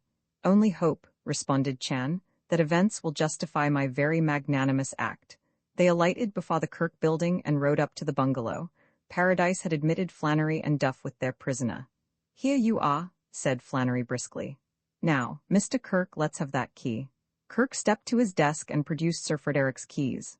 The captain, with Duff close at his side, hastened to open the case. Charlie dropped down on the edge of a chair, his intent little eyes on Major Durand. The major was seated in a corner of the room, his head bowed, his gaze fixed on the rug. By George, cried Duff. It's Sir Frederick's case, right enough, and here, yes, here is what we have been looking for. He took out a typewritten sheaf of paper. Here are his records in the matter of Eve Durand. The inspector began to read eagerly. Flannery turned to Durand. Well, Major, this settles your hash. Where did you get the check for this briefcase? Durand made no reply. I will answer for him, Charlie said. He extracted same from the purse of Sir Frederick the night he killed that splendid gentleman. Then you visited San Francisco once before, Major? Flannery persisted. Still Durand did not so much as raise his eyes.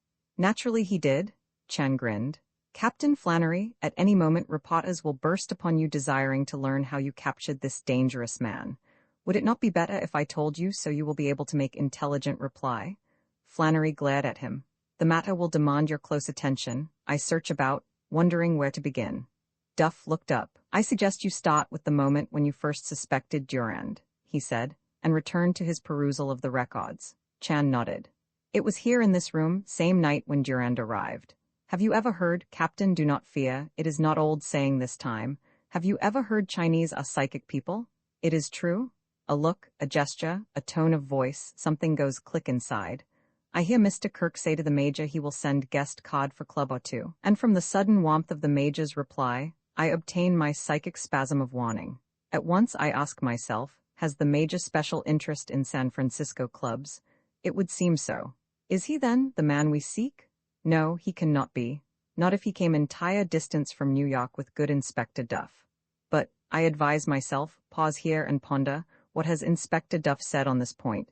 He has said that when he got off 20th Century in Chicago, he discovered Major had been on same train. I put an inquiry to myself. Has this clever man, Duff, for once in his life been hoodwinked? Inspector does me high honor to invite to dinner. During the feast, I probe about. I politely inquire, did he with his own eyes see Major Durand on board 20th Century while train was yet speeding between New York and Chicago? No, he did not. He saw him first in Chicago Station. Durand assures him he was on identical train Inspector has just left. He announces he too is on way to San Francisco. They take, that same night, train bound for coast. The matter, then, is possible. Men have been known to double back on own tracks. Study of time elapsed since murder reveals Major may have been doing this very thing. I begin to think deep about Durand. I recall that at luncheon when Sir Frederick tells us of Eve Durand case, he makes curious omission which I noted at the time. He says that when he is planning to go to Peshawar to look into Eve Durand matter, he calls on Sir George Mannering, the woman's uncle. Yet husband is living in England, and he would know much more about the affair than uncle would. Why then, did not Sir Frederick interrogate the husband? I find there food for thought. All time I am wondering about Cosmopolitan Club yearbook, which hand of Sir Frederick drops on floor at dying moment. Mr. Kirk kindly takes me to lunch at club, and checks a briefcase. I note check for coat is of metal, but briefcase check is of cardboard, with name of article deposited written on surface by trembling hand of Peter Lee. A bright light flashes in my mind. I will suppose that Sir Frederick checked a briefcase containing records we so hotly seek, and check for same was in pocket when he died. This the killer extracts. He is clever man and knows at last he has located papers he wants so fiercely. But alas for him, clubhouse door is guarded. Only members and guests may enter. In despair, he flees, but that check he carries with him spells his doom unless he can return and obtain object it represents. He longs to do so, but danger is great. Then fine evidence arrives. The velvet slippers come back to us on tide of events, wrapped in newspaper. On margin of paper, partially torn, are figures, a money edition, $79 plus $23 equals $103. This refers to dollars only. Cents have been torn off. I visit railroad office. I decide what must have been on that paper before its tearing. Simply this, $79.84 plus $23.63 equals $103.47. What is that? The cost of railroad fare to Chicago with lower berth. Then the person who discarded those slippers was on Oakland Ferry Wednesday morning after murder, bound to take train from Oakland Terminal to Chicago. Who of all my suspects might have done that? No one but Major Durand. I think deep, I cogitate. I weave in and out through my not very brilliant mind. I study timetables. Presume Major Durand was on that train out of Oakland Wednesday noon. He arrives in Chicago Saturday morning at 9. He is still distressed about check for briefcase, but his best plan seems to be to proceed eastward, and he hastens to LaSalle Street Station to obtain train for New York. He arrives in time to see Inspector Duff, whom he met once in Paris, disembarking from 20th Century. He is smart man, a big idea assails him.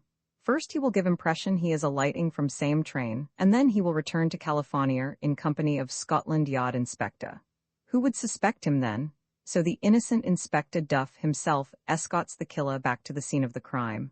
All this seems to possess good logic, but it hangs on one thing. Has briefcase been checked by Sir Frederick? This morning I visit with Peter Lee, keeper of Cosmopolitan Club check room. I can scarce restrain my joy to learn Sir Frederick did indeed leave such an object the day he died. His dying gesture, then, was to call our attention to the fact. He sought to present us with essential clue, what a man he was. I fondle the case lovingly, observing dust. Inside is no doubt very important information, but I do not desire to open it yet. I desire to set a trap. I have unlimited yearning to show Captain Flannery the man we have sought, standing by the checkroom counter with this briefcase under his arm. Such evidence will be unanswerable. So I leave club, very happy. The affair has now pretty well unveiled itself. I have not yet discovered motives, but I am certain it was Major Durand who objected so murderously to the finding of his lost wife. He has not come to this country in answer to a cable from Sir Frederick. That is a lie. Sir Frederick did not want him, but he has learned, probably from the woman's uncle, that Sir Frederick is on point of revealing wife. For a reason still clouded in dark, he determines this must not happen. He arrives in San Francisco same time as Sir Frederick. He locates great detective, learns of the office, watches his chance. To prevent detective from revealing wife, two things are necessary. He must destroy the records and he must kill Sir Frederick. He decides to begin with records, and so on night of dinner party he forces his way into office, unseen by anybody. He is searching when Sir Frederick creeps in on the velvet slippers and surprises him. His opportunity has come, Sir Frederick is unarmed, he shoots him dead. But his task is only half completed, he hunts frantically for records. He does not find them, but he finds the check for the briefcase. He abstracts same, casts longing thought toward club, but does not dare. On the next train out he flees, the check burning in his pocket. If only he could return. In Chicago his great chance arrives. Building on all this, I set tonight my trap, and into it walks the man who killed Sir Frederick Bruce. Inspector Duff looked up. He appeared to have been reading and listening at the same time. Intelligence, hard work, and luck, he remarked. These three things contribute to the solution of a criminal case, and I may add that, in my opinion, in this instance, the greatest of the trinity was intelligence. Chan bowed. A remark I shall treasure with jealous pride all my life. Yes, it's pretty good, admitted Flannery grudgingly. Very good, but it ain't complete. What about the velvet slippers? What about Hilary Galt? How is Galt's murder mixed up in all this? Chan grinned. I am not so hoggish. I leave a few points for Captain Flannery's keen mind. Flannery turned to Duff. Maybe it's in those records. I've got only about halfway through, Duff answered. There has been one mention of Hilary Galt. It says here that among the people who called at Galt's office on the day the solicitor was murdered was Eric Durand. Captain Eric Durand, that was his rank at the time. To discover the meaning of that, I shall have to read further. Have you learned? Chan inquired. This thing? Did Sir Frederick know which of the ladies we have suspicioned was Eve Durand? Evidently, he didn't. All he knew was that she was in the Kirk building. He seemed to favor Miss Leela Barr. Ah, yes. Was he aware how Eve Durand escaped from India? He was, beyond question. He knew she went by the caravan? By the caravan through Khyber Pass, in the company of Colonel John Beetham? Duff nodded. They all looked toward the colonel, sitting silent and aloof in the background. Is that true, Colonel Beetham? Flannery asked. The explorer bowed. I will not deny it longer. It is true. Perhaps you know. Whatever I know, I am not at liberty to tell. If I make you, Flannery exploded. You can of course try, you will not succeed. The door opened, and Miss Morrow came quickly through the hall. With her came the elevator girl, Jenny Jerome, Marie Lantelmy, Grace Lane, whatever her name. She entered and stood staring at Eric Durand. Eric, she cried. What have you done? Oh, how could you? Durand raised his head and looked at her with bloodshot eyes. Go away from me, he said dully. Go away, you've brought me nothing but trouble always. Go away, I hate you. The woman backed off, frightened by the venom in his tone. Chan approached her. Pardon, he said gently. Perhaps the news has already reached you? It was this man Durand who killed Sir Frederick. Your husband, is that not true, madam? She dropped into a chair and covered her face. Yes, she sobbed. My husband. You are indeed Eve Durand? Why, yes. Charlie looked grimly at Flannery. Now the truth arrives, he said. That you once listened to a Chinaman is, after all, no lasting disgrace. Roman 21, what happened to Eve Durand? Flannery turned fiercely on Eve Durand. Then you've known all along? He cried. You knew the Major had been here before? You saw him that night he did for Sir Frederick? No, no, she protested. I didn't see him. I never dreamed of such a thing. And if he knew I was in the building that night, he took good care to keep out of my way. For if I had seen him, if I had known, it would have been the final straw. I'd have told the whole story at once. Flannery grew calmer. Well, let's go back. You're Eve Durand, you admitted at last. 15 years ago you ran away from your husband in Peshawar. You went with the caravan of Colonel Beetham here. The woman looked up, startled, and for the first time saw the explorer. That's all true, she said softly. I went with Colonel Beetham. Ran away with another man, deserted your husband? Why, in love with the colonel? No, her eyes flashed. You mustn't think that. Colonel Beetham did a very kind act, an indiscreet act, and he shall not suffer for it. Long ago I made up my mind to that. Please, Eve, said the colonel. I shan't suffer, don't tell your story on my account. That's like you, she answered. But I insist. I said if I was ever found, I'd tell everything, and after what Eric has done now, it doesn't matter any longer. Oh, I shall be so relieved to tell the whole terrible thing at last. She turned to Flannery. I shall have to go back. I was brought up in Devonshire by my uncle and aunt. My parents had died. I wasn't very happy. My uncle had old-fashioned ideas. He meant well, he was kind, but somehow we just didn't get along. Then I met Eric. He was a romantic figure. I adored him. I was only 17. On my 18th birthday we were married. He was assigned to a regiment stationed in Peshawar, and I went with him. Even before we reached India, I began to regret what I had done.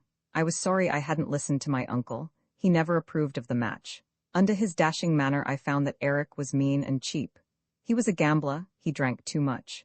His real character appalled me. He was coarse and brutal, and a cheat. Soon after our arrival at Peshawar, letters began to come from London, letters in dirty envelopes, the address written in an uncultivated hand.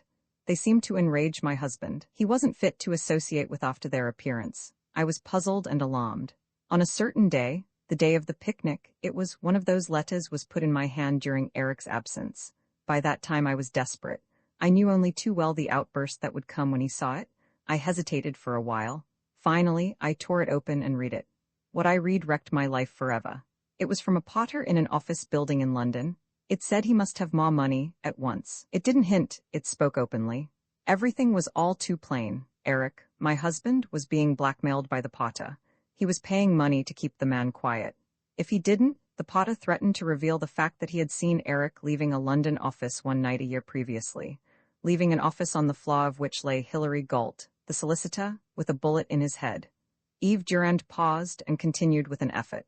My husband, then, was being blackmailed for the murder of Hilary Galt. He came home presently, in rather a genial mood for him. I said, I am leaving you at once. He wanted to know why, and I gave him the opened letter. His face went gray, and he collapsed. Presently he was on his knees, groveling at my feet, pleading with me. Without my asking for it, he gave me the whole terrible story. Hilary Galt and my uncle, Sir George Mannering, were old friends. On the morning of that awful day, the solicitor had sent for Eric and told him that if he persisted in his intention of marrying me, he, Mr. Galt, would go to my uncle with the story of certain unsavory happenings in Eric's past. Eric had listened and left the office. That night he had gone back and killed Hilary Galt, and the potter had seen him coming away. He did it for love of me, he said, because he must have me, because he was determined nothing should stand in his way. I must forgive him? Pardon, put in Chan. Did he in that unhappy moment mention a pair of velvet slippers? He did. After he had killed Mr. Galt, he saw the slippers lying on a chair.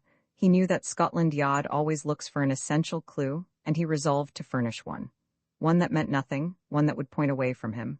So he tore off Hilary Galt's shoes and substituted the slippers. He was rather proud of it, I think. Oh, he was always clever, in that mean way of his. He boasted of what he had done, of how he had thrown Scotland Yard off the scent. Then he was pleading again. He had done it for me. I must not tell. I couldn't tell. I was his wife. No one could make me tell. Heaven knows I had no desire to tell. All I wanted was to get away from him. I said again that I was going. I'll kill you first, he answered, and he meant it. So I went on that picnic with my life all in pieces, frantic, insane with grief and fear. Colonel Beetham was there. I had met him once before. A fine man, a gentleman, all that Eric was not. He was leaving in the morning. It came to me in a flash. He must take me with him. I suggested the game of hide-and-seek. I had already asked the colonel to meet me in a certain spot. He came, I made him promise never to tell, and I explained to him the horrible position I was in. If I tried to leave openly, I was afraid. I was sure Eric would carry out his threat. Colonel Beetham was wonderful. He arranged everything. I hid in the hills all night. He came with Lai Gung in the wagon at dawn. He had added it to his caravan, intending to abandon it when we got through the pass. I rode out hidden in that, and beyond the Khyber there began for me the most wonderful adventure a woman ever had. 8 months through that wild country on a camel, the stars at night, the dust storms, the desert stretching empty but mysterious as far as the eye could see. Outside Tehran, I left the caravan and got to Baku alone. From there I went to Italy. 8 months had passed, as I say, and the hue and cry had died down. But now I realized what I had done. Colonel Beetham was a hero. He was honored everywhere. What if it became known how I had left India? No journey could ever have been more innocent, but this is a cynical world. Doing a kind act, a gallant act, Colonel Beetham had put himself in the position, in the world's eyes, of running away with another man's wife. If it became known, the colonel's splendid career would be wrecked. It must never become known. I made up my mind I would see to that. And you have, remarked Beetham softly. Gentlemen, you have just heard what I did referred to as a gallant act, but it was as nothing compared with Eve Durand's gallantry ever since. First of all, the woman went on, I wrote a letter to Eric. I told him he must never try to find me for his own sake. I said that if I was found, if the story came out of how I had left India, I would not hesitate a moment. I would clear Colonel Beetham's name at once by a clear account of why I had gone. I would say I left because I discovered my husband was a murderer. Eric didn't answer, but he must have received the letter. He never tried to find me after that. He did not want anyone else to find me, as he has recently proved to you. She paused. That is about all. I have had rather a hard struggle of it. I sold my jewelry and lived on the proceeds for a time. Then I went to Nice, and under the name of Marie Lantelmy, I got a place in the opera company. There, for the first time, I realized that another man was on my trail, a man who would never give up. Sir Frederick Bruce of Scotland Yard, in charge of the Hilary Galt case. He knew that Eric had visited Galt's office the day of the murder, and when he read of my disappearance in India, he must have sensed a connection. One night when I came from the theatre in Nice, an inspector from Scotland Yard stopped me on the Promenade des Anglais. You are Yves Durand, he said. I denied it, got away from him, managed to reach Marseille. From there I went to New York. I changed my appearance as much as I could, the color of my hair, and under the name of Jenny Jerome, secured a position as a model. Again Scotland Yard was on my track. I had to disappear in the night. Eventually I arrived in San Francisco, desperate, penniless. On a ferry I met Helen Tupperbrook, who had lived near us in Devonshire. She has been so kind, she got me my position here. I was happy again, until Sir Frederick Bruce came, still following that old trail. Durand got slowly to his feet. I hope you're satisfied, he said thickly. Oh, Eric, you've done for me, you ought to be satisfied now. His eyes flamed red. You've saved the spotless reputation of your damned Sir Galahad? You're going to confess? Cried Flannery. Durand shrugged his shoulders hopelessly. Why not? What else is left? He turned his blazing eyes on Charlie Chan. Everything this devil said was true. I admire him for it. I thought I was clever. But he's beat me. His voice rose hysterically. I killed Sir Frederick. Why shouldn't I? It was the only way. He stood there grinning at me. My God, what a man. He wouldn't give up. He wouldn't call quits. 16 years and he was still at my heels. 16 years and he wouldn't forget. Yes, I killed him. And the velvet slippers? Chan inquired softly. On his feet.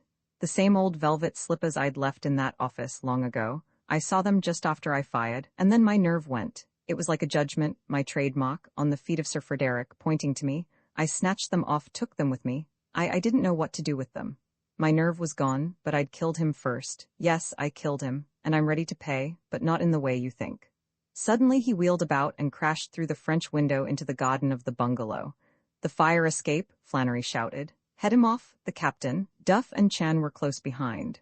Charlie ran to the fire escape at the left. But it was not that for which Eric Durand was headed tonight. He leaped to the rail that enclosed the garden. For an instant his big figure poised, a dark silhouette against the misty sky. Then silently it disappeared. They ran to the rail and looked down. Far below, in the dim light of a street lamp, they saw a black, huddled heap. A crowd was gathering around it. Roman 22 Hawaii bound their pursuit so tragically ended, the three men came slowly back into the living room of the bungalow. Well, said Flannery, that's the end of him. Escaped? Miss Morrow cried. From this world, nodded the captain. Yves Durand gave a little cry. Miss Morrow put an arm about her. There's work for me below, added Flannery, and went quickly out. We'd better go home, my dear, said Miss Morrow gently. She and Yves Durand went to the hall. Kirk followed and opened the door for them.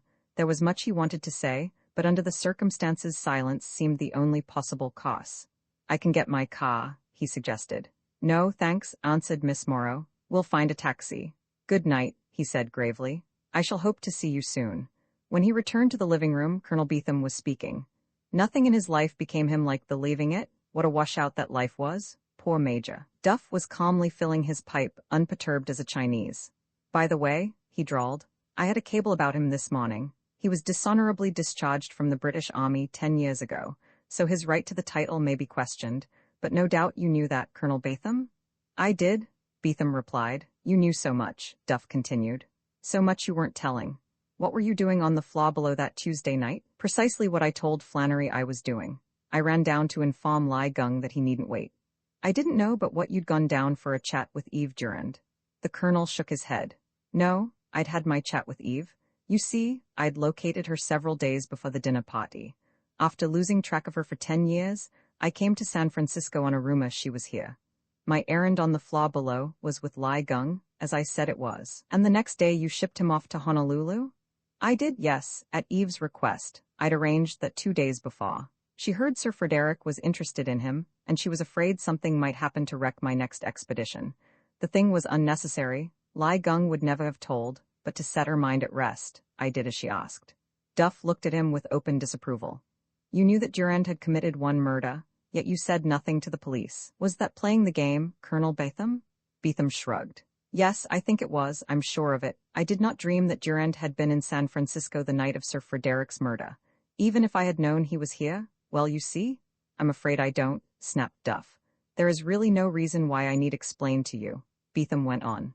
However, I will. Something happened on that long trek across Afghanistan and the Caviar Desert. Eve was so brave, so uncomplaining. I fell in love, for the first and last time. What she has done since, for me, damn it, man, I worship her. But I have never told her so. I do not know whether she cares for me or not. While Durand lived, he was my rival in a way. If I had given him up, what would my motive have been? I couldn't have been quite sure myself. I did suggest that Eve tell her story, but I didn't press the point. I couldn't, you see? I had to leave the decision to her. When she escaped that night from Flannery's men, I helped her. If that was what she wanted, I was forced to agree. Yes, Inspector, I was playing the game according to my lights. Duff shrugged. A nice sense of honor, he remarked. However, I will go so far as to wish you luck. Thanks, returned Betham. He took up his coat. I may say that, no doubt from selfish motives, I was keen to have you get him, and Sergeant Chan here saw to it that I was not disappointed. Sergeant, my hearty congratulations, but I know your people, and I am not surprised. Chan bowed. Forever with me your words will remain, lasting and beautiful as flowers of jade. I will go along, said Betham, and departed. Duff took up Sir Frederick's briefcase.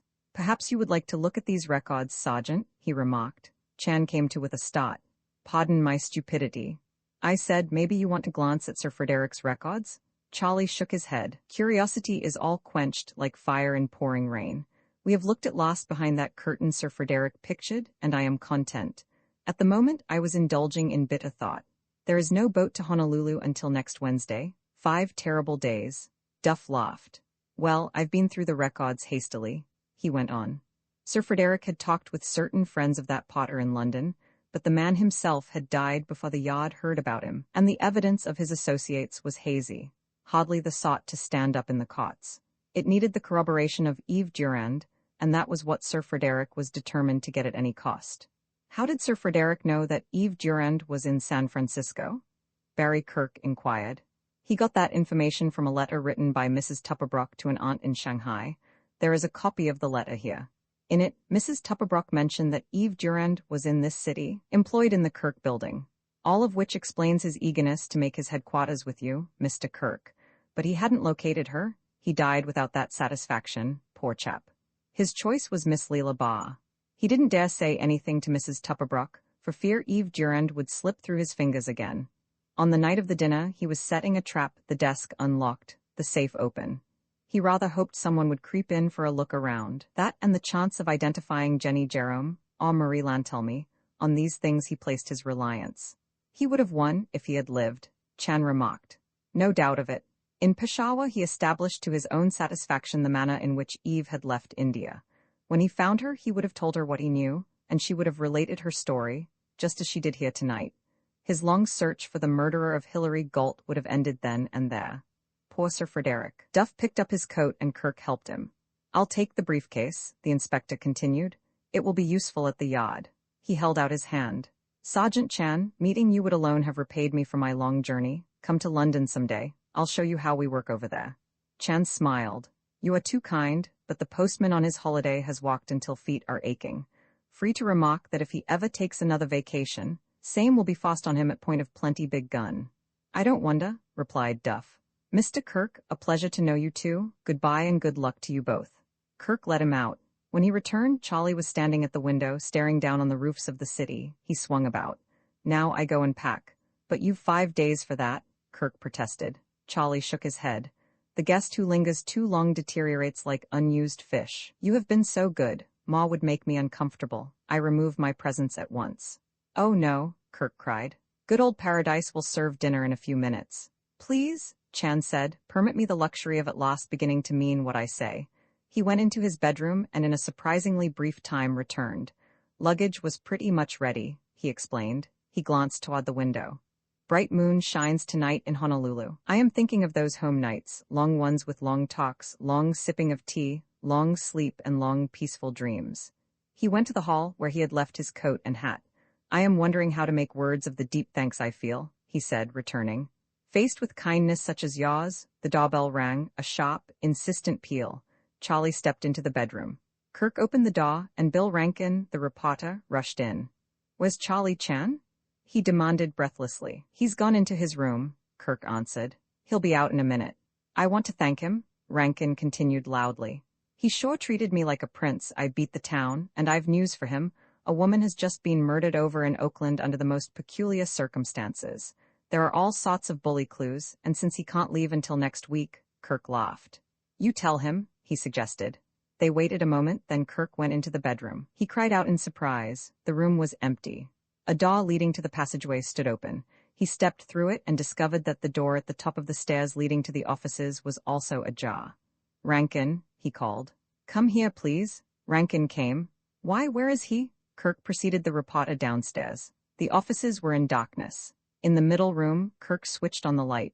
After a hurried glance around, he pointed to the window that opened onto the fire escape. It had been pushed up as far as it would go. "The postman," Kirk remarked, "absolutely refuses to take another walk." "Done an Eve Durand on us?" Rankin cried. "Well, I'll be doggoned," Kirk laughed. "It's all right," he said. "I'll know where to find him, next Wednesday noon."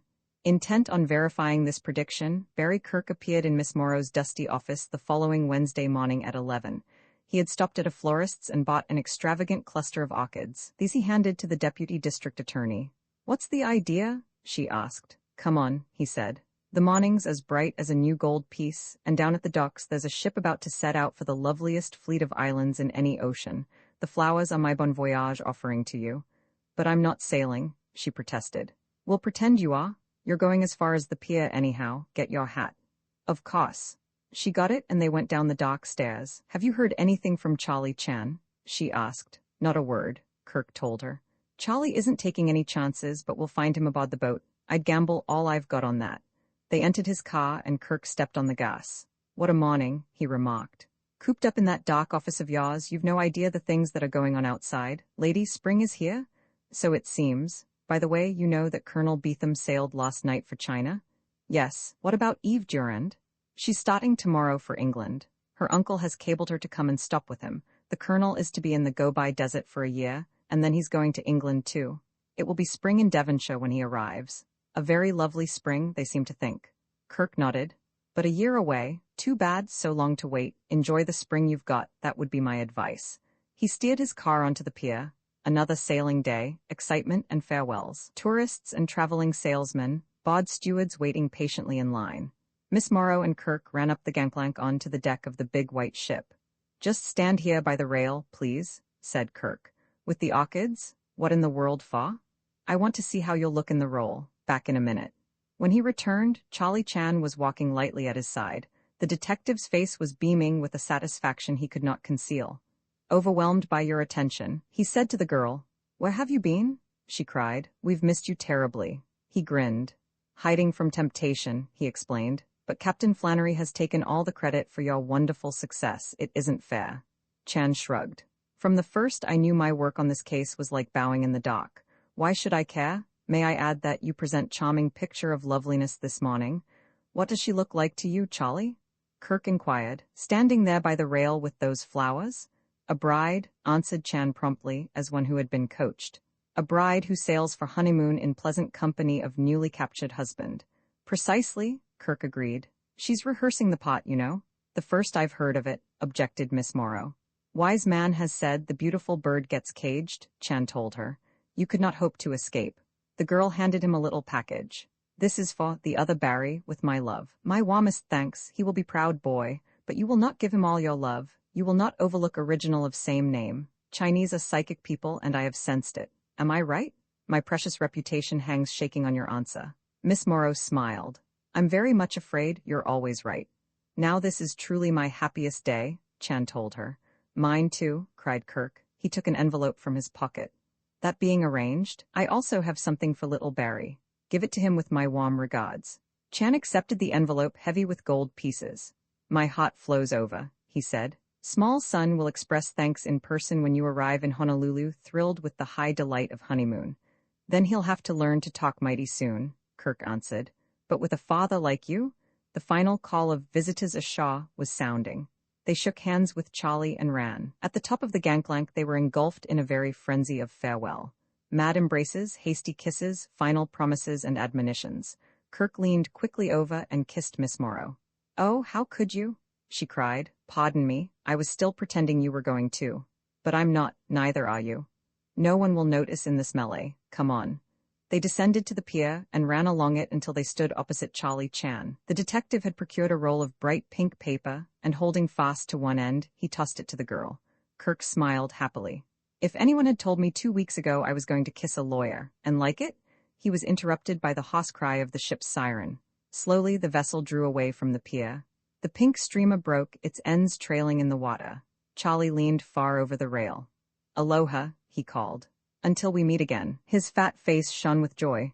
The big ship paused, trembled, and set out for Hawaii. Roman 3, the bungalow, in the sky. Barry Kirk stepped from his living room through French windows, leading into the tiny garden that graced his bungalow in the sky. "My front yard," he called it. He moved over to the rail and stood looking out on a view such as few front yards have ever offered. 20 stories below lay the alternate glare and gloom of the city. Far in the distance, the lights of the ferryboats plodded across the harbor like weary fireflies. The stars were bright and clear and amazingly close above his head, but he heard the tolling of the fog bell over by Belvedere, and he knew that the sea mist was drifting in through the gate. By midnight, it would whirl and eddy about his lofty home, shutting him off from the world like a veil of filmy tulle. He loved the fog. Heavy with the scent of distant gardens, salt with the breath of the Pacific, it was the trademark of his town. He went back inside, closing the window carefully behind him. For a moment he stood looking about his living room, which wealth and good taste had combined to furnish charmingly. A huge, deep sofa, many comfortable chairs, a half-dozen floor lamps shedding their warm yellow glow, a brisk fire crackling on a wide hearth. No matter how loudly the wind rattled at the casements, here were comfort and good cheer. Kirk went on into his dining room. Paradise was lighting the candles on the big table. The flowers, the snowy linen, the old silver, made a perfect picture, forecasting a perfect dinner. Kirk inspected the 10-place cards. He smiled. "Everything seems to be okay," he said. "It's got to be tonight. Grandmother's coming, and you know what she thinks about a man who lives alone. To hear her tell it, every home needs a woman's touch." "We shall disillusion her once again, sir," Paradise remarked. "Such is my aim, not that it will do any good. When she's made up her mind, that's that." The doorbell rang, and Paradise moved off with slow, majestic step to answer it. Entering the living room, Barry Kirk stood for a moment fascinated by the picture he saw there. The deputy district attorney had paused just inside the door leading from the hallway. She wore a simple, orange-colored dinner gown. Her dark eyes were smiling. "Miss Morrow," Kirk came forward eagerly. "If you don't mind my saying so, you don't look much like a lawyer tonight." "I presume that's intended for compliment," she answered. Chan appeared at her back. "Here's Mr. Chan. We rode up together in the elevator. Heavens, don't tell me we're the first." "When I was a boy," smiled Kirk, "I always started in by eating the frosting off my cake, which is just to tell you that with me, the best is always first." "Good evening, Mr. Chan." Chan bowed. "I am deeply touched by your kindness. One grand item is added to my mainland memories tonight." He wore a somewhat rusty dinner coat, but his linen gleamed and his manners shone. Paradise followed with their wraps on his arm and disappeared through a distant doorway. Another door opened. Sir Frederick Bruce stood on the threshold. "Good evening, Miss Morrow," he said. "My word, you look charming, and Mr. Chan, this is luck, you're the first. You know I promised to show you a souvenir of my dark past." He turned and re-entered his room. Kirk led his guests over to the blazing fire. "Sit down, do," he said. "People are always asking how I can endure the famous San Francisco zephyrs up here." He waved a hand toward the fireplace. "This is one of my answers." Sir Frederick rejoined them, a distinguished figure in his evening clothes. He carried a pair of slippers. Their tops were of cut velvet, dark red like old burgundy, and each bore as decoration a Chinese character surrounded by a design of pomegranate blossoms. He handed one to the girl, and the other to Charlie Chan. "Beautiful," cried Miss Morrow. "And what a history, the essential clue." "Not any too essential as it turned out," shrugged the great detective. You know, I venture to presume, the meaning of the character inscribed on velvet? Chan inquired. Yes, said Sir Frederick. Not any too appropriate in this case, I believe. I was told it signifies long life and happiness. Precisely. Chan turned the slipper slowly in his hand. There exist 101 varieties of this character, 100 for the people, one reserved for the emperor. A charming gift. The footwear of a mandarin, fitting only for one high-placed and wealthy. Well, they were on Hilary Galt's feet when we found him, murdered on the floor, Sir Frederick said. Walk softly, my best of friends. That was what the Chinese minister wrote in the letter he sent with them. Hilary Galt was walking softly that night, but he never walked again. The Englishman took the slippers. By the way, I hesitate to ask it, but I'd rather you didn't mention this matter tonight at dinner. Why, of course, remarked the girl, surprised. And that affair of Eve Durand? I fear I was a little indiscreet this noon. Now that I'm no longer at the yard, I allow myself too much rope. You understand, Sergeant? Chan's little eyes were on him with a keenness that made Sir Frederick slightly uncomfortable. Getting immodest for a minute, the Chinese said, I am a student in School of Discretion. I'm sure of that, the great man smiled. No impulse to mention these matters would assail me, I am certain, Chan went on. You bright man, Sir Frederick, you know Chinese are psychic people. Really? Indubitably, something has told me. Ah yes, we needn't go into that, Sir Frederick put in hastily. I have a moment's business in the offices below. If you will excuse me. He disappeared with the slippers into his room. Miss Morrow turned in amazement to Kirk. What in the world did he mean? Surely Eve Durand. Mr. Chan is psychic, Kirk suggested. Maybe he can explain it. Chan grinned. Sometimes psychic feelings lead positively nowhere, he remarked. Paradise escorted 2 more guests through the outer hall into the living room. A little bird-like woman was on tiptoe, kissing Barry Kirk. Barry, you bad boy. I haven't seen you for ages. Don't tell me you forgot your poor old grandmother. I couldn't do that, he laughed. Not while I have my health and strength, she returned. She came toward the fireplace. How cozy you are, grandmother. This is Miss Morrow, Kirk said. Mrs. Dawson Kirk. The old lady took both the girls' hands. My dear, I'm happy to know you. Miss Morrow is a lawyer, Kirk added. Lawyer fiddlesticks, his grandmother cried. She couldn't be and look like this. Just what I said, nodded Kirk. The old lady regarded the girl for a brief moment. Youth and beauty, she remarked. If I had those, my child, I wouldn't waste time over musty law books. She turned toward Chan. And this is Sergeant Chan of the Honolulu Police, Kirk told her. The old lady gave Charlie a surprisingly warm handclasp. Know all about you, she said. I like you very much. Flattered and overwhelmed, gasped Chan. Needn't be, she answered. The woman who had accompanied Mrs. Kirk stood rather neglected in the background. Kirk hurried forward to present her. She was, it seemed, Mrs. Tupperbrook, Mrs. Kirk's secretary and companion. Her manner was cold and distant. Chan gave her a penetrating look and then bowed low before her. Paradise will show you into one of the guest rooms, said Kirk to the women. You'll find a pair of military brushes and every book on football Walter Camp ever wrote. If there's anything else you want, try and get it. They followed the butler out. The bell rang, and going to the door himself, Kirk admitted another couple. Mr. Carrick Enderby, who was employed in the San Francisco office of Thomas Cook and Sons, was a big, slow, blond man with a monocle and nothing much behind it. All the family brilliance seemed to be monopolized by his wife, Eileen, a dark, dashing woman of 35 or so, who came in breezily. She joined the women, and the 3 men stood in the ill-at-ease silence that marks a dinner party in its initial stages. We're in for a bit of fog, I fancy, Enderby drawled. No doubt of it, Kirk answered. When the women reappeared, Mrs. Dawson Kirk came at once to Chan's side. Sally Jordan of Honolulu is an old friend of mine, she told him. A very good friend. We're both living beyond our time, and there's nothing cements friendship like that. I believe you were once, attached? Chan bowed. One of the great honors of my poor life, I was her houseboy, and memories of her kindness will survive while life hangs out. Well, she told me how you repaid that kindness recently. 1,000-fold, she put it. Chan shrugged. My old employer has only one weakness, she exaggerates stupendously. Oh, don't be modest, said Mrs. Kirk. Gone out of fashion long ago. These young people will accuse you of something terrible if you try that tune. However, I like you for it. A diversion at the door interrupted her. Colonel John Beetham entered the living room. John Beetham the explorer, whose feet had stood in many dark and lonely places, who knew Tibet and Turkestan, Sedum and southern Mongolia. He had lived a year in a houseboat on the largest river in the heart of Asia, had survived 2 heartbreaking, death-strewn retreats across the snowy plateau of Tibet, had walked amid the ruins of ancient desert cities that had flourished long before Christ was born. For once, here was a man who looked the part. Lean, tall, bronzed, there was a living flame in his gray eyes, but like Charlie Chan, he came of a modest race, and his manner was shy and aloof as he acknowledged the introductions. "So glad," he muttered. "So glad." A mere formula. Suddenly Sir Frederick Bruce was again in the room. He seized Colonel Beetham's hand. "I met you several years ago," he said. "You wouldn't recall it. You were the lion of the hour, and I a humble spectator. I was present at the dinner of the Royal Geographical Society in London when they gave you that enormous gold doodad, the Founder's Medal, wasn't that it?" "Ah, yes, of course, to be sure," murmured Colonel Beetham, his eyes bright as buttons in the subdued light. Charlie Chan watched Sir Frederick being presented to the ladies, to Mrs. Tupperbrook and Eileen Enderby. Paradise arrived with something on a tray. "All here except Miss Garland," Kirk announced. "We'll wait just a moment."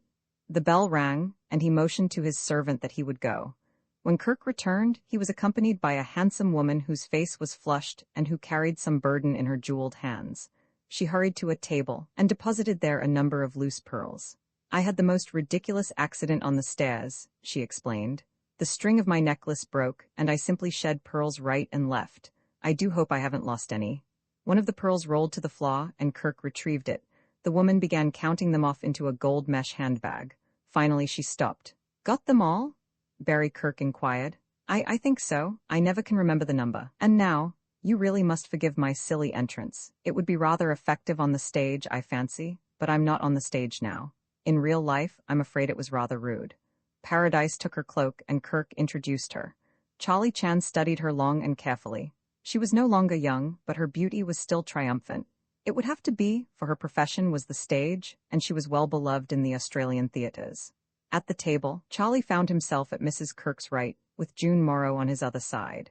If he was a bit awed by the company in which he had landed, he gave no sign. He listened to several anecdotes of Sally Jordan's past from Mrs. Kirk, then turned to the girl beside him. Her eyes were shining. "I'm thrilled to the depths," she whispered. "Sir Frederick and that marvelous Beetham man all in one evening, and you too?" Chan smiled. "I am pretty lonely fly in this menagerie of lions," he admitted. "Tell me that about being psychic. You don't really think Sir Frederick has found Eve Durand?" Chan shrugged. "For one word a man may be adjudged wise, and for one word he may be adjudged foolish." "Oh, please don't be so oriental. Just think, Eve Durand may be at this table tonight. Strange events permit themselves the luxury of occurring," Chan conceded. His eyes traveled slowly about the bod. They rested on Mrs. Tupperbrook, silent and aloof, on the vivacious Eileen Enderby, longest of all on the handsome Gloria Garland, now completely recovered from her excitement over the scattered pearls. "Tell me, Sir Frederick," remarked Mrs. Kirk, "how are you making out here in Barry's womanless Eden?" "Splendidly," smiled the detective. "Mr. Kirk has been very kind. I not only have the run of this charming bungalow, but he has also installed me in the offices below." He looked at Kirk. "Which reminds me, I'm afraid I quite forgot to close the safe downstairs." "Paradise can attend to it," suggested Kirk. "Oh no," said Sir Frederick. "Please don't trouble, it doesn't matter as far as I am concerned." Carrick Enderby spoke in a loud, booming voice. "I say, Colonel Beetham, I've just read your book, you know." "Ah, yes, which one?" inquired Beetham blandly. "Don't be a fool, Carrie," said Eileen Enderby rather warmly. "Colonel Beetham has written many books, and he's not going to be impressed by the fact that, knowing you were to meet him here tonight, you hastily ran through one of them." "But it wasn't hastily," protested Enderby. "I gave it my best attention, the life I mean, you know, all your adventures, and by Jove, they were thrilling. Of course, I can't understand you, sir. For me, the cheery old whiskey and soda in the comfortable chair by the warm fire. But you, how you do yearn for the desolate places, my word." Beetham smiled. "It's the white spots on the map, they call to me. I long to walk there where no man has walked before. It is an odd idea, isn't it?" "Well, of course getting home must be exciting," Enderby admitted. "The kings and the presidents pinning decorations on you, and the great dinners, and the eulogies? Quite the most terrible part of it, I assure you," said Beetham. "Nevertheless, I'd take it in preference to your jolly old deserts," continued Enderby. "That time you were lost on the desert of Taklamakan," finished Beetham. "I was in a bit of a jam, wasn't I? But I wasn't lost, my dear fellow. I had simply embarked on the crossing with insufficient water and supplies." Mrs. Kirk spoke. "I was enthralled by that entry you quoted from your diary. What you thought was the last entry you would ever make, I know it by heart, halted on a high dune, where the camels fell exhausted. We examined the east through the field glasses, mountains of sand in all directions, not a straw, no life. All, men as well as camels, are extremely weak. God help us. But it wasn't my last entry, you know, Beetham reminded her.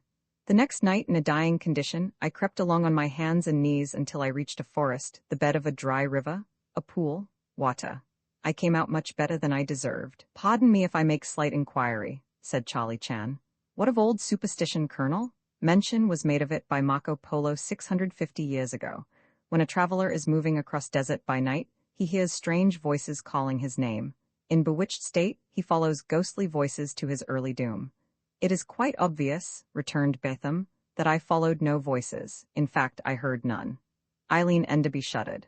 Well, I never could do it, she said. I'm frightfully afraid of the dark. It drives me almost insane with fear. Sir Frederick Bruce looked at her keenly. For the first time in some moments he spoke. I fancy many women are like that, he said. He turned suddenly to Mrs. Kirk's companion. What has been your experience, Mrs. Tupperbrook? I do not mind the dark, said that lady, in a cool, even tone. Miss Garland? His piercing eyes turned on the actress. She seemed a little embarrassed. Why, I much prefer the spotlight. No, I can't say I fancy darkness. Nonsense, said Mrs. Dawson Kirk. Things are the same in the dark as in the light. I never minded it. Beetham spoke slowly. Why not ask the gentleman, Sir Frederick? Fear of the dark is not alone a woman's weakness. Were you to ask me, I should have to make a confession. Sir Frederick turned on him in amazement. You, Colonel? Beetham nodded. When I was a little shaver, my life was made miserable by my horror of the dark. Every evening, when I was left alone in my room, I died 1,000 deaths. By Jove, cried Enderby. And yet you grew up to spend your life in the dark places of the world. You conquered that early fear, no doubt? Sir Frederick suggested. Beetham shrugged. Does one ever quite conquer a thing like that? But really, there is too much about me. Mr. Kirk has asked me to let you see, after dinner, some pictures I took last year in Tibet. I fear I shall bore you by becoming, as you Americans say, the whole show. Again they chatted by two and two. Miss Morrow leaned over to Chan. Imagine, she said, that picture of the great explorer as a little boy, frightened of the dark. It's quite the most charming and human thing I ever heard. He nodded gravely, his eyes on Eileen Enderby. The dark drives me almost insane with fear, she had said. How dark it must have been that night in the hills outside Peshawar. After he had served coffee in the living room, Paradise appeared with a white, glittering screen which, under the Colonel's direction, he stood on a low table against a Flemish tapestry. Barry Kirk helped Beetham carry in from the hallway a heavy motion picture projector and several boxes of films. Lucky we didn't overlook this. The young man laughed. A rather embarrassing thing for you if you had to go home without being invited to perform, like the man who tried to slip away from an evening party with a harp that he hadn't been asked to play. The machine was finally ready, and the company took their places in comfortable chairs facing the screen. We shall want, of course, complete darkness, Beetham said. Mr. Kirk, if you will be so kind, surely. Barry Kirk turned off the lights and drew thick curtains over doors and windows. Is it all right now? The light in the hallway, Beetham suggested. Kirk also extinguished that. There was a moment of tense silence. Heavens, this is creepy, spoke Eileen Enderby out of the blackness. There was a slight note of hysteria in her voice. Beetham was placing a roll of film in the machine. On the expedition I am about to describe, he began, we set out from Darjeeling. As you no doubt know, Darjeeling is a little hill station on the extreme northern frontier of India. Sir Frederick interrupted. You have been in India a great deal, Colonel? Frequently, between journeys? Ah yes, pardon me for breaking in, not at all. The film began to unwind. These first pictures are of Darjeeling, where I engaged my men, rounded up supplies, and the Colonel was off on his interesting but rather lengthy story. Time passed, and his voice droned on in the intense darkness. The air was thick with the smoke of cigarettes. Now and then there was the stir of someone moving, walking about in the rear. Occasionally a curtain parted at a window. But Colonel Beetham gave no heed. He was living again on the high plateau of Tibet. The old fervor to go on had returned. He trekked through snowy passes, leaving men and mules dead in the wasteland, fighting like a fanatic on toward his goal. A weird feeling of oppression settled down over Charlie Chan, a feeling he attributed to the thick atmosphere of the room. He rose and dodged guiltily out into the rooftop garden. Barry Kirk was standing there, a dim figure in the mist, smoking a cigarette. For it was misty now, the fog bell was tolling its warning, and the roof was wrapped in clouds. "Hello," said Kirk in a low voice. "Want a bit of air too, eh? I hope he's not boring my poor guests to death. Exploring's a big business now, and he's trying to persuade grandmother to put up a lot of money for a little picnic he's planning. An interesting man, isn't he?" "Most interesting," Chan admitted. "But a hard one," added Kirk. "He leaves the dead behind with never so much as a look over his shoulder. I suppose that's the scientific type of mind. What's a few dead men when you're wiping out one of those white spots on the map? However, it's not my style. That's my silly American sentimentality." "It is indubitably the style of Colonel Beetham," Chan returned. "I read same in his eyes." He went back into the big living room and walked about in the rear. A slight sound in the hallway interested him, and he went out there. A man had just entered by the door that led to the floor below. Before he closed it, the light outside fell on the blonde hair of Carrick Enderby.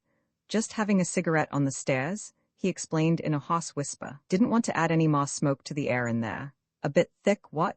He stole back into the living room, and Chan, following, found a chair. A clatter of dishes sounded from the distant pantry, competing with the noise of the unwinding film and the steady stream of Beetham's story. The tireless man was starting on a new reel. "Voice is getting a bit weary," the colonel admitted. "I'll just run this one off without comment. It requires none." He fell back from the dim light by the machine, into the shadows. In 10 minutes the reel had unwound its length, and the indomitable Beetham was on hand. He was preparing to start on what he announced as the final reel, when the curtains over one of the French windows parted suddenly, and the white figure of a woman came into the room. She stood there like a wraith in the misty light at her back. "Oh, stop it," she cried. "Stop it and turn up the lights. Quickly, quickly, please." There was a real hysteria in Eileen Enderby's voice now. Barry Kirk leaped to the light switch and flooded the room. Mrs. Enderby stood, pale and swaying slightly, clutching at her throat. "What is it?" Kirk asked. "What's the trouble?" "A man," she panted. "I couldn't stand the dark, it was driving me mad. I stepped out into the garden. I was standing close to the railing when I saw a man leap from a lighted window on the floor below, out onto the fire escape. He ran down it into the fog." "My offices are below," Kirk said quietly. "We had better look into this, Sir Frederick." His eyes turned from one to the other. "Why, where is Sir Frederick?" he asked. Paradise had entered from the pantry. "I beg your pardon, sir," he said. "Sir Frederick went down to the offices some 10 minutes ago." "Down to the offices? Why?" "The burglar alarm by your bed was buzzing, sir. The one connected up downstairs. Just as I discovered it, Sir Frederick entered your room. I will investigate this, Paradise," he said. "Don't disturb the others." Kirk turned to Charlie Chan. "Sergeant, will you come with me, please?" Silently, Charlie followed him to the stairs, and together they went below. The offices were ablaze with light. The rear room, into which the stairs led, was quite empty. They advanced into the middle room.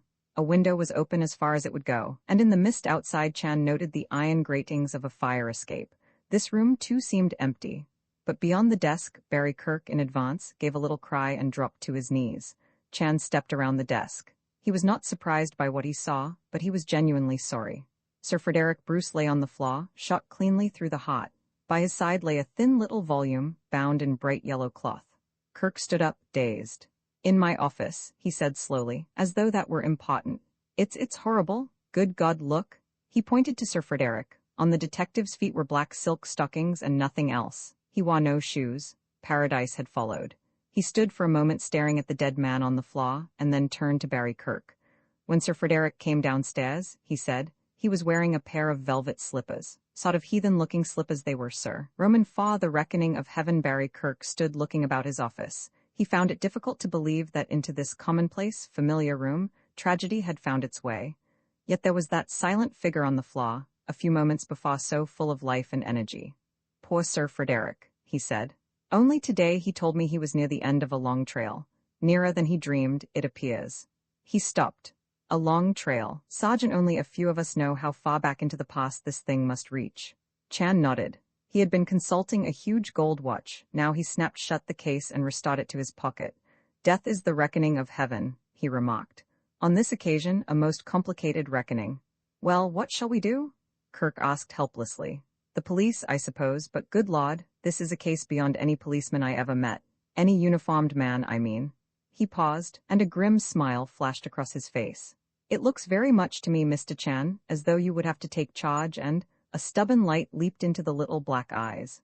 Miss Morrow is above, said Chan. What a happy chance, since she is from the district attorney's office, if I may humbly suggest. Oh, I never thought of that. Kirk turned to his servant. Paradise, ask Miss Morrow to come here, make my excuses to my guests and ask them to wait. Very good, sir, replied Paradise and departed. Kirk walked slowly about the room. The drawers of the big desk were open and their contents jumbled. Somebody's been on a frantic search here, he said. He paused before the safe, its door was slightly ajar. Safe stands open, suggested Chan. Odd about that, said Kirk. This afternoon Sir Frederick asked me to take out anything of value and move it upstairs. I did so. He didn't explain. Of course, nodded Chan, and at the dinner table he makes uncalled-for reference to fact that he has not locked safe.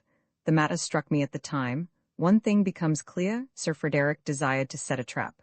A safe unlocked to tempt marauders. He nodded to the small volume that lay at the dead man's side. We must disturb nothing. Do not touch, but kindly regard book and tell me where last reposing. Kirk leaned over. That? Why, it's the yearbook of the Cosmopolitan Club. It was usually in that revolving case on which the telephone stands. It can't mean anything. Maybe not. Maybe. Chan's little eyes narrowed. A hint from beyond the unknown. I wonder, mused Kirk. Sir Frederick was guest of Cosmopolitan Club. Yes, I gave him a 2 weeks card. He wrote a lot of his letters there. But I can't see. He was clever man. Even in moment of passing, his dying hand would seek to leave behind essential clue. Speaking of that, said Kirk, how about those velvet slippers? Where are they? Chan shrugged. Slippers were essential clue in one case long ago. What did they lead to? Positively nothing. If I am suiting my own taste, this time I look elsewhere. Miss Morrow entered the room. Her face was usually full of color, an authentic color that is the gift of the fog to San Francisco's daughters. Now it was deathly pale. Without speaking, she stepped beyond the desk and looked down. For a moment she swayed, and Barry Kirk leaped forward. No, no, cried the girl. But I thought, he began. You thought I was going to faint. Absurd. This is my work. It has come to me and I shall do it. You believe I can't? Not at all, protested Kirk. Oh, yes you do. Everybody will. I'll show them. You've called the police, of course. Not yet, Kirk answered. She sat down resolutely at the desk and took up the telephone. Davenport 20, she said. The Hall of Justice? Captain Flannery, please. Hello, Captain? Miss Morrow of the District Attorney's office speaking. There has been a murder in Mr. Kirk's office on the top floor of the Kirk building. You had better come yourself. Thank you? Yes, I'll attend to that. She got up and going round the desk, bent over Sir Frederick. She noted the book and her eyes strayed wonderingly to the stocking feet. Inquiringly, she turned to Chan. The slippers of Hilary Galt, he nodded. Souvenir of that unhappy case. They adorned his feet when he came down. Here is Paradise, he will explain to you. The butler had returned, and Miss Morrow faced him. Tell us what you know, please, she said. I was busy in the pantry, Paradise said. I thought I heard the buzz of the burglar alarm by Mr. Kirk's bed, the one connected with the windows and safe in this room. I hastened to make sure, but Sir Frederick was just behind. It was almost as though he had been expecting it. I don't know how I got that impression. I'm odd that way. Go on, said the girl. Sir Frederick followed you into Mr. Kirk's room? Yes, miss, there's someone below, sir, I said. Someone who doesn't belong there. Sir Frederick looked back into the pitch-dark living room. I fancy so, Paradise, he said. He was smiling. I will attend to it. No need to disturb Mr. Kirk or his guests. I followed him into his room. He tossed off his patent leather pumps. The stairs are a bit soiled, I fear, sir, I reminded him. He laughed. Ah, yes, he said, but I have the very thing. The velvet slippers were lying near his bed. He put them on. I shall walk softly in these, Paradise, he told me. At the head of the stairs, I stopped him. A sort of fear was in my heart. I am given to that, to having premonitions. You stopped him, Kirk cut in. I did, sir, respectfully, of course. Are you armed, Sir Frederick? I made bold to inquire. He shook his head. No need, Paradise, he answered. I fancy our visitor is of the weaker sex. And then he went down, sir, to his death. They were silent for a moment, pondering the servant's story. We had better go, said the girl, and tell the others. Someone must stay here. If it's not asking too much, Mr. Chan. I am torn with grief to disagree, Chan answered. Please pardon me, but for myself, I have keen eagerness to note how this news is taken in the room above. Ah, yes, naturally. I shall be glad to stay, miss, Paradise said. Very well, the girl answered. Please let me know as soon as Captain Flannery arrives. She led the way above, and Kirk and the little detective from Honolulu followed. Barry Kirk's guests were seated, silent and expectant, in the now brightly lighted living room. They looked up inquiringly as the three from below entered. Kirk faced them, at a loss how to begin. I have dreadful news for you, he said. An accident, a terrible accident.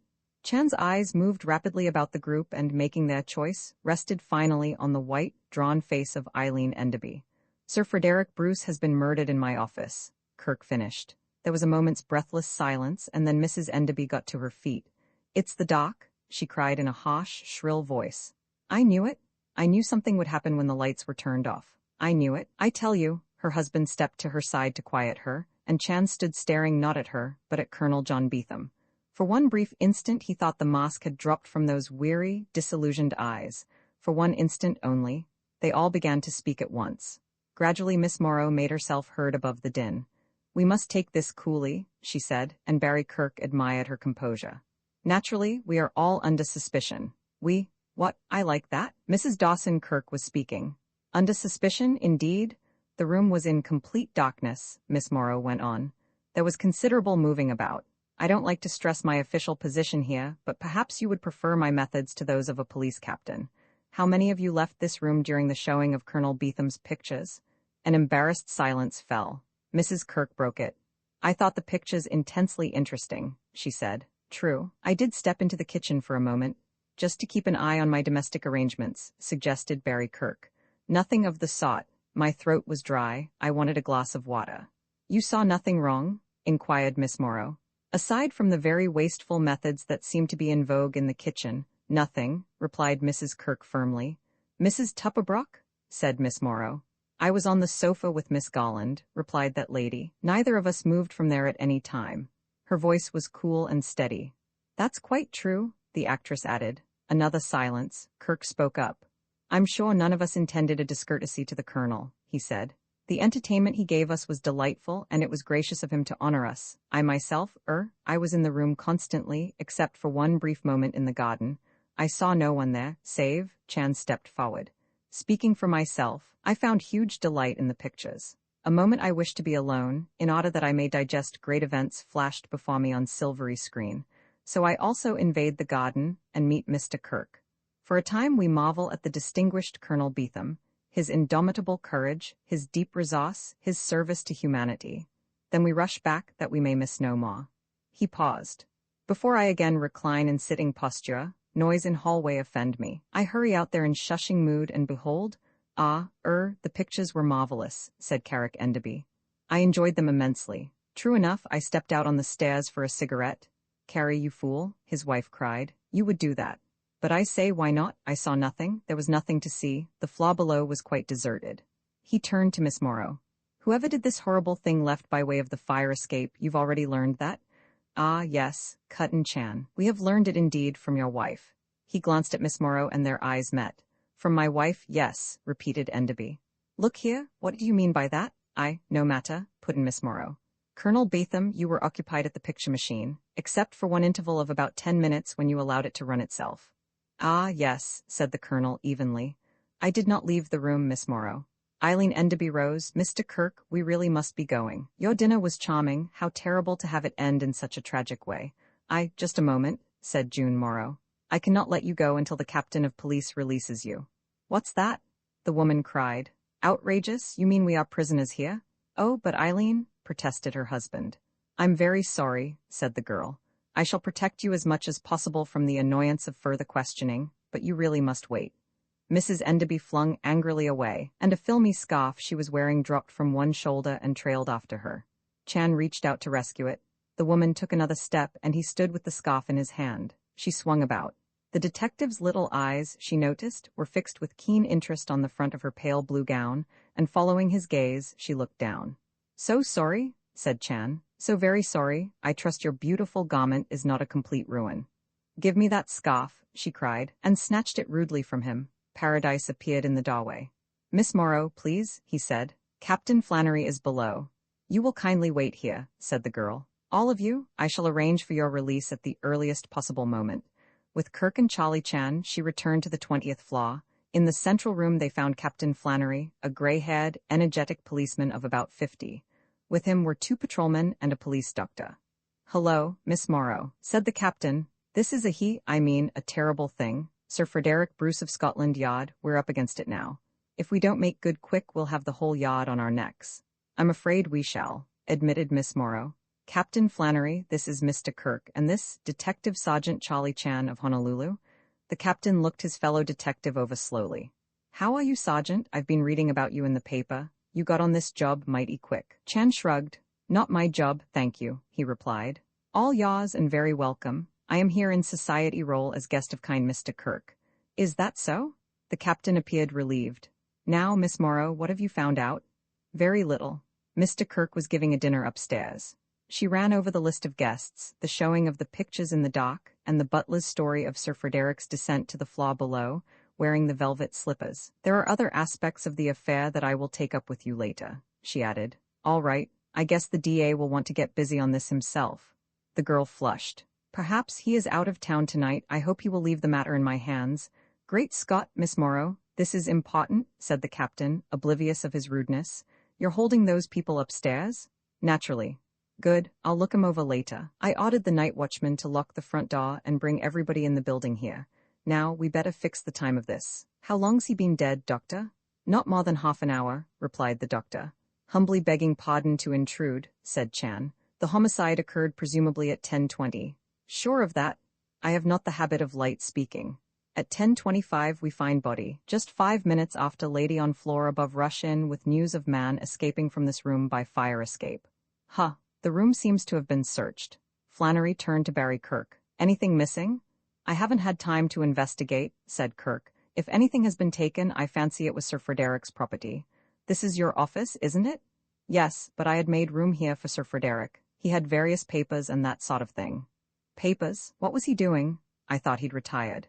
It seems he was still interested in certain cases, Captain, Miss Morrow said. That is one of the points I shall take up with you later. Again interfering with regret, remarked Chan. If we do not know what was taken, all same we know what was hunted. You don't say. Flannery looked at Chan coldly. What was that? Sir Frederick, English detective and great one. All English detectives make exhausting records of every case. No question that records of certain case in which murderer was hotly interested were sought here. Maybe, admitted the captain. We'll go over the room later. He turned to the patrolman. You boys take a look at the fire escape. They climbed out into the fog. At that moment the door leading from the reception room into the hallway opened, and an odd little group came in. A stout, middle-aged man led the procession. He was Mr. Cuttle, the night watchman. Here they are, Captain, he said. I've rounded up everybody in the building, except a few cleaning women who have nothing to do with this flaw. You can see 'em later if you like. This is Mrs. Dyke, who takes care of the 2 top floors.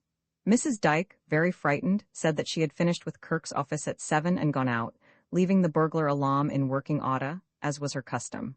She had not been back since. She had seen no one about the building whom she did not recognize.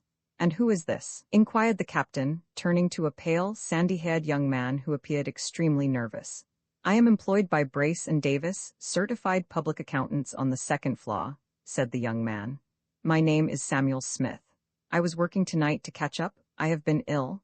When Mr. Cuttle informed me I was wanted up here, I know nothing of this horrible affair. Flannery turned to the 4th and last member of the party, a young woman whose uniform marked her as an operator of one of the elevators. What's your name? He asked. Grace Lane, sir, she told him. Run the elevator, eh?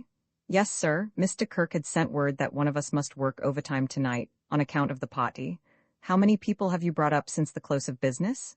I didn't keep count. Quite a few ladies and gentlemen, Mr. Kirk's guests, of course. Don't remember anybody who looked like an outsider? No, sir. This is a big building, said Flannery. There must have been others working here tonight besides this fellow Smith. Remember anybody? The girl hesitated. There was one other, sir. Yes, who was that? A girl who is employed in the office of the Calcutta importers on this floor. Her name is Miss Leela Ba. Working here tonight, eh, on this floor? She's not here now? No, sir, she left some time ago. How long ago? I can't say exactly, sir. Half an hour, perhaps a little more than that. Humph. The captain took down their names and addresses and dismissed them. As they went out, the 2 patrolmen entered from the fire escape, and leaving them in charge, Flannery asked to be directed upstairs. The dinner guests were sitting with rather weary patience in a semicircle in the living room. Into their midst strode the captain, with an air of confidence he was far from feeling. He stood looking them over. I guess you know what I'm doing here, he said. Miss Morrow tells me she's had a talk with you, and I won't double back over her tracks. However, I want the name and address of every one of you. He turned to Mrs. Kirk. "I'll start with you." She stiffened at his tone. "You're very flattering, I'm sure. I am Mrs. Dawson Kirk." She added her address. "You?" Flannery turned to the explorer. "Colonel John Beetham. I am a visitor in the city, stopping at the Fairmont." Flannery went on down the list. When he had finished, he added, "Anyone got any light to throw on this affair? If you have, better give it to me now. Things'll be a lot pleasanter all round than if I dig it up for myself later." No one spoke. "Some lady saw a man running down the fire escape," he prompted. "Oh, I did," said Eileen Enderby. "I've been all over that with Miss Morrow. I had gone out into the garden." Again she related her experience. "What this man looked like?" demanded Flannery. "I couldn't say. A very dim figure in the fog." "All right, you can all go now. I may want to see some of you later." Flannery strode past them into the garden. One by one they said their strained farewells and departed, Mrs. Kirk and her companion, Miss Gloria Golland, then the Enderbys, and finally the explorer. Charlie Chan also got his hat and coat, while Miss Morrow watched him inquiringly. "Until dark deed shaded the feast," said Chan, "the evening was an unquestioned joy." "Mr. Kirk?" "Oh, but you're not leaving," cried Miss Morrow. "Please, I want to have a talk with you." "Tomorrow I am seagoing man," Chan reminded her. "The experience weakens me considerably. I have need of sleep and relaxing." "I'll keep you only a moment," she pleaded, and Chan nodded. Captain Flannery appeared from the garden. "Dark out there," he announced. "But if I'm not mistaken, anyone could have reached the floor below by way of the fire escape. Is that right?" "Undoubtedly," replied Kirk. "An important discovery," approved Chan. "On the gown of one of the lady guests were iron rust stains which might have been suffered by, but who am I to speak thus to keen man like the captain? You made note of the fact of costs?" Flannery reddened. I can't say I did. Which lady?" "That Mrs. Enderby, who witnessed fleeing man. Do not mention it, sir. So happy to be of slightest service." "Let's go back downstairs," growled Flannery. On the floor below, he stood for a long moment, looking about. "Well, I got to get busy here." "I will say farewell," remarked Chan. "Going, eh?" said Flannery with mocked enthusiasm. "Going far," smiled Chan. "Tomorrow I am directed toward Honolulu. I leave you to the largest problem of your life, Captain. I suffer no envy for you." "Oh, I'll pull through," replied Flannery. "Only the witless could doubt it, but you will travel a long road. Consider, who is great man silent now on couch? A famous detective with a glorious record. The meaning of that? 1,000 victories and 1,000 enemies. All over broad world are scattered men who would do him into death with happy hearts. A long road for you, Captain. You have my warmest wishes for bright outcome. May you emerge in the shining garments of success." "Thanks," said Flannery. "One last point, you will pardon me if I put in final awe." He took up from the table a little yellow book and held it out. Same was at the dead man's elbow when he fell. Flannery nodded. "I know, the Cosmopolitan Club book, it can't mean a damn thing. Maybe, I am stupid Chinese from Tiny Island, I know nothing. But if this was my case, I would think about book, Captain Flannery. I would arouse in the night to think about it. Goodbye, and all good wishes already mentioned." He made a deep bow and went through the reception room into the hall. Kirk and the girl followed swiftly. The latter put her hand on Chan's arm. "Sergeant, you mustn't," she cried despairingly. "You can't desert me now, I need you." "You rip my heart to fragments," he replied. "However, plans are set. But poor Captain Flannery, all this is far beyond him. You know more about the case than he does. Stay, and I'll see that you're given every facility." "That's what I say," put in Barry Kirk. "Surely you can't go now. Good Lord, man, have you no curiosity?" "The bluest hills are those farthest away," Chan said. "Bluest of all is Punch Bowl Hill, where my little family is gathered waiting for me. But I was depending on you," pleaded the girl. "I must succeed, I simply must. If you would stay." Chan drew away from her. "I am so sorry. Postman on his holiday, they tell me. Takes long walk. I have taken same, and I am weary. So very sorry, but I return to Honolulu tomorrow." The elevator door was open. Chan bowed low. "The happiest pleasure to know you both. May we meet again. Goodbye." Like a grim, relentless Buddha, he disappeared below. Kirk and the girl re-entered the office, where Captain Flannery was eagerly on the hunt. Chan walked briskly through the fog to the Stewart Hotel. At the desk, the clock handed him a cable, which he read with beaming face. He was still smiling when, in his room, the telephone rang. It was Kirk. "Look here," Kirk said. "We made the most astonishing discovery in the office after you left." "Pleased to hear it," Chan replied. "Under the desk, a pearl from Gloria Golland's necklace?" "Opening up," said Chan, "a new field of wonderment, hearty congratulations." "But see here," Kirk cried, "aren't you interested? Won't you stay and help us get at the bottom of this?" Again that stubborn look in Charlie's eyes. "Not possible." Only a few minutes back I have a cable that calls me home with unbearable fuss. Nothing holds me on the mainland now. A cable? From whom? From my wife. Glorious news. We are now in receipt of our 11th child, a boy. The voice in the next room, Charlie Chan, rose at 8 the next morning, and as he scraped the stubble of black beard from his cheeks, he grinned happily at his reflection in the glass. He was thinking of the small, helpless boy-child, who no doubt at this moment lay in the battered old crib on Punchbowl Hill. In a few days, the detective promised himself, he would stand beside that crib, and the latest Chan would look up to see, at last, his father's welcoming smile. He watched a beetle-browed potter wheel his inexpensive little trunk off on the first leg of its journey to the Matson docks, and then neatly placed his toilet articles in his suitcase. With jaunty step, he went down to breakfast. The first page of the morning paper carried the tragic tale of Sir Frederick's passing, and for a moment Chan's eyes narrowed. A complicated mystery, to be sure. Interesting to go to the bottom of it, but that was the difficult task of others. Had it been his duty, he would have approached it gallantly, but from his point of view, the thing did not concern him. Home, that alone concerned him now. He laid the paper down, and his thoughts flew back to the little boy in Honolulu. An American citizen, a future Boy Scout under the American flag, he should have an American name. Chan had felt himself greatly attracted to his genial host of the night before. Barry Chan? What was the matter with that? As he was finishing his tea, he saw in the dining room door the thin, nervous figure of Bill Rankin, the reporter. He signed his check, left a generous tip, and joined Rankin in the lobby. "Hello," said the reporter. "Well, that was some little affair up at the Kirk building last night." "Most distressing," Chan replied. They sat down on a broad sofa, and Rankin lighted a cigarette. "I've got a bit of information I believe you should have," the newspaper man continued. "Begging pardon, I think you labor under natural delusion," Chan said. "Why, what do you mean?" "I am not concerned with case," Chan calmly informed him. "You don't mean to say, in 3 hours I exit through Golden Gate?" Rankin gasped. "Good Lord, I knew you'd plan to go, of course, but I supposed, why, man alive, this is the biggest thing that's broke round here since the fire. Sir Frederick Bruce, it's an international catastrophe. I should think you'd leap at it." "I am not," smiled Charlie, a leaping kind of man. "Personal affairs call me to Hawaii. The postman refuses to take another walk. Very interesting case, but as I have heard my slanging cousin Willie say, I am not taking any of it."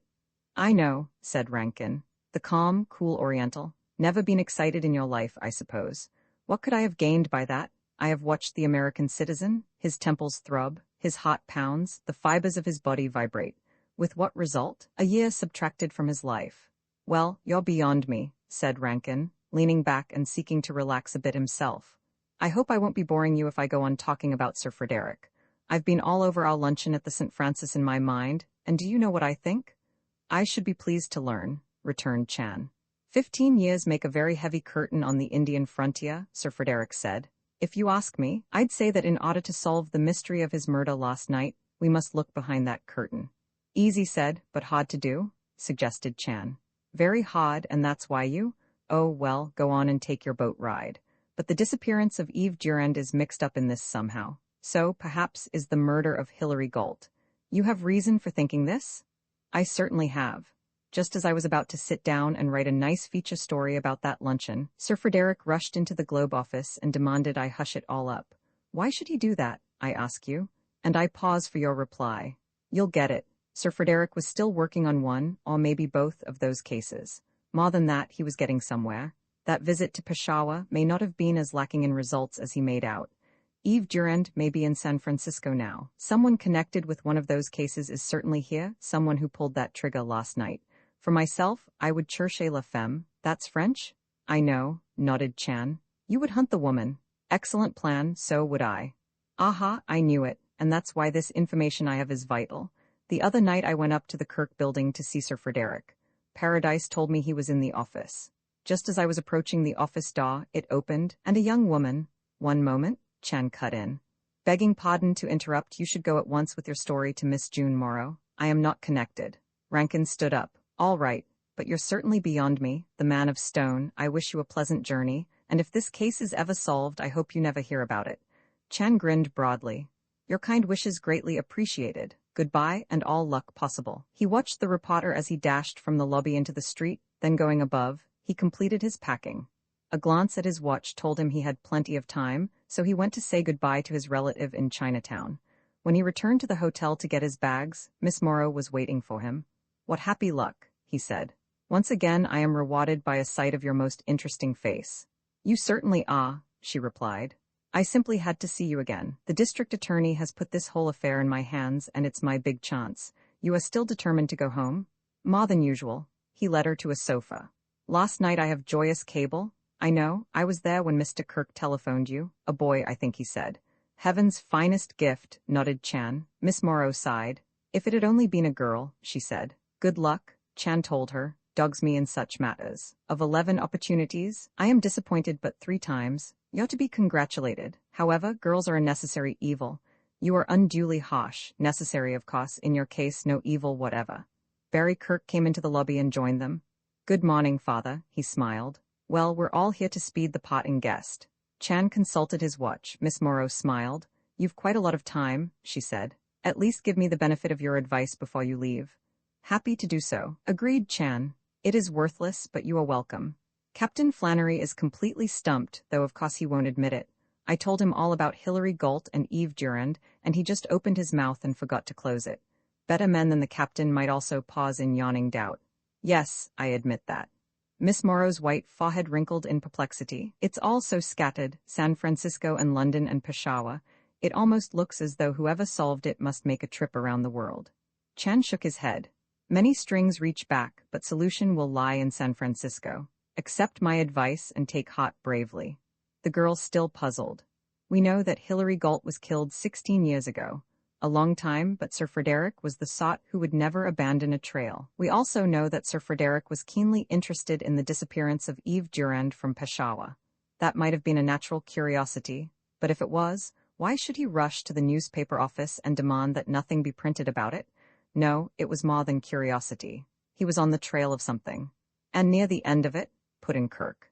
He told me that much." Miss Morrow nodded. "Near the end, what did that mean? Had he found Eve Durand? Was he on the point of exposing her identity? And was there someone, Eve Durand or someone else, who was determined he should never do so? So determined, in fact, that he or she would not stop short of murder to silence him. All expressed most clearly," approved Chan. "Oh, but it isn't clear at all. Was Hilary Galt's murder connected somehow with the disappearance of that young girl from Peshawar? The velvet slippers, where are they now? Did the murder of Sir Frederick take them? And if so, why?" "Many questions arise," admitted Chan.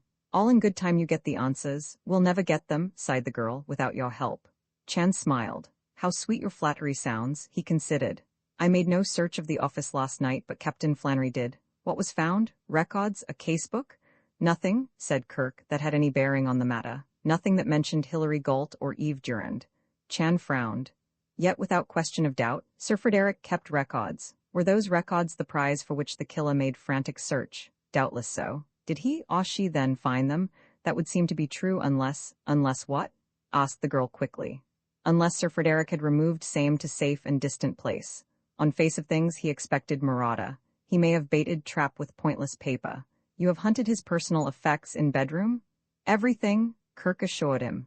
Nothing was found. In the desk downstairs were some newspaper clippings, accounts of the disappearance of other women who walked off into the night. Sir Frederick evidently made such cases his hobby. "Other women?" Chan was thoughtful. "Yes, but Flannery thought those clippings meant nothing, and I believe he was right." "And the cutting about Eve Durand remained in Sir Frederick's purse?" continued Chan. "By gad," Kirk looked at the girl. "I never thought of that. The clipping was gone." Miss Morrow's dark eyes were filled with dismay. "Oh, how stupid," she cried. "It was gone, and the fact made no impression on me at all. I'm afraid I'm just a poor, weak woman." "Calm your distress," said Chan soothingly.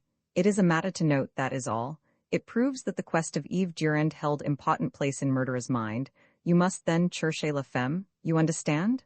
"Hunt the woman," said Miss Morrow. "You have it, and in such an event, a huntress will be far better than a hunter. Let us think of guests at party. Mr. Kirk, you have said a portion of these people are there because Sir Frederick requested their presence." "Which?" "The Endebys," replied Kirk promptly.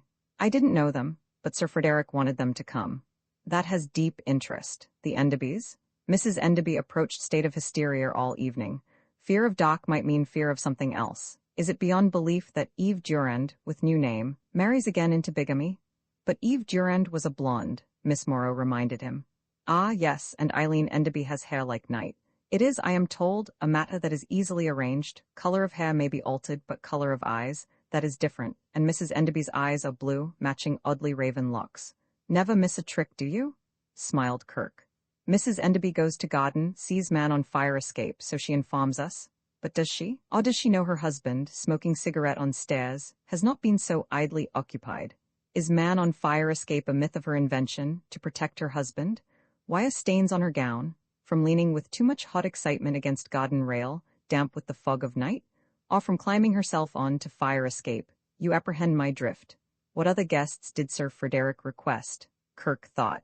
He asked me to invite Gloria Golland, the young man announced. Chan nodded. I expected it. Gloria Golland, such is not a name likely to fall to human lot. Sounds like a manufacture. And Australia is so placed on map it might be appropriate end of journey from Peshawar. Blonde, blue-eyed, she breaks necklace on the stair, yet you discover a pearl beneath the office desk. Miss Morrow nodded. Yes, Miss Golland certainly is a possibility. There remains, continued Chan, Mrs. Tupperbrook, a somewhat dark lady, but who knows? Sir Frederick did not ask her presence? No, I don't think he knew she existed, said Kirk. Yes, but it is wise in our work, Miss Morrow, that even the smallest improbabilities be studied. Men stumble over pebbles, never over mountains. Tell me, Mr. Kirk, was Colonel John Beetham the idea of Sir Frederick too? Not at all. And now that I remember, Sir Frederick seemed a bit taken back when he heard Beetham was coming. But he said nothing. We have now traversed the ground. You have, Miss Morrow, 3 ladies to receive your most attentive study. Mrs. Enderby, Miss Golland, Mrs. Tupperbrook. All of proper age, so near as a humble man can guess it in this day of beauty rooms with their appalling tricks.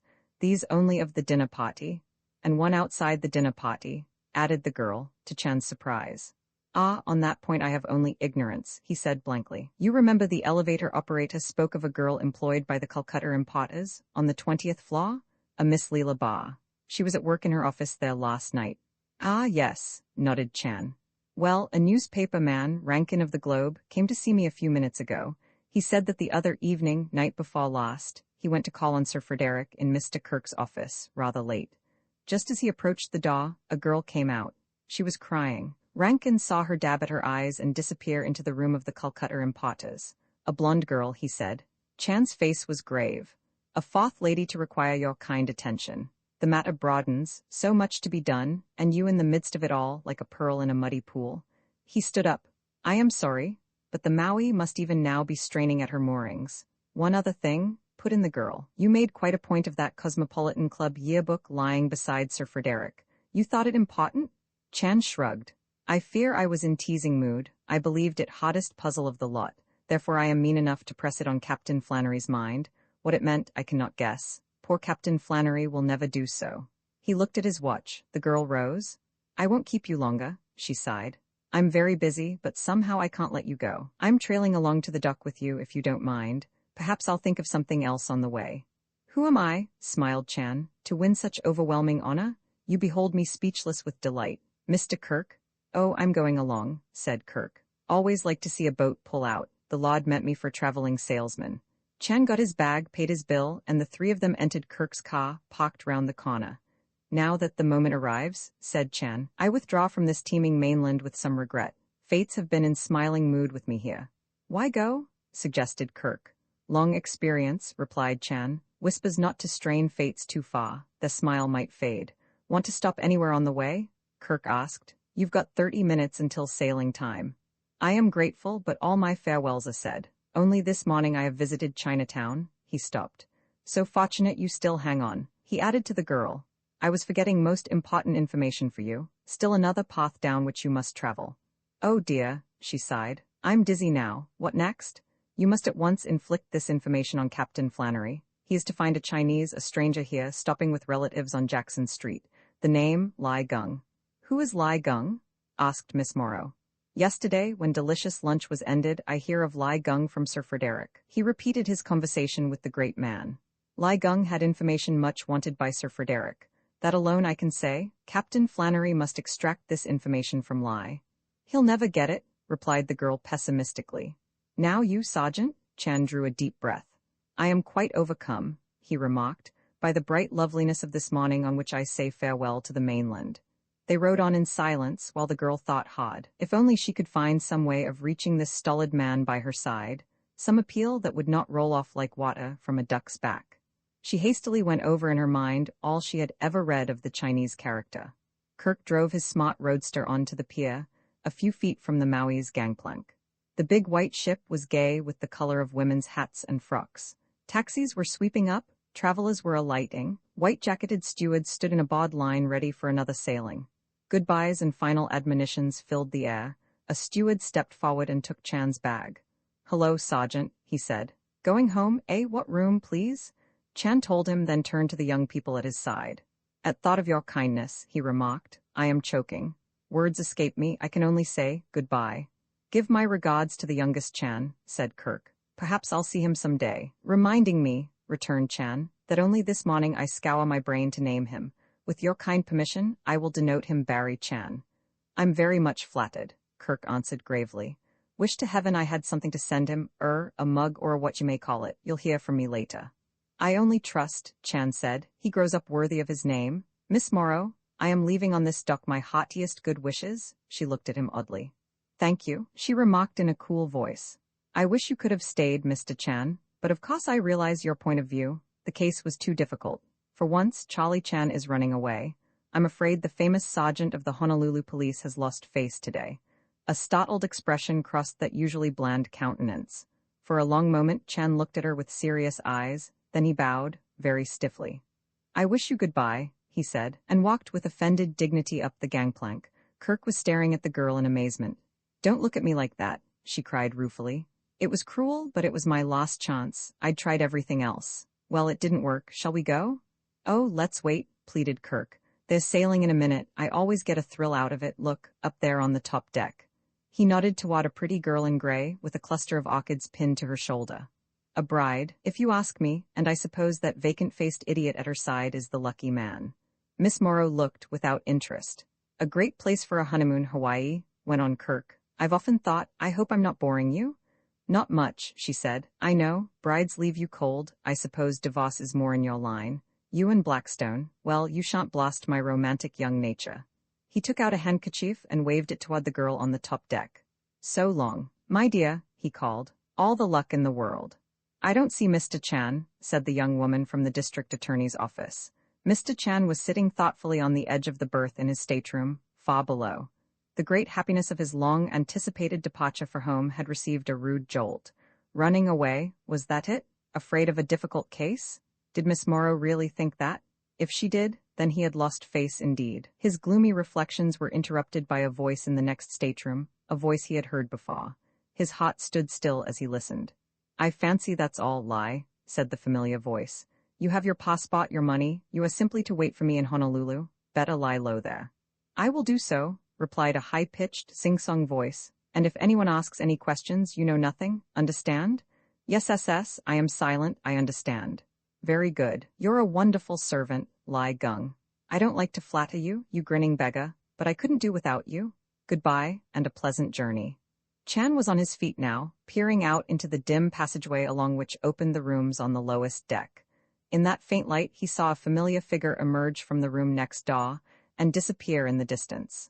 The detective stood for a moment, undecided. Of all the guests at Barry Kirk's party, one had interested him beyond all others, almost to the exclusion of the others.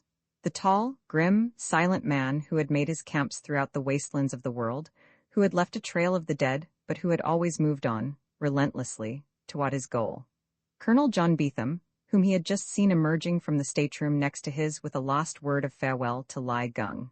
Chan looked at his watch. It was never his habit to hurry, but he must hurry now. He sighed a great sigh that rattled the glasses in their rings and snatched up his bag. On the saloon deck he met the purser. "Homeward bound, Charlie?" inquired that gentleman breezily. "So I thought," replied Chan, "but it seems I was mistaken. At the last moment I am rudely wrenched ashore, yet I have ticket good only on this boat." "Oh, they'll fix that up for you at the office. They all know you, Charlie." "Thanks for the suggestion. My trunk is already loaded. Will you kindly deliver same to my oldest son, who will call for it when you have docked at Honolulu?" "Sure." The visitor's ashore call was sounding for the last time. "Don't you linger too long on this wicked mainland, Charlie," the purser admonished. "1 week only? called Chan over his shoulder. Until the next boat, I swear it. On the dock, Miss Morrow seized Kirk's arm. Look, coming down the gangplank. Colonel Beetham, what's he doing here? Beetham, sure enough, said Kirk. Shall I offer him a lift? No, he's got a taxi. Let him go. He's a cold proposition. I like him not. He watched the colonel enter a cab and ride off. When he turned back to the Maui, 2 husky sailors were about to draw up the plank. Suddenly between them appeared a chubby little figure, one hand clutching a suitcase. Miss Morrow gave a cry of delight. It's Chan, Kirk said. He's coming ashore. And ashore Charlie came, while they lifted the plank at his heels. He stood before the 2 young people, ill at ease. Moment of gentle embarrassment for me, he said. The traveler who said goodbye is back before he goes. Mr. Chan, the girl cried, you dear, you're going to help us after all. Chan nodded. To the extent of my very slight ability, I am with you to finish, bitter or sweet. On the top deck of the Maui the band began to play. Aloha, that most touching of farewells. Long streamers of bright-colored paper filled the air. The last goodbyes, the final admonitions, a loud voice calling, don't forget to write. Charlie Chan watched, a mist before his eyes. Slowly the boat drew away from the pier. The crowd ran along beside it, waving frantically. Charlie's frame shook with another ponderous sigh. Poor little Barry Chan, he said. He would have been happy to see me. Captain Flannery will not be so happy. Let us ride away into the face of our problems. The guest detective Barry Kirk tossed Chan's suitcase into the luggage compartment of his roadster, and the trio crowded again onto its single seat. The car swung about in the pier shed and emerged into the bright sunlight of the Embarcadero. You are partially consumed with wonder at my return? Suggested Chan. The girl shrugged. You're back. That's enough for me. All the same, I will confess my shame. It seems I have circulated so long with mainland Americans I have now, by contagion, acquired one of their worst faults. I too suffer curiosity. Event comes off on boat which reveals, like heavenly flash, my hidden weakness. Something happened on the boat. Miss Morrow inquired. You may believe it did. On my supposed farewell ride through city, I inform you of Lai Gung. I tell you he must be questioned. He cannot be questioned now. No, why not? Because he is on Maui, churning away. It is not unprobable that shortly he will experience a feeling of acute disfavor in that seat of all wisdom, the stomach. Lai Gung on the Maui, repeated the girl. Her eyes were wide. What can that mean? A question, admitted Chan, which causes the mind to itch. Not only is Lai Gung on Maui, but he was warmly encouraged away from here by a friend of ours. He repeated the brief conversation he had overheard in the adjoining cabin. Barry Kirk was the first to speak. Colonel Beetham, eh? He said. Well, I'm not surprised. Nonsense, cried Miss Morrow warmly. Surely he isn't involved, a fine man like that? A fine man, Chan conceded, and a hard one. Look in his eyes and behold, they are cold and gleaming like the tiger's. Nothing stands in the way when such eyes are fixed on the goal of large success, stands there long, alive. The girl did not seem to be convinced. I won't believe it, but shouldn't we have taken Lai Gung off the boat? Chan shrugged. Too late, the opportunity wore rapid wings. Then we'll have him questioned in Honolulu, Miss Morrow said. Chan shook his head.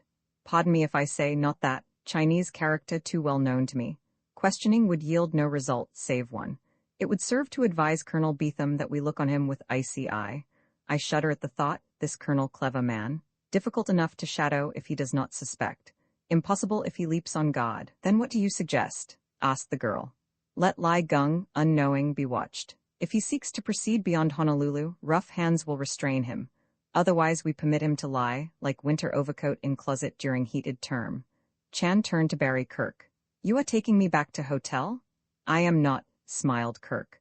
No more hotel for you. If you're going to look into this little puzzle, the place for you is the Kirk building, where the matter originated. Don't you say so, Miss Morrow?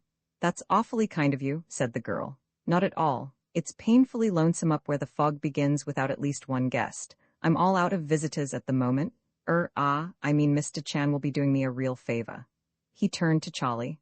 You shall have Sir Frederick's room, he added. Chan shrugged. I can never repay such goodness. Why attempt it?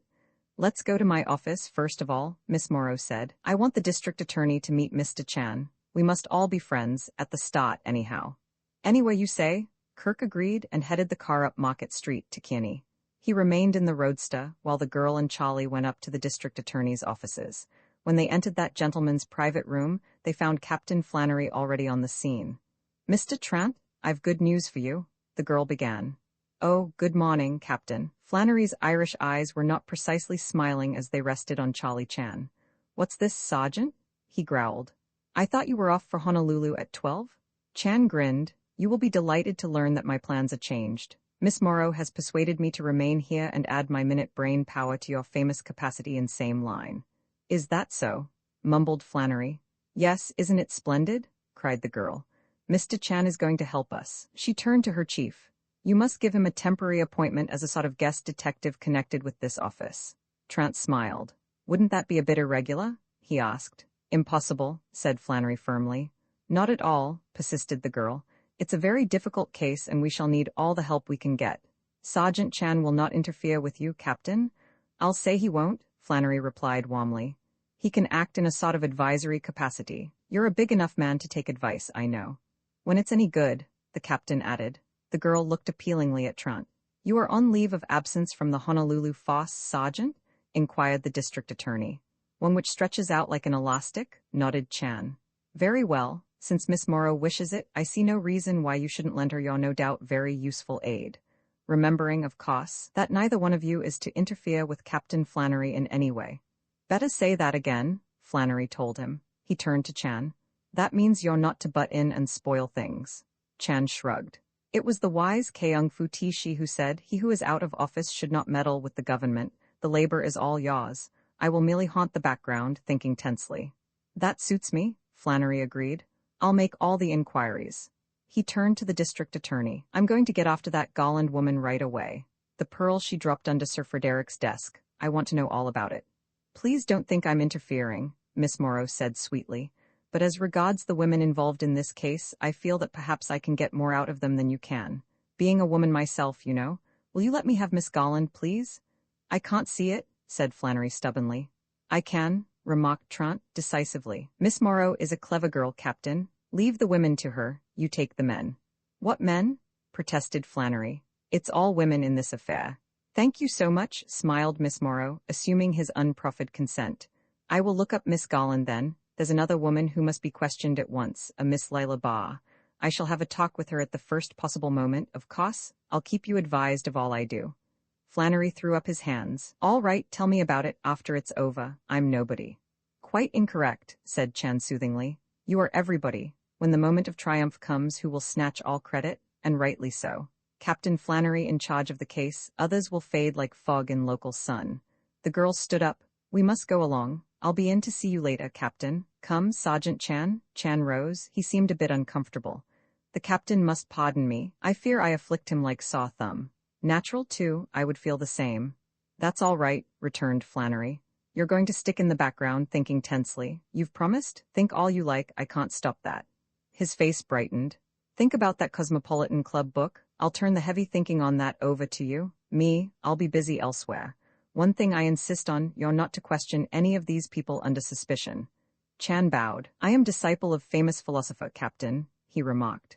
Old man in China who said, the fool questions others, the wise man questions himself. We shall meet again. Goodbye. He followed the girl out. Flannery, his face brick red, turned to the district attorney. Fine business, he cried. The toughest case I ever had, and what sort of help do I draw? A dull-faced girl and a Chinaman? Bah, I. He trailed off into profanity. Trant was smiling. Who knows? He replied. You may get more help from them than you expect. If I get any at all, I'll be surprised. Flannery stood up. A woman and a Chinaman? Hell, I'll be the joke of the Foss. The two whom Captain Flannery was disparaging found Barry Kirk waiting impatiently in his car. An inner craving, he announced, tells me it's lunchtime. You're both lunching with me at the bungalow. Step lively, please. Atop the Kirk building, Paradise was ordered to lay 2 more places, and Kirk showed Chan to his room. He left the detective there to unpack and returned to Miss Morrow. You seem the perpetual host, she smiled as he joined her. Oh, I'm going to get a lot of fun out of Charlie, he answered. He's a good scout and I like him, but by way of confession, I had other reasons for inviting him here. You and he are going to work together, and that means what? It means I hope that I'm going to learn a lot. From associating with Chan, precisely. And if you associate with my guest, you'll be bound to stumble over me occasionally. I'm a wise lad. I saw it coming. I don't understand. Why should you want me to stumble over you? Because every time you do, I'll leap up and look at you, and that will be another red let a day in my life. She shook her head. I'm afraid you're terribly frivolous. If I see much of you, you'll drag me down and down until I lose my job. Look on the other side, lady, he pleaded. You might drag me up and up. It could be done, you know. I doubt it, she told him. Chan came into the room, and Paradise, unperturbed by the impromptu guests, served a noble luncheon. Toward its close, Kirk spoke seriously. I've been thinking about this Ba girl downstairs, he said. I don't know that I've told you the circumstances under which Sir Frederick came to stay with me. His son happens to be an acquaintance of mine, not a friend. I know him only slightly, and he wrote me his father was to be in San Francisco. I called on Sir Frederick at his hotel. From the start, he appeared keenly interested in the Kirk building. I couldn't quite figure it out. He asked me a lot of questions, and when he learned that I lived on the roof, I must say he practically invited himself to stop with me. Not that I wasn't delighted to have him, you understand, but somehow there was an undercurrent in the talk. Well, I just sensed his eagerness. It was odd, wasn't it? Very, said the girl. Well, after he'd been here a couple of days, he began to ask questions about the Calcutta importers, and finally these all seemed to center on Miss Leela Ba. I knew nothing about the firm or about Miss Ba. I'd never even heard of her.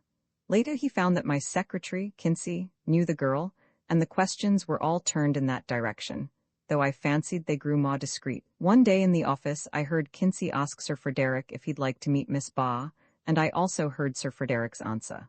What did he say? Miss Morrow inquired. He said simply, later, perhaps with what I thought an assumed carelessness, I don't know whether all this is important or not. In view of the fact that Miss Leila Ba once left Sir Frederick's presence in tears, I should say it is very important, Miss Morrow returned. Don't you agree, Mr. Chan? Chan nodded. Miss Ba has fiercely interesting sound, he agreed. I long with deep fervor to hear you question her. The girl rose from the table. I'll call the office of the Calcutta importers and ask her to step up here, she announced, and went to the telephone. 5 minutes later, Miss Leila Bar entered the living room under the impeccable chaperonage of Paradise. She stood for a second regarding the three people who awaited her. They noted that she was an extremely pretty girl slightly under middle height, an authentic blonde, with a sort of startled innocence in her blue eyes. Thank you for coming. The deputy district attorney rose and smiled at the girl in kindly fashion. I am Miss Morrow, and this is Mr. Charles Chan, and Mr. Barry Kirk. How do you do? Said the girl, in a low voice. I wanted to talk with you. I'm from the district attorney's office, Miss Morrow added. The girl stared at her, an even more startled expression in her eyes. Ye ease, she said uncertainly. Sit down, please. Kirk drew up a chair. You know, of course, of the murder that took place on your floor of the building last night?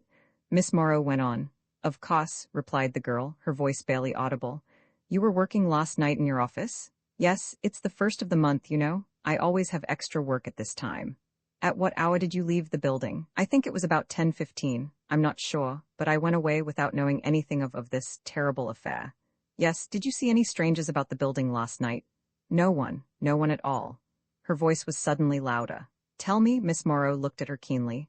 Had you ever met Sir Frederick Bruce? No, I had never met him. You had never met him? Please think what you are saying. You didn't meet him night before last, when you visited him in his office. The girl started. Oh, I saw him then, of course. I thought you meant, had I been introduced to him. Then you did go into his office night before last? I went into Mr. Kirk's office. There was a big man with a mustache sitting in the second room. I presume it was Sir Frederick Bruce. You presume?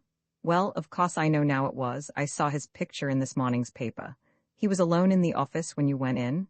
Yes. Was he the person you went there to see? No, he was not. When you left the office, you burst into tears. Again the girl started and her face flushed. Was it seeing Sir Frederick made you do that? Oh no, cried Miss Ba with more spirit. Then what was it made you cry? It was a purely personal matter. Surely I needn't go into it? I'm afraid you must, Miss Morrow told her. This is a serious affair, you know. The girl hesitated. Well, tell me all that happened night before last. Well, it wasn't seeing Sir Frederick made me cry, the girl began. It was not seeing someone else. Not seeing someone else, please explain that. Very well. The girl moved impulsively toward Miss Morrow. I can tell you. I'm sure you will understand. Mr. Kinsey, Mr. Kirk's secretary, and we are well, sort of engaged. Every night Mr. Kinsey waits for me and we have dinner. Then he takes me home. Day before yesterday we had a little quarrel, just over some silly thing. You know how it is? I can imagine, said Miss Morrow solemnly. It was about nothing, really. I waited a long time that evening and he didn't come for me, so I thought maybe I had been in the wrong. I swallowed my pride and went to look for him. I opened the door of Mr. Kirk's office and went in. Of course I thought Mr. Kinsey would be there. Sir Frederick was alone in the office. Mr. Kinsey had gone. I muttered some apology. Sir Frederick didn't say anything. He just looked at me. I hurried out again and, perhaps you know the feeling, Miss Morrow. You burst into tears because Mr. Kinsey hadn't waited. I'm afraid I did. It was silly of me, wasn't it? Well, that doesn't matter. Miss Morrow was silent for a moment. The company you work for, it imports from India, I believe? Yes, silk and cotton, mostly. Have you ever been in India, Miss Barr? The girl hesitated. When I was quite young, I lived there for some years, with my mother and father. Where in India? Calcutta, mostly. Other places, too? The girl nodded. In Peshawar, perhaps? No, answered Miss Barr. I was never in Peshawar.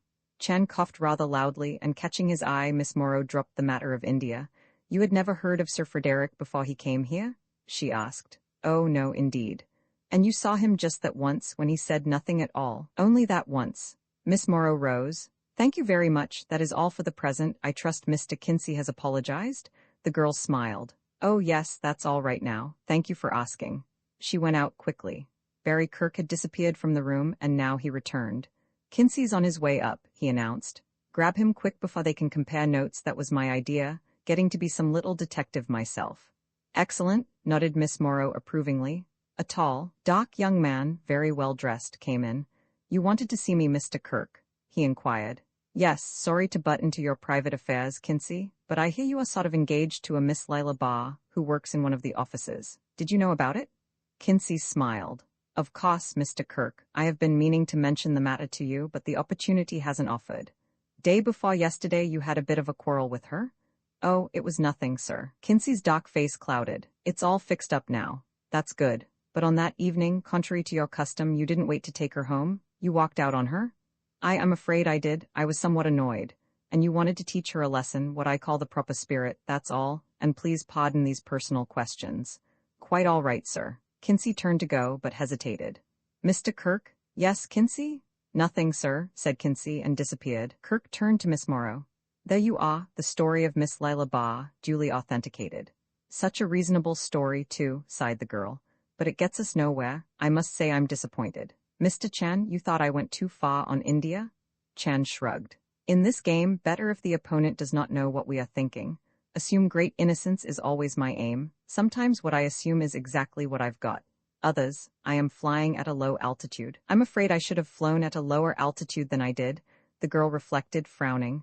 Her story was perfectly plausible, and yet, I don't know? Well, one thing's certain, remarked Kirk. She's not Eve Durand. How do you know that? Asked Miss Morrow. Why her age? She's a mere kid. Miss Morrow laughed. Lucky a woman is in on this, she said. You men are so painfully blind where a blonde is concerned. What do you mean? I mean there are certain artifices which fool a man, but never fool a woman. Miss Barr is 30, at the very least. Kirk whistled. I must be more careful, he said. I thought her sweet and 20. He turned to find Paradise at his elbow. The butler had entered noiselessly and was holding out a silver tray in the manner of one offering rich treasure. What shall I do with these, sir? He inquired. Do with what? Kirk asked.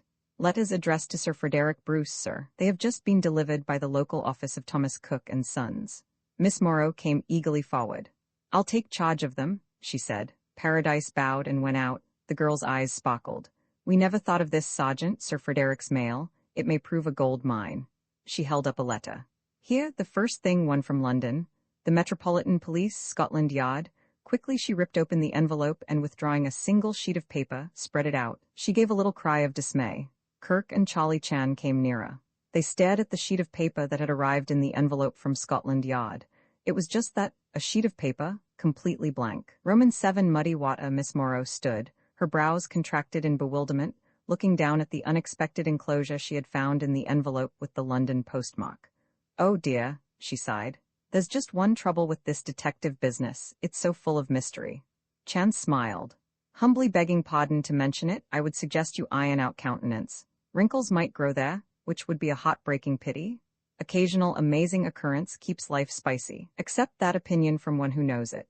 But what in the world does this mean? She asked. One thing I am certain it does not mean, Chan replied. Scotland Yard in sudden playful mood does not post empty paper over 6,000 miles of land and water. No, some queer business has blossomed up near at hand, which it is our duty to unveil.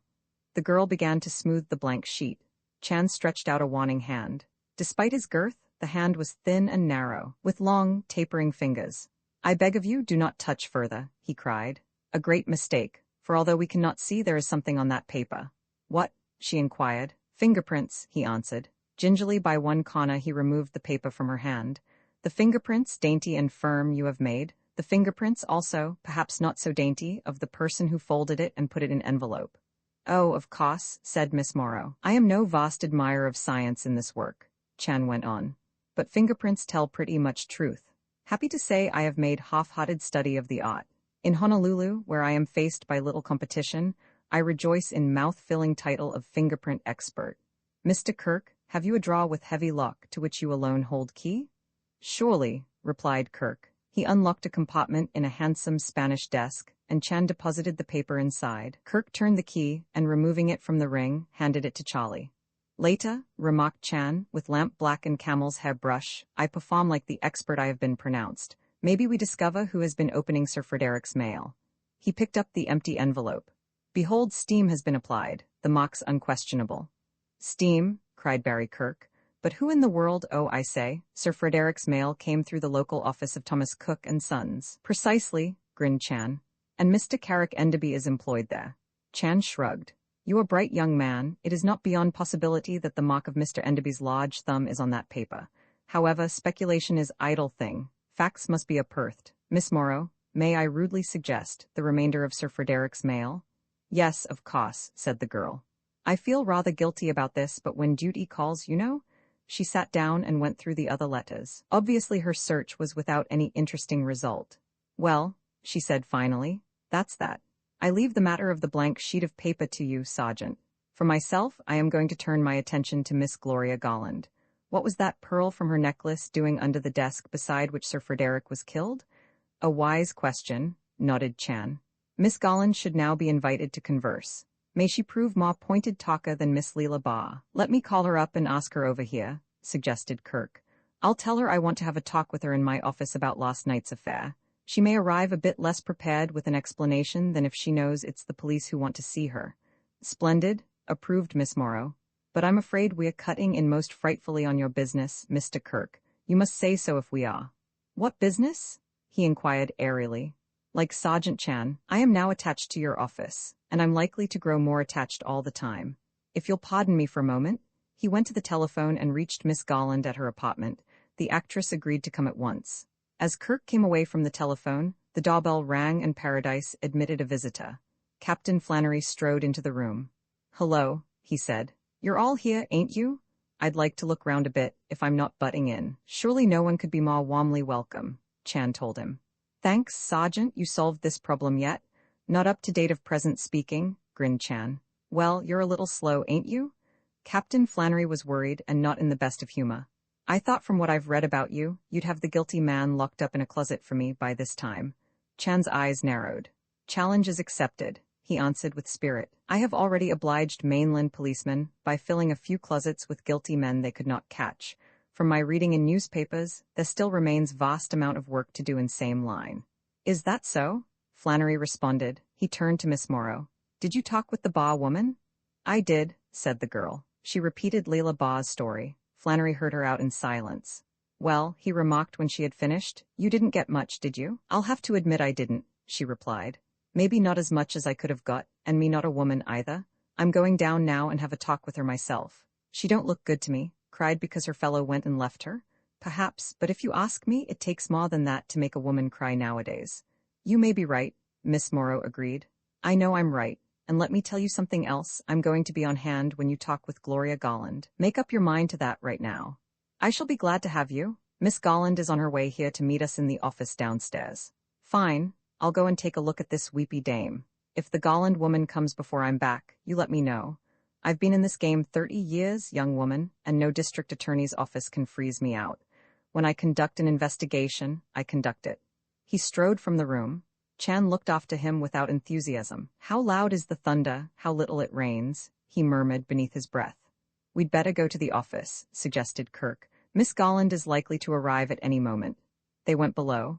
The sun was blazing brightly in the middle room, The events of the foggy night now past seemed like a bad dream.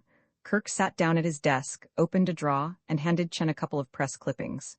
"Want to look at those?" he inquired. "As I told you this morning, it appears that Sir Frederick was interested not only in Eve Durand, but in other missing women as well." Chen read the clippings thoughtfully and laid them on the desk. He sighed ponderously. "A far-reaching case," he remarked, and was silent for a long time. "A puzzler even to you?" Kirk said at length. Chen came to himself with a start. "Pardon, please, what did you say?" "I said that even the famous Sergeant Chan is up against it this time." "Oh, yes, yes, indeed, but I was not thinking of Sir Frederick. A smaller, less important person occupied my mind. Without fail, I must go to little Barry Chan on next Wednesday's boat." "I hope you can," smiled Miss Morrow. "Not many men are as devoted to their families nowadays as you are." "Ah, you do not understand," said Chan. "You mainland people, I observe what home is to you. An unprivate apartment, a pigeonhole to dive into when the dance or the automobile ride is ended. We Chinese are different. Love, marriage, home, still we cling to unfashionable things like that. Home is a sanctuary into which we retire, the father is high priest, the altar fires burn bright." "Sounds rather pleasant," remarked Barry Kirk. "Especially that about the father. By the way, I must send my namesake a cablegram and wish him luck." Miss Gloria Garland appeared in the outer office, and Kinsey escorted her into the middle room. She was not quite so effective in the revealing light of day as she had been at a candle-lighted dinner table. There were lines about her eyes, and age was peering from beneath the heavy makeup. "Well, here I am, Mr. Kirk," she said. "Oh, Miss Morrow, and Mr. Chan, I'm a wreck, I know. That thing last night upset me terribly, such a charming man, Sir Frederick. Has anything been unearthed, any clue?" "Nothing much," replied Kirk, "as yet. Please sit down." "Just a moment," said Miss Morrow. "I must get Captain Flannery." "I will go, please," Chan told her and hurried out. He pushed open the door of the office occupied by the Calcutta importers. Captain Flannery was standing, red-faced and angry, and before him sat Leela Barr, again in tears. The captain swung about. "Yes," he snapped. "You are wanted, Captain," Chan said. "Miss Garland is here." "All right."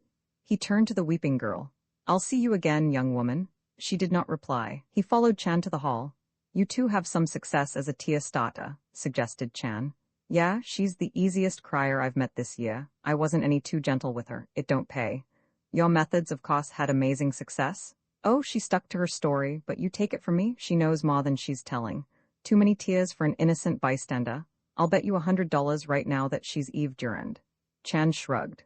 "My race," he said, "possesses great fondness for gambling. Not to go astray into ruin, I am compelled to overlook even easy methods of gain in that line." Captain Flannery was driven back to his favorite phrase. "Is that so?" he replied, and they entered Kirk's office. When they were all in the middle room, Barry Kirk shut the door on the interested Mr. Kinsey. Captain Flannery faced Gloria Garland. "I want to see you? You know who I am. I was upstairs last night, so your name's Gloria Garland, is it?" She looked up at him a bit apprehensively. "Yes, of course. Are you telling your real name, lady?" "Well, it's the name I have used for many years. Oh, so it isn't the real one." "Not exactly, it's a name I took." "I see, you took a name that didn't belong to you." The captain's tone implied a state's prison offense. "You had reasons, I suppose?" "I certainly had." The woman looked at him with growing anger. "My name was Ida Pingle, and I didn't think that would go well in the theater. So I called myself Gloria Garland." "All right, you admit you travel under an assumed name?" "I don't care for the way you put it. A great many people on the stage have taken more attractive names than their own. I have done nothing to justify your rudeness." "I can quite understand your feeling," said Miss Morrow, with a disapproving glance at the captain. "From this point I will take up the inquiry." "I wish you would," remarked Miss Garland warmly. "Had you ever met Sir Frederick Bruce before you came to Mr. Kirk's dinner party last night?" the girl inquired. "No, I had not." "He was, then, a complete stranger to you?" "He certainly was. Why should you ask me that?" "You had no private interview with him last night?" "No, none." Captain Flannery stepped forward, his mouth open, about to speak. Miss Morrow raised her hand. "Just a moment, Captain, Miss Garland. I warn you this is a serious business. You should tell the truth." "Well," her manner became uncertain. "What makes you think I'm lying?" "We know it," exploded Flannery. "You broke the string of your necklace last night on your way to the bungalow," Miss Morrow continued. "Where did that accident happen?" "On the stairs leading up from the 20th floor to the roof." "Did you recover all the pearls?" "Yes, I think so. I wasn't quite sure of the number." "Of course, I needn't tell you they're only imitation. I couldn't afford the real thing." Miss Morrow opened her handbag and laid a solitary pearl on the desk. Do you recognize that, Miss Garland? Why, yes, it belongs to me, of course. Thank you so much. Where did you find it? We found it, said Miss Morrow slowly, under the desk in this room. The woman flushed and made no reply. There was a moment's strained silence. Miss Garland, the girl went on, I think you had better change your tactics. The truth, if you please. The actress shrugged. I fancy you're right, I was only trying to keep out of this. It's not the sort of publicity I want, and as a matter of fact, I'm not in it very deep. But you really broke the string in this office, where you had come for a talk with Sir Frederick. Yes, that's true. I caught the necklace on a corner of the desk when I got up to go. Please don't start with the moment when you got up to go. Take it from the beginning, if you will. Very good. When I said I had never seen Sir Frederick before last night, I was telling the truth. I had left the elevator and was crossing the hallway to the stairs when the door of these offices opened and a man stood on the threshold. He said, You are Miss Garland, I believe? I told him that was my name, and he said he was Sir Frederick Bruce, Mr. Kirk's guest, and that he wanted to have a talk with me alone before we met upstairs. Yes, go on. Well, it seemed odd, but he was such a distinguished-looking man I felt it must be all right, so I followed him in here. We sat down, and he started in to tell me who he was, Scotland Yard and all that. I'm English, of course, and I have the greatest respect for anyone from the Yard. He talked around for a minute, and then he went to the point. Ah, yes, smiled Miss Morrow.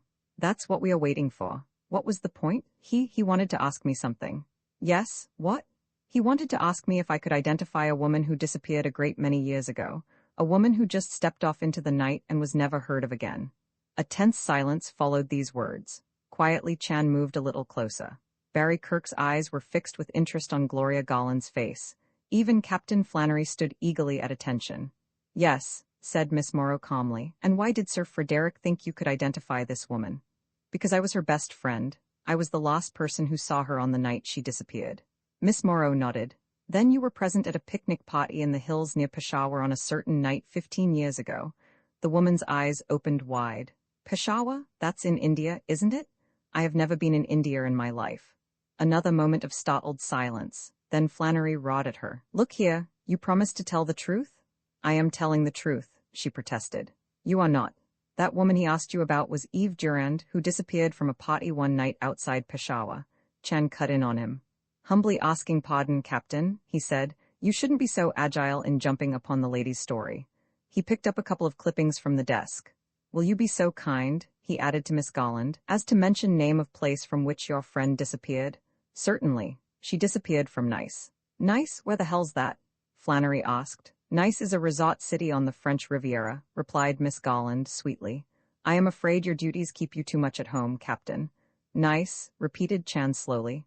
Then the name of your friend was perhaps Marie Lantelmy? That was her name, the actress replied. Chan selected a clipping and handed it to Miss Morrow. Will you condescend to read words out loud? He inquired. Most interesting, to be sure. Again, as in the dining room of the St. Francis the day before, Miss Morrow read one of Sir Frederick's treasured clippings. What became of Marie Lantelmy? It is now 11 years since that moonlit June night when a company under English management played the Dollar Princess on the stage of the Théâtre de la Gaîté Promenade in the city of Nice. It was a memorable evening for all concerned. The house was sold out, packed with soldiers on leave, and the manager was frantic. At the last moment, word had come that his leading lady was seriously ill, and with many misgivings he sent for the understudy, a pretty, inconspicuous little chorus girl named Marie Lantelmy. It was her big chance at last. She stepped out on the blazing stage and became a woman transformed. The performance she gave will never be forgotten by anyone who was in that audience, an audience that went wild, that was on its feet cheering for her when the curtain fell. After the performance, the manager rushed in high glee to Marie Lantelmy's dressing room. She was a discovery, and she was his. He would star her in London, in New York. She listened to him in silence. Then she put on her simple little frock and stepped from the stage door out upon the jetty. Fame and riches were waiting for her, if she chose to take them. Whether she chose or not will never be known. All that is known is that when she left the theatre, she walked off into nothingness. 11 years have passed, and from that day to this no one has ever heard from Marie Lantelmy. Miss Morrow stopped reading, her countenance again in great need of ironing out. Captain Flannery stood with open mouth. Only Chan seemed to have retained his cheerful composure. Marie Lantelmy was your friend?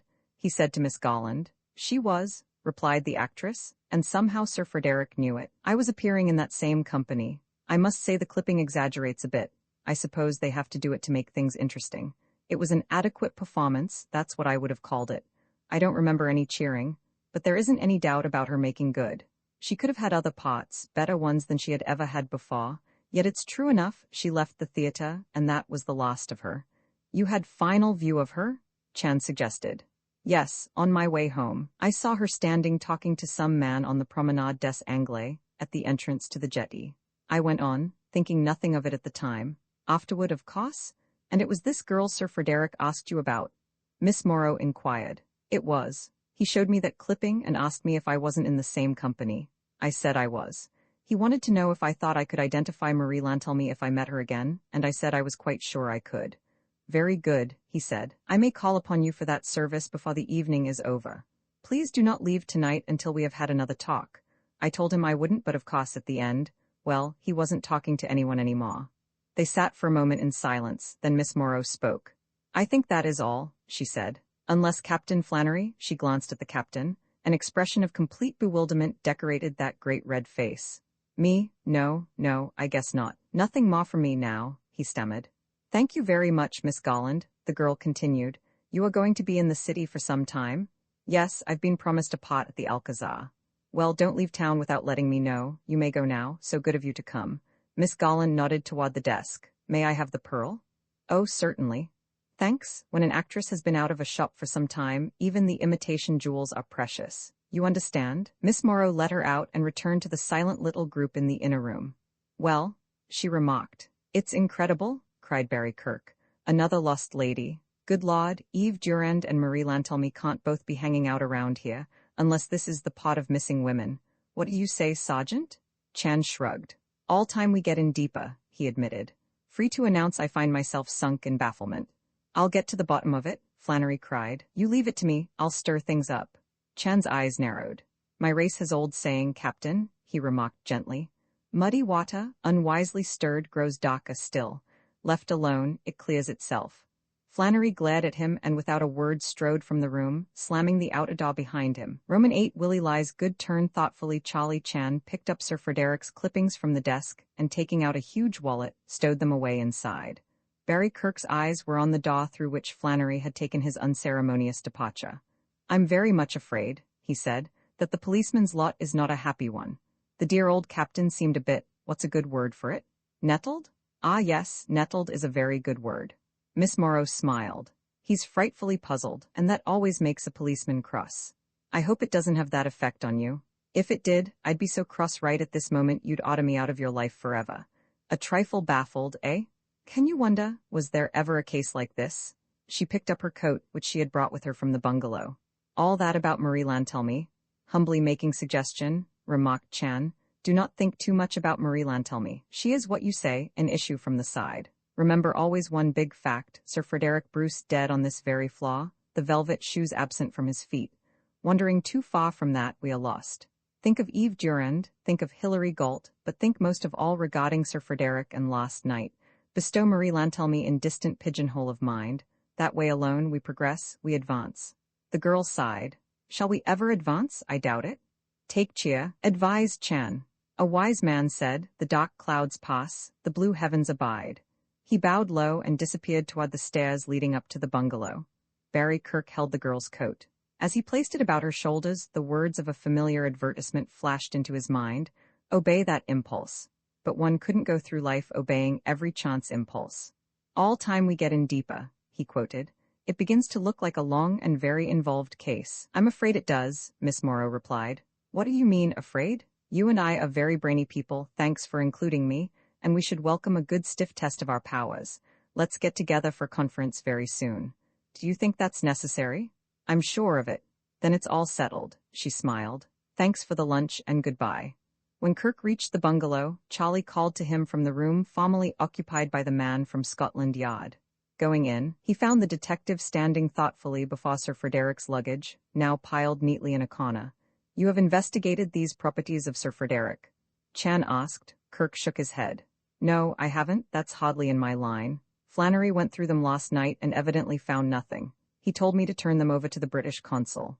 Flannery travels with too much haste, protested Chan. You have the keys, perhaps? If so, I experience a yearning of my own to look inside. Kirk handed him the keys and left him alone. For a long time Chan proceeded with his search. Finally, he appeared in the living room with a great collection of books under his arm. Find anything? Kirk asked. Nothing at all, Chan returned. With these somewhat heavy exceptions, deign to come closer, if you will be kind enough. Kirk rose and casually examined the books. His offhand manner vanished, and he cried excitedly, Great Scott! The same for me, Chan smiled. You have noted the name of the author of these volumes. He read off the titles. Across China and Back, Wanderings in Persia, A Year in the Go-By Desert, Tibet, The Top of the World, My Life as an Explorer. His eyes narrowed as he looked at Kirk. All the work of our good friend Colonel Beetham. No other books amid Sir Frederick's luggage. Does it not strike you as strange, his keen interest in one solitary author? It certainly does, agreed Kirk. I wonder? I have never ceased to wonder. When I look into deep eyes of the lonely explorer last night, I ask myself, what make of man is this? No sooner is Sir Frederick low on the floor than my thoughts fly back to that mysterious face. So cold, so calm, but who knows with what hot fires beneath. He selected one enormous volume, The Life. I feel called upon to do some browsing amid Sir Frederick's modest library. I will advance first on this, which will grant me bird's-eye look over an adventurous career. A good idea, Kirk nodded. Before Chan could settle to his reading, the bell rang and Paradise admitted Mrs. Dawson Kirk. She came in as blithely as a girl. Hello, Barry. Mr. Chan, I rather thought I'd find you here. Didn't sail after all, did you? Chan sighed. I have encountered some difficulty in bringing vacation to proper stop. History is a grand repeater. Well, I'm glad of it, said Mrs. Kirk. They'll need you here, frightful thing this is. And to think, Barry, it happened in your building. The Kirks are not accustomed to scandal. I never slept a wink all night. I'm sorry to hear it, her grandson said. Oh, you needn't be, not sleeping much anyhow of late. Seems I got all my sleeping done, years ago. Well, what's happened? Have they made any progress? Not much, Kirk admitted. How could they? That stupid police captain, he annoyed me, no subtlety. Sally Jordan's boy here will show him up. Humbly accept the flattery, Chan bowed. Flattery, rot, the truth, nothing else, don't you disappoint me, all my hopes are pinned on you. By the way, said Kirk, I'm glad you came alone. How long has that woman, Mrs. Tupperbrook, been with you? About a year. What's she got to do with it? Well, what do you know about her? Don't be a fool, Barry, I know everything, she's all right. You mean all her past is an open book to you? Nothing of the sort, I never asked about it, I didn't have to, I'm a judge of people. One look, that's enough for me. Kirk laughed. What a smart lady. As a matter of fact, you don't know a thing about her, do you? Oh, yes I do, she's English, born in Devonshire. Devonshire, eh? Yes, her husband was a clergyman, you'd know that by her starved look. He's dead now. And that's the extent of your knowledge? You're barking up the wrong tree, but you would. A nice boy, but never very clever. However, I didn't come here to discuss Helen Tupperbrook. It has just occurred to me that I didn't tell all I knew last night. Concealing evidence, eh? Smiled Kirk. I don't know, it may be evidence, probably not. Tell me, have they dug up any connection between Sir Frederick and that little Mrs. Enderby? No, they haven't, have you? Well, it was just after the pictures started. I went out into the kitchen. You would. My throat was dry. I didn't see any water in the living room. But what could I expect in a man-run house? In the passageway, I came upon Sir Frederick and Mrs. Enderby engaged in what appeared to be a quite serious talk. What were they saying? I'm no eavesdropper. Besides, they stopped suddenly when I appeared and remained silent until I had gone by. When I returned a few moments later, both were gone. Well, that may be important, Kirk admitted. Perhaps not. Odd, though, Sir Frederick told me he had never met Mrs. Enderby when he suggested I invite the pair to dinner. I'll turn your information over to Miss Morrow. What's Miss Morrow got to do with it? Snapped the old lady. She's handling the case for the district attorney's office. What? You mean to say they've put an important case like this in the hands of... Calm yourself. Miss Morrow is a very intelligent young woman. She couldn't be. She's too good-looking. Miracles happen, laughed Kirk. His grandmother regarded him keenly. You look out for yourself, my boy. What are you talking about? The Kirk men always did have a weakness for clever women. The attraction of opposites, I presume. That's how I came to marry into the family. You don't happen to have an inferiority complex about you, do you? No, sir. That's one thing the new generation will never be able to pin on me. Well, go ahead and tell Miss Morrow about Eileen Enderby. But I fancy the important member of the investigating committee has heard it already. I'm speaking of Mr. Chan. She rose. I wrote Sally Jordan this morning that I'd met you, she went on, to the detective. I said I thought the mainland couldn't spare you just yet. Chan shrugged. Mainland enjoys spectacle of weary postmen plodding on his holiday walk, he replied. No offense is carried, but I am longing for Hawaii. Well, that's up to you, remarked Mrs. Kirk bluntly. Solve this case quickly and run before the next one breaks. I must go along. I've a club meeting. That's what my life's come to, club meetings. Barry, keep me posted on this thing. First excitement in my neighborhood in 20 years. I don't want to miss any of it. Kirk let her out and returned to the living room. The quick winter dusk was falling and he switched on the lights. All of which, he said, brings little Eileen into it again. She did seem a bit on edge last night, even before she saw that man on the fire escape. If she really did see him, I'll put Miss Morrow on her trail, eh? Chan looked up from his big book and nodded without interest. All you can do. She doesn't intrigue you much, does she? Kirk smiled. This Colonel Beetham, responded Chan. What a man. Kirk looked at his watch. I'm sorry, but I'm dining tonight at the Cosmopolitan Club with a friend. I made the engagement several days ago. Greatly pained, said Chan, if I interfered with your plans in any way. Tell me, our Colonel Beetham, you have seen him at Cosmopolitan Club? Yes, somebody's given him a card. I meet him around there occasionally. I must take you over to the club one of these days. The honor will be immense, Chan said gravely. Paradise will give you dinner, Kirk told him. Not to be considered, Chan protested. Your staff in kitchen deserves holiday after last night's outburst. I am doing too much eating at your gracious board. I too will dine elsewhere. There are little matters into which I would peer inquiringly. As you wish, nodded Kirk. He went into his bedroom, leaving Chan to the book. At 6:30, after Kirk had left, Chan also descended to the street. He had dinner at an inexpensive little place, and when it was finished, strolled with what looked like an aimless step in the direction of Chinatown.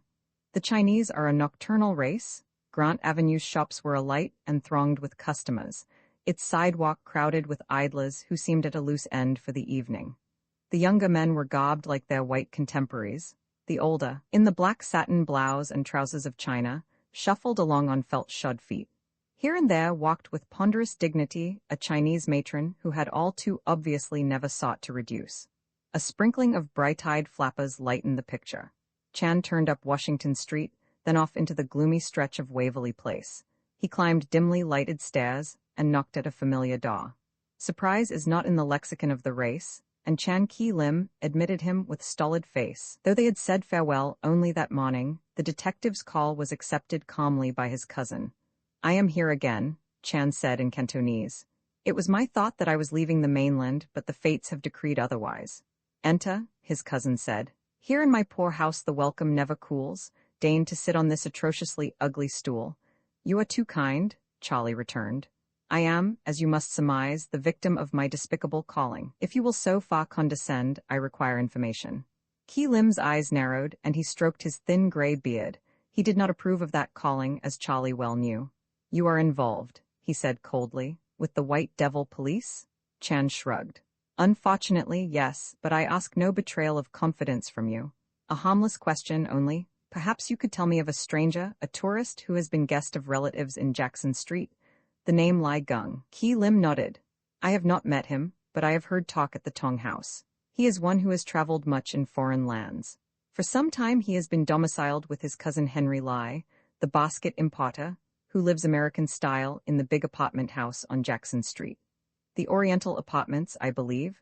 I have not been inside, but I understand there are bathrooms and other strange developments of what the White Devil is pleased to call his civilization. You are an acquaintance of Henry Lai? Charlie asked. Ki-lim's eyes hardened.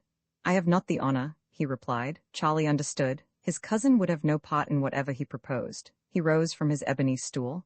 You are extremely kind, he said. That was the extent of my desire. Duty says I must walk my way. Ki-lim also rose. The briefness of your stop makes it essential you come again. There is always a welcome here.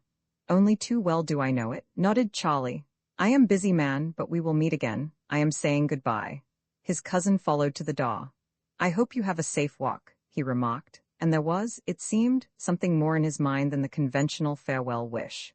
Chan set out at once for Jackson Street. Halfway up the hill, he encountered the gaudy front of the Oriental apartments. Here the more prosperous members of the Chinese colony lived in the manner of their adopted country. He entered the lobby and studied the letter boxes. Henry Lai, he discovered, lived on the second floor. Ignoring the push buttons, he tried the door. It was unlocked, and he went inside. He climbed to the third floor, walking softly as he passed the apartment occupied by Henry Lai. For a moment he stood at the head of the stairs, then started down. He had proceeded about halfway to the floor below, when suddenly he appeared to lose his footing, and descended with a terrific clatter to the second-floor landing. The door of Henry Lai's apartment opened, and a fat little Chinese in a business suit peered out. "You are concerned in an accident?" he inquired solicitously. "Heya!" cried Chan, picking himself up. "The evil spirits pursue me. I have lost my footing on these slippery stairs." He tried to walk, but limped painfully. "I fear I have given my ankle a bad turn. If I could sit quietly for a moment." The little man threw wide his jaw. "Condescend to enter my contemptible house. My chairs are plain and uncomfortable, but you must try one." Profuse in thanks, Chan followed him into an astonishing living room. Hangzhou silk hangings and a few pieces of teakwood mingled with blatant plush furniture from some department store. A small boy, about 13, was seated at a radio, which ground out dance music. He wore the khaki uniform of a Boy Scout, with a bright yellow handkerchief about his throat. "Please sit here," invited Henry Lai, indicating a huge chair of green plush. "I trust the pain is not very acute." "It begins to subside," Chan told him. "You are most kind." The boy had shut off the radio and was standing before Charlie Chan with keen interest in his bright eyes. "A most regrettable thing," explained his father. "The gentleman has turned his ankle on our detestable stairs." "So sorry," the boy announced. His eyes grew even brighter. "All Boy Scouts know how to make bandages. I will get my first aid kit." "No, no," protested Chan hastily. "Do not trouble yourself. The injury is not serious." "It would be no trouble at all," the boy assured him. With some difficulty, Charlie dissuaded him, and to the detective's great relief, the boy disappeared. "I will sit and rest for a moment," Chan said to Henry Lai. "I trust I am no great obstacle here. The accident overwhelmed me when I was on the search for an old friend of mine, Lai Gung by name." Henry Lai's little eyes rested for a moment on the picture of a middle-aged Chinese in a silver frame on the mantel. "You are a friend of Lai Gung?" he inquired. The moment had been enough for Chan. "I am, and I see his photograph above there, tastefully framed. Is it true, then, that he is stopping here? Has my search ended so fortunately after all?"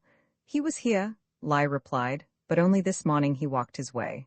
"Gone?" Chan's face fell. "Alas, then I am too late. Would you be so kind as to tell me where he went?" Henry Lai became discreet. "He disappeared on business of his own with which I have no concern." "Of course, but it is a great pity. A friend of mine, an American gentleman who goes on a long, hazardous journey, required his services. The recompense would have been of generous amount." Lai shook his head. "The matter would have held no interest for Gung. He is otherwise occupied." "Ah, yes, he still remains in the employ of Colonel John Beetham?" "No doubt he does. Still, the reward in this other matter would have been great, but it may be that he is very loyal to Colonel Beetham." "A loyalty cemented through many years? I am trying to figure, but I cannot. How long is it your honorable cousin is in Colonel Beetham's service?" "Long enough to cement loyalty, as you say," returned Lai, noncommittally. 15 years, perhaps?" hazarded Chan. "It might be. Or even longer?" "As to that, I do not know," Chan nodded. "When you know, to know that you know, and when you do not know, to know that you do not know, that is true knowledge, as the master said." He moved his foot, and a spasm of pain spread over his fat face. "A great man, Colonel Beetham, a most remarkable man. Lai Gung has been fortunate. With Colonel Beetham he has seen Tibet, Persia, even India.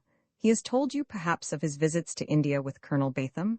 In the slanting eyes of the host a stubborn expression was evident. "He says little, my cousin," Henry Lai remarked. "Which point of character, no doubt, increases his value to a man like the Colonel," suggested Chan. "I am very sorry he is gone. While I would no doubt have failed, owing to his feeling of loyalty for his present employer, I would nevertheless have liked to try. I promised my friend." The outer door opened, and the active little Boy Scout burst into the room. After him came a serious, prematurely bearded young American with a small black case. "I have brought a physician," cried Willie Lai triumphantly. Chan gave the ambitious boy a savage look. "An accident, eh?" said the doctor briskly. "Well, which one of you?" Henry Lai nodded toward Chan. "This gentleman's ankle," he said. The white man went at once to Chan's side. "Let's have a look at it." "It is nothing," Chan protested. "Nothing at all." He held out his foot, and the doctor ripped off shoe and stocking. He made a quick examination with his fingers, turned the foot this way and that, and studied it thoughtfully for a moment. Then he stood up. "What are you trying to do, kid me?" he said with disgust. "Nothing wrong there." I remarked the injury was of the slightest. Chan said. He looked at Henry Lai. An expression of complete understanding lighted the basket merchant's face. $5, please, said the doctor sternly. Chan produced his purse and counted out the money. With an effort he refrained from looking in the boy's direction. The white man left abruptly. Chan drew on his stocking, slipped into his shoe, and stood up. His dignity requiring that he still maintain the fiction, he limped elaborately. These white devil doctors, he remarked glumly. All they know is $5, please. Henry Lai was looking at him keenly. I recall, he said, there was one other who came to ask questions about Lai Gung, an Englishman, a large man. They are clever and cool, the English, like a thief amid the fire. Was it not his death I read about in the morning paper? I know nothing of the matter, responded Chan stiffly. Of course. Henry Lai followed to the door. If you will accept advice offered in humble spirit, he added, you will walk softly. What a pity if you encountered a really serious accident.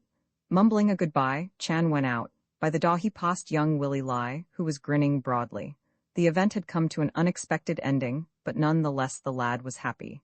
He was a Boy Scout, and he had done his good turn for the day. Chan returned to the street, thoroughly upset.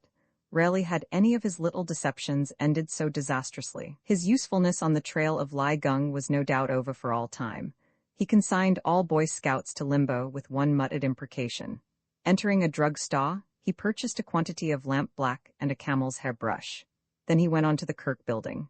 The night watchman took him up to the bungalow, and he let himself in with a key Kirk had given him. The place was dark and silent. He switched on the lights and made a round of the rooms. No one seemed to be about. He unlocked the compartment in Kirk's desk and carefully removed the sheet of paper that had arrived in the envelope from Scotland Yard. With satisfaction, he noted the paper was of a cheap variety, highly glazed. Along the lines where it had been folded, someone's fingers must have pressed hard. Seated at the desk, with a flaw lamp glowing brightly at his side, he cautiously sprinkled the black powder in the most likely place. Then he carefully dusted it with his brush. He was rewarded by the outline of a massive thumb, the thumb of a big man, he considered. Carrick Enderby was a big man. He was employed at Cook's. In some way he must procure impressions of Enderby's thumb. He returned the paper to the compartment and with it the tools of his investigation. Turning over ways and means in his mind, he sat down in a comfortable chair, took up Colonel John Beetham's story of his life, and began to read. About an hour later Paradise came in from outside. He was absent for a moment in the pantry. Then, entering the living room with his inevitable silver platter, he removed a few letters and laid them on Kirk's desk. The lost mail is in, sir, he announced. There is, I believe, a picture postcard for you. He carried card and tray negligently at his side, as though to express his contempt for picture postcards. Chan looked up in surprise. He had telephoned the hotel to forward any mail to him here, and this was quick work. Paradise offered the tray, and Chan daintily took up the card. It was from his youngest girl, designed to catch him just before he left. Hurry home, honorable father, she wrote. We miss you all the time. There is Kona weather here now, and we have 90 degrees of climate every day. Wishing to see you soon, your loving daughter, Anna. Chan turned over the card. He saw a picture of Waikiki, the surfboards riding the waves, Diamond Head beyond. He sighed with homesickness, and sat for a long moment immobile in his chair.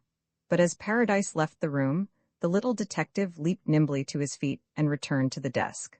For Paradise had glued the postcard to his tray with one large, moist thumb, a thumb which had fortunately rested on the light blue of Hawaii's lovely sky. Quickly, Chan applied lamp black and brush. Then he removed the blank paper from the compartment, and with the aid of a reading glass, studied the impressions. He leaned back in his chair with a puzzled frown. He knew now that he need not investigate the fingerprints of Carrick Enderby.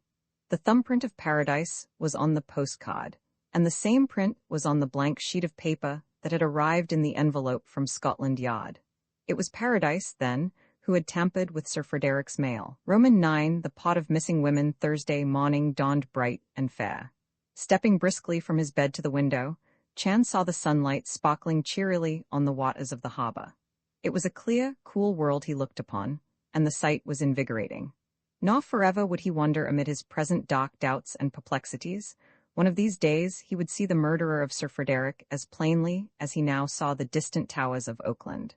After that, the Pacific, the lighthouse on Makapuu Point, Diamond Head and a palm-fringed shaw, and finally his beloved town of Honolulu nestling in the emerald cup of the hills.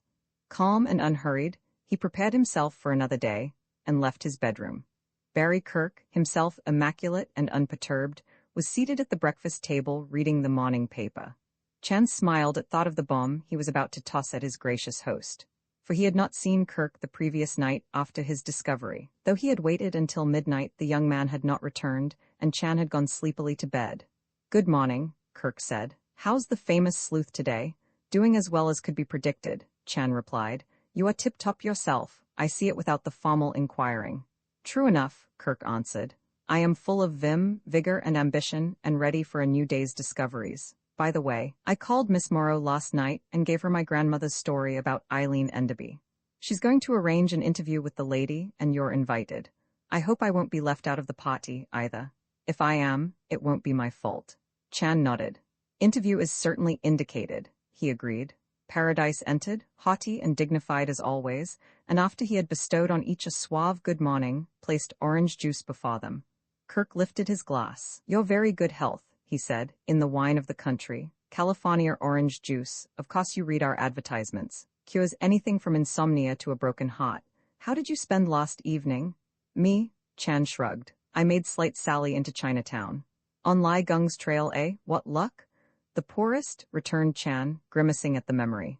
"I encounter Chinese Boy Scout panting to do good turn, and he does me one of the worst I ever suffered." He recounted his adventure to Kirk's amusement. "Tough luck," laughed the young man. "However, you probably got all you could at that." "Later," continued Chan, "the luck betters itself." Paradise came in with the cereal, and Chan watched him in silence. When the butler had gone, he added, "Last night in living room out there I make astonishing discovery." "You did? What was that?" "How much you know about this perfect servant of yours?" Kirk started. "Paradise? Good Lord. You don't mean—" He came with references. "King George couldn't have brought better. Dukes and earls spoke of him in glowing terms, and why not? He's the best servant in the world." "Too bad," commented Chan. "What do you mean, too bad?" "Too bad best servant in world has weakness for steaming open letters." He stopped suddenly, for Paradise was entering with bacon and eggs. When he had gone out, Kirk leaned over and spoke in a low, tense voice. "Paradise opened that letter from Scotland Yard. How do you know?" Briefly Charlie told him, and Kirk's face grew gloomy at the tale. "I suppose I should have been prepared," he sighed. "The butler is always mixed up in a thing like this, but Paradise, my paragon of all the virtues. Oh well, 'twas ever thus. I never loved a young gazelle. What's the rest of it? What shall I do? Fire him?"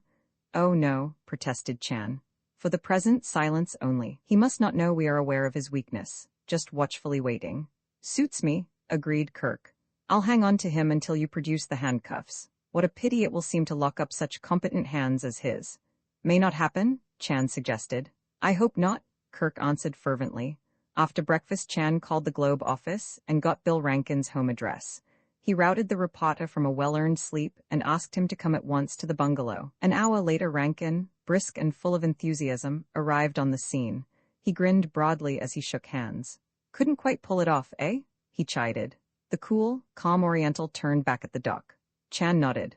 "Cool, calm Oriental gets too much like mainland Americans from circling in such lowering society.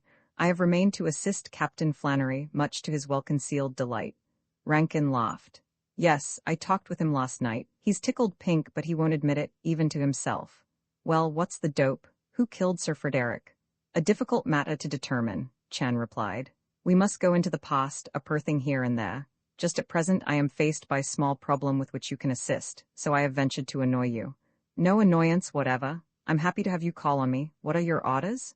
"For the present, keep everything shaded by darkness. No publicity. You understand it? All right for the present.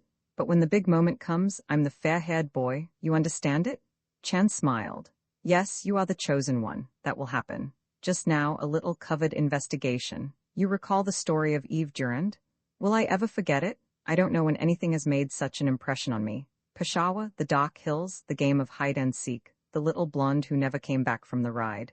If that isn't what the flappers used to call intriguing, I don't know what is." "You speak true. 15 years ago," Sir Frederick said.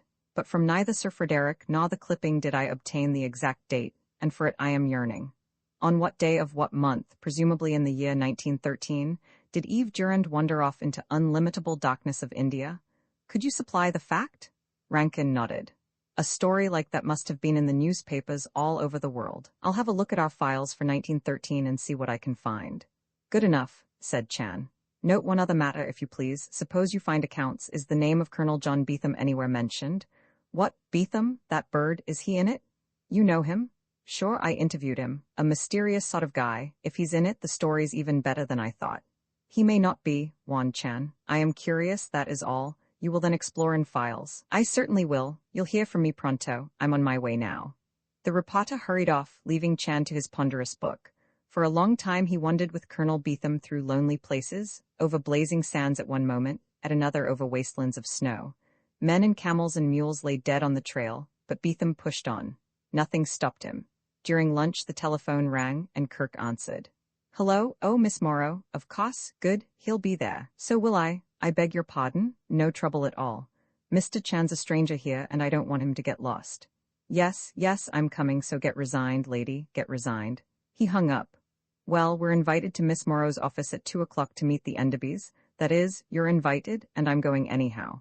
At 2 precisely, Chan and his host entered the girl's office, a dusty, ill-lighted room piled high with law books. The deputy district attorney rose from behind an orderly desk and greeted them smilingly. Kirk stood looking about the room. Great Scott, is this where you spend your days? He walked to the window. Charming view of the alley, isn't it? I must take you out in the country sometime and show you the grass and the trees. You'd be surprised.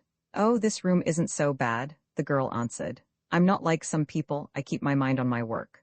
Flannery came in. Well, here we are again, he said. All set for another tall story. Mrs. Endeby this time, eh? More women in this case than in the League of Women Voters. You still appear in baffled stage, Chan suggested. Sure I do, admitted the captain. I am, and how about you?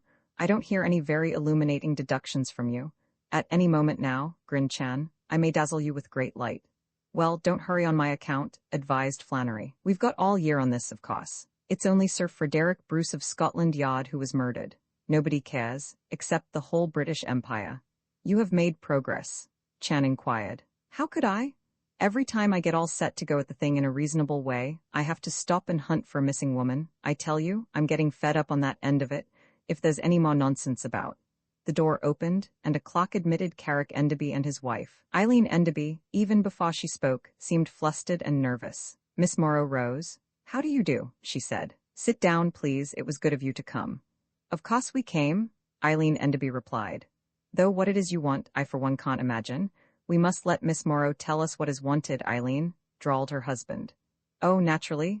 Mrs. Endeby's blue eyes turned from one to the other, and rested at last on the solid bulk of Captain Flannery. We're going to ask a few questions, Mrs. Endeby, began Miss Morrow. Questions that I know you'll be glad to answer. Tell me, had you ever met Sir Frederick Bruce before Mr. Kirk's dinner party the other night? I'd never even heard of him, replied the woman firmly. Ah, yes. Yet just after Colonel Beetham began to show his pictures, Sir Frederick called you out into a passageway. He wanted to speak to you alone. Eileen Endeby looked at her husband, who nodded. Yes, she admitted. He did. I was never so surprised in my life. What did Sir Frederick want to speak to you about? It was a most amazing thing. He mentioned a girl I once knew very well. What about the girl? Well, it was quite a mystery. This girl Sir Frederick spoke of, she disappeared one night, just walked off into the dock and was never heard of again. There was a moment's silence. Did she disappear at Peshawar in India? Miss Morrow inquired. India? Why, no, not at all, replied Eileen Endeby. Oh, I see. Then he was speaking of Marie Lantelmy, who disappeared from Nice? Nice? Marie Lantelmy? I don't know what you're talking about. Mrs. Endeby's pretty forehead wrinkled in amazement. For the first time, Chan spoke. It is now how many years, he asked, since your friend was last seen? Why, it must be, let me think, 7, yes, 7 years. She disappeared from New York, perhaps. From New York, yes. Her name was Jenny Jerome? Yes, Jenny Jerome. Chan took out his wallet and removed a clipping. He handed it to Miss Morrow. Once more, and I am hoping for the last time, he remarked, I would humbly request that you read aloud a scrap of paper from Sir Frederick's effects. Miss Morrow took the paper, her eyes wide. Captain Flannery's face was a study in scarlet. The girl began to read. What happened to Jenny Jerome, a famous New York modiste, and an even more famous New York illustrator, are among those who have been asking themselves that question for the past 7 years. Jenny Jerome was what the French call a mannequin, a model employed by the fashionable house of Dufour et Cie, on Fifth Avenue, in New York. She was something more than a model, a rack for pretty clothes. She was a girl of charming and marked personality, and a beauty that will not be forgot in 7 times 7 years. Though employed but a brief time by Derr, she was the most popular of all their models among the distinguished patrons of the house. A celebrated New York illustrator saw her picture in a newspaper and at once sought her out, offering her a large sum of money to pose for him. Jenny Jerome seemed delighted at the opportunity. She invited a number of her friends to a little dinner party at her apartment to celebrate the event. When these friends arrived, the door of her apartment stood open. They entered. The table was set, the candles lighted, preparations for the dinner apparent, but the hostess was nowhere about. The boy at the telephone switchboard in the hall below reported that, a few minutes before, he had seen her run down the stairs and vanish into the night. He was the last person who saw Jenny Jerome. Her employer, Madame Derr, and the illustrator who had been struck by her beauty, made every possible effort to trace her. These efforts came to nothing. Jenny Jerome had vanished into thin air, eloped, but no man's name was ever linked with hers. Murdered? Perhaps, no one knows. At any rate, Jenny Jerome had gone without leaving a trace, and there the matter has rested for 7 years. Another one of 'em, cried Flannery as Miss Morrow stopped reading. Great Scott, what are we up against? A puzzle? Suggested Chan calmly. He restored the clipping to his pocketbook. I'll say so, Flannery growled. You knew Jenny Jerome? Miss Morrow said to Eileen Enderby. Mrs. Enderby nodded. Yes, I was employed by the same firm, Derr. One of the models, too. I was working there when I met Mr. Enderby, who was in Cook's New York office at the time. I knew Jenny well. If I may say so, that story you just read has been touched up a bit. Jenny Jerome was just an ordinarily pretty girl, nothing to rave about. I believe some illustrator did want her to pose for him. We all got offers like that. Leaving her beauty out of it, smiled Miss Morrow. She did disappear?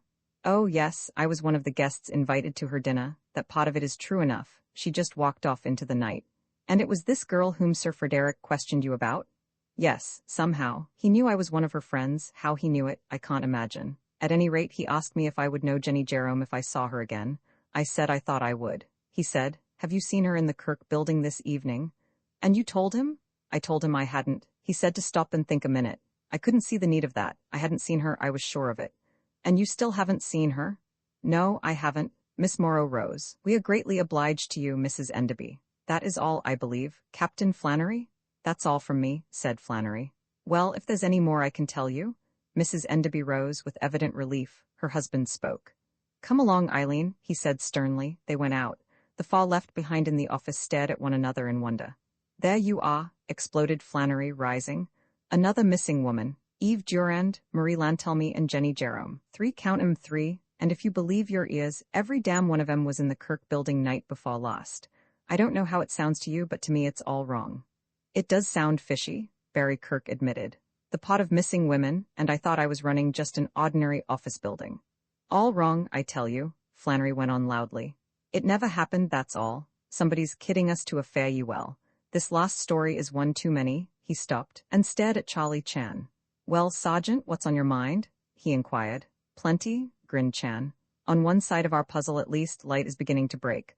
This last story illuminates darkness. You follow after me, of course. I do not. What are you talking about? You do not? A great pity. In good time I show you. All right, cried Flannery. I leave these missing women to you and Miss Morrow here. I don't want to hear any more about 'em. I'll go dippy if I do. I'll stick to the main facts. Night before last, sir, Frederick Bruce was murdered in an office on the 20th floor of the Kirk building. Somebody slipped away from that party, or somebody got in from outside and did for him. There was a book beside him, and there were marks on the fire escape. I didn't tell you that, but there were. And the murderer nabbed a pair of velvet shoes off his feet. That's my case, my job, and by heaven I'm going after it, and if anybody comes to me with any more missing women's stories. He stopped. The outer door had opened, and Eileen Enderby was coming in. At her heels came her husband, stern and grim. The woman appeared very much upset. We've come back, she said. She sank into a chair. My husband thinks he has made me see? I have insisted, said Carrick Enderby, that my wife tell you the entire story. She has omitted a very important point. I'm in a terrible position, the woman protested. I do hope I'm doing the right thing. Carrie, are you sure? I am sure, cut in her husband, that in a serious matter of this sort, truth is the only sane course. But she begged me not to tell, Eileen Enderby reminded him. She pleaded so hard, I don't want to make trouble for her. You gave no promise, her husband said. And if the woman's done nothing wrong, I don't see. Look here, broke in Flannery. You came back to tell us something. What is it? You came back to tell us that you have seen Jenny Jerome, suggested Miss Morrow. Mrs. Enderby nodded and began to speak with obvious reluctance. Yes, I did see her, but not before I talked with Sir Frederick. I told him the truth. I hadn't seen her then. That is, I had seen her, but I didn't notice. One doesn't, you know. But you noticed later. Yes, on our way home, going down in the elevator. I got a good look at her then, and that was when I realized it. The elevator girl in the Kirk building night before last was Jenny Jerome.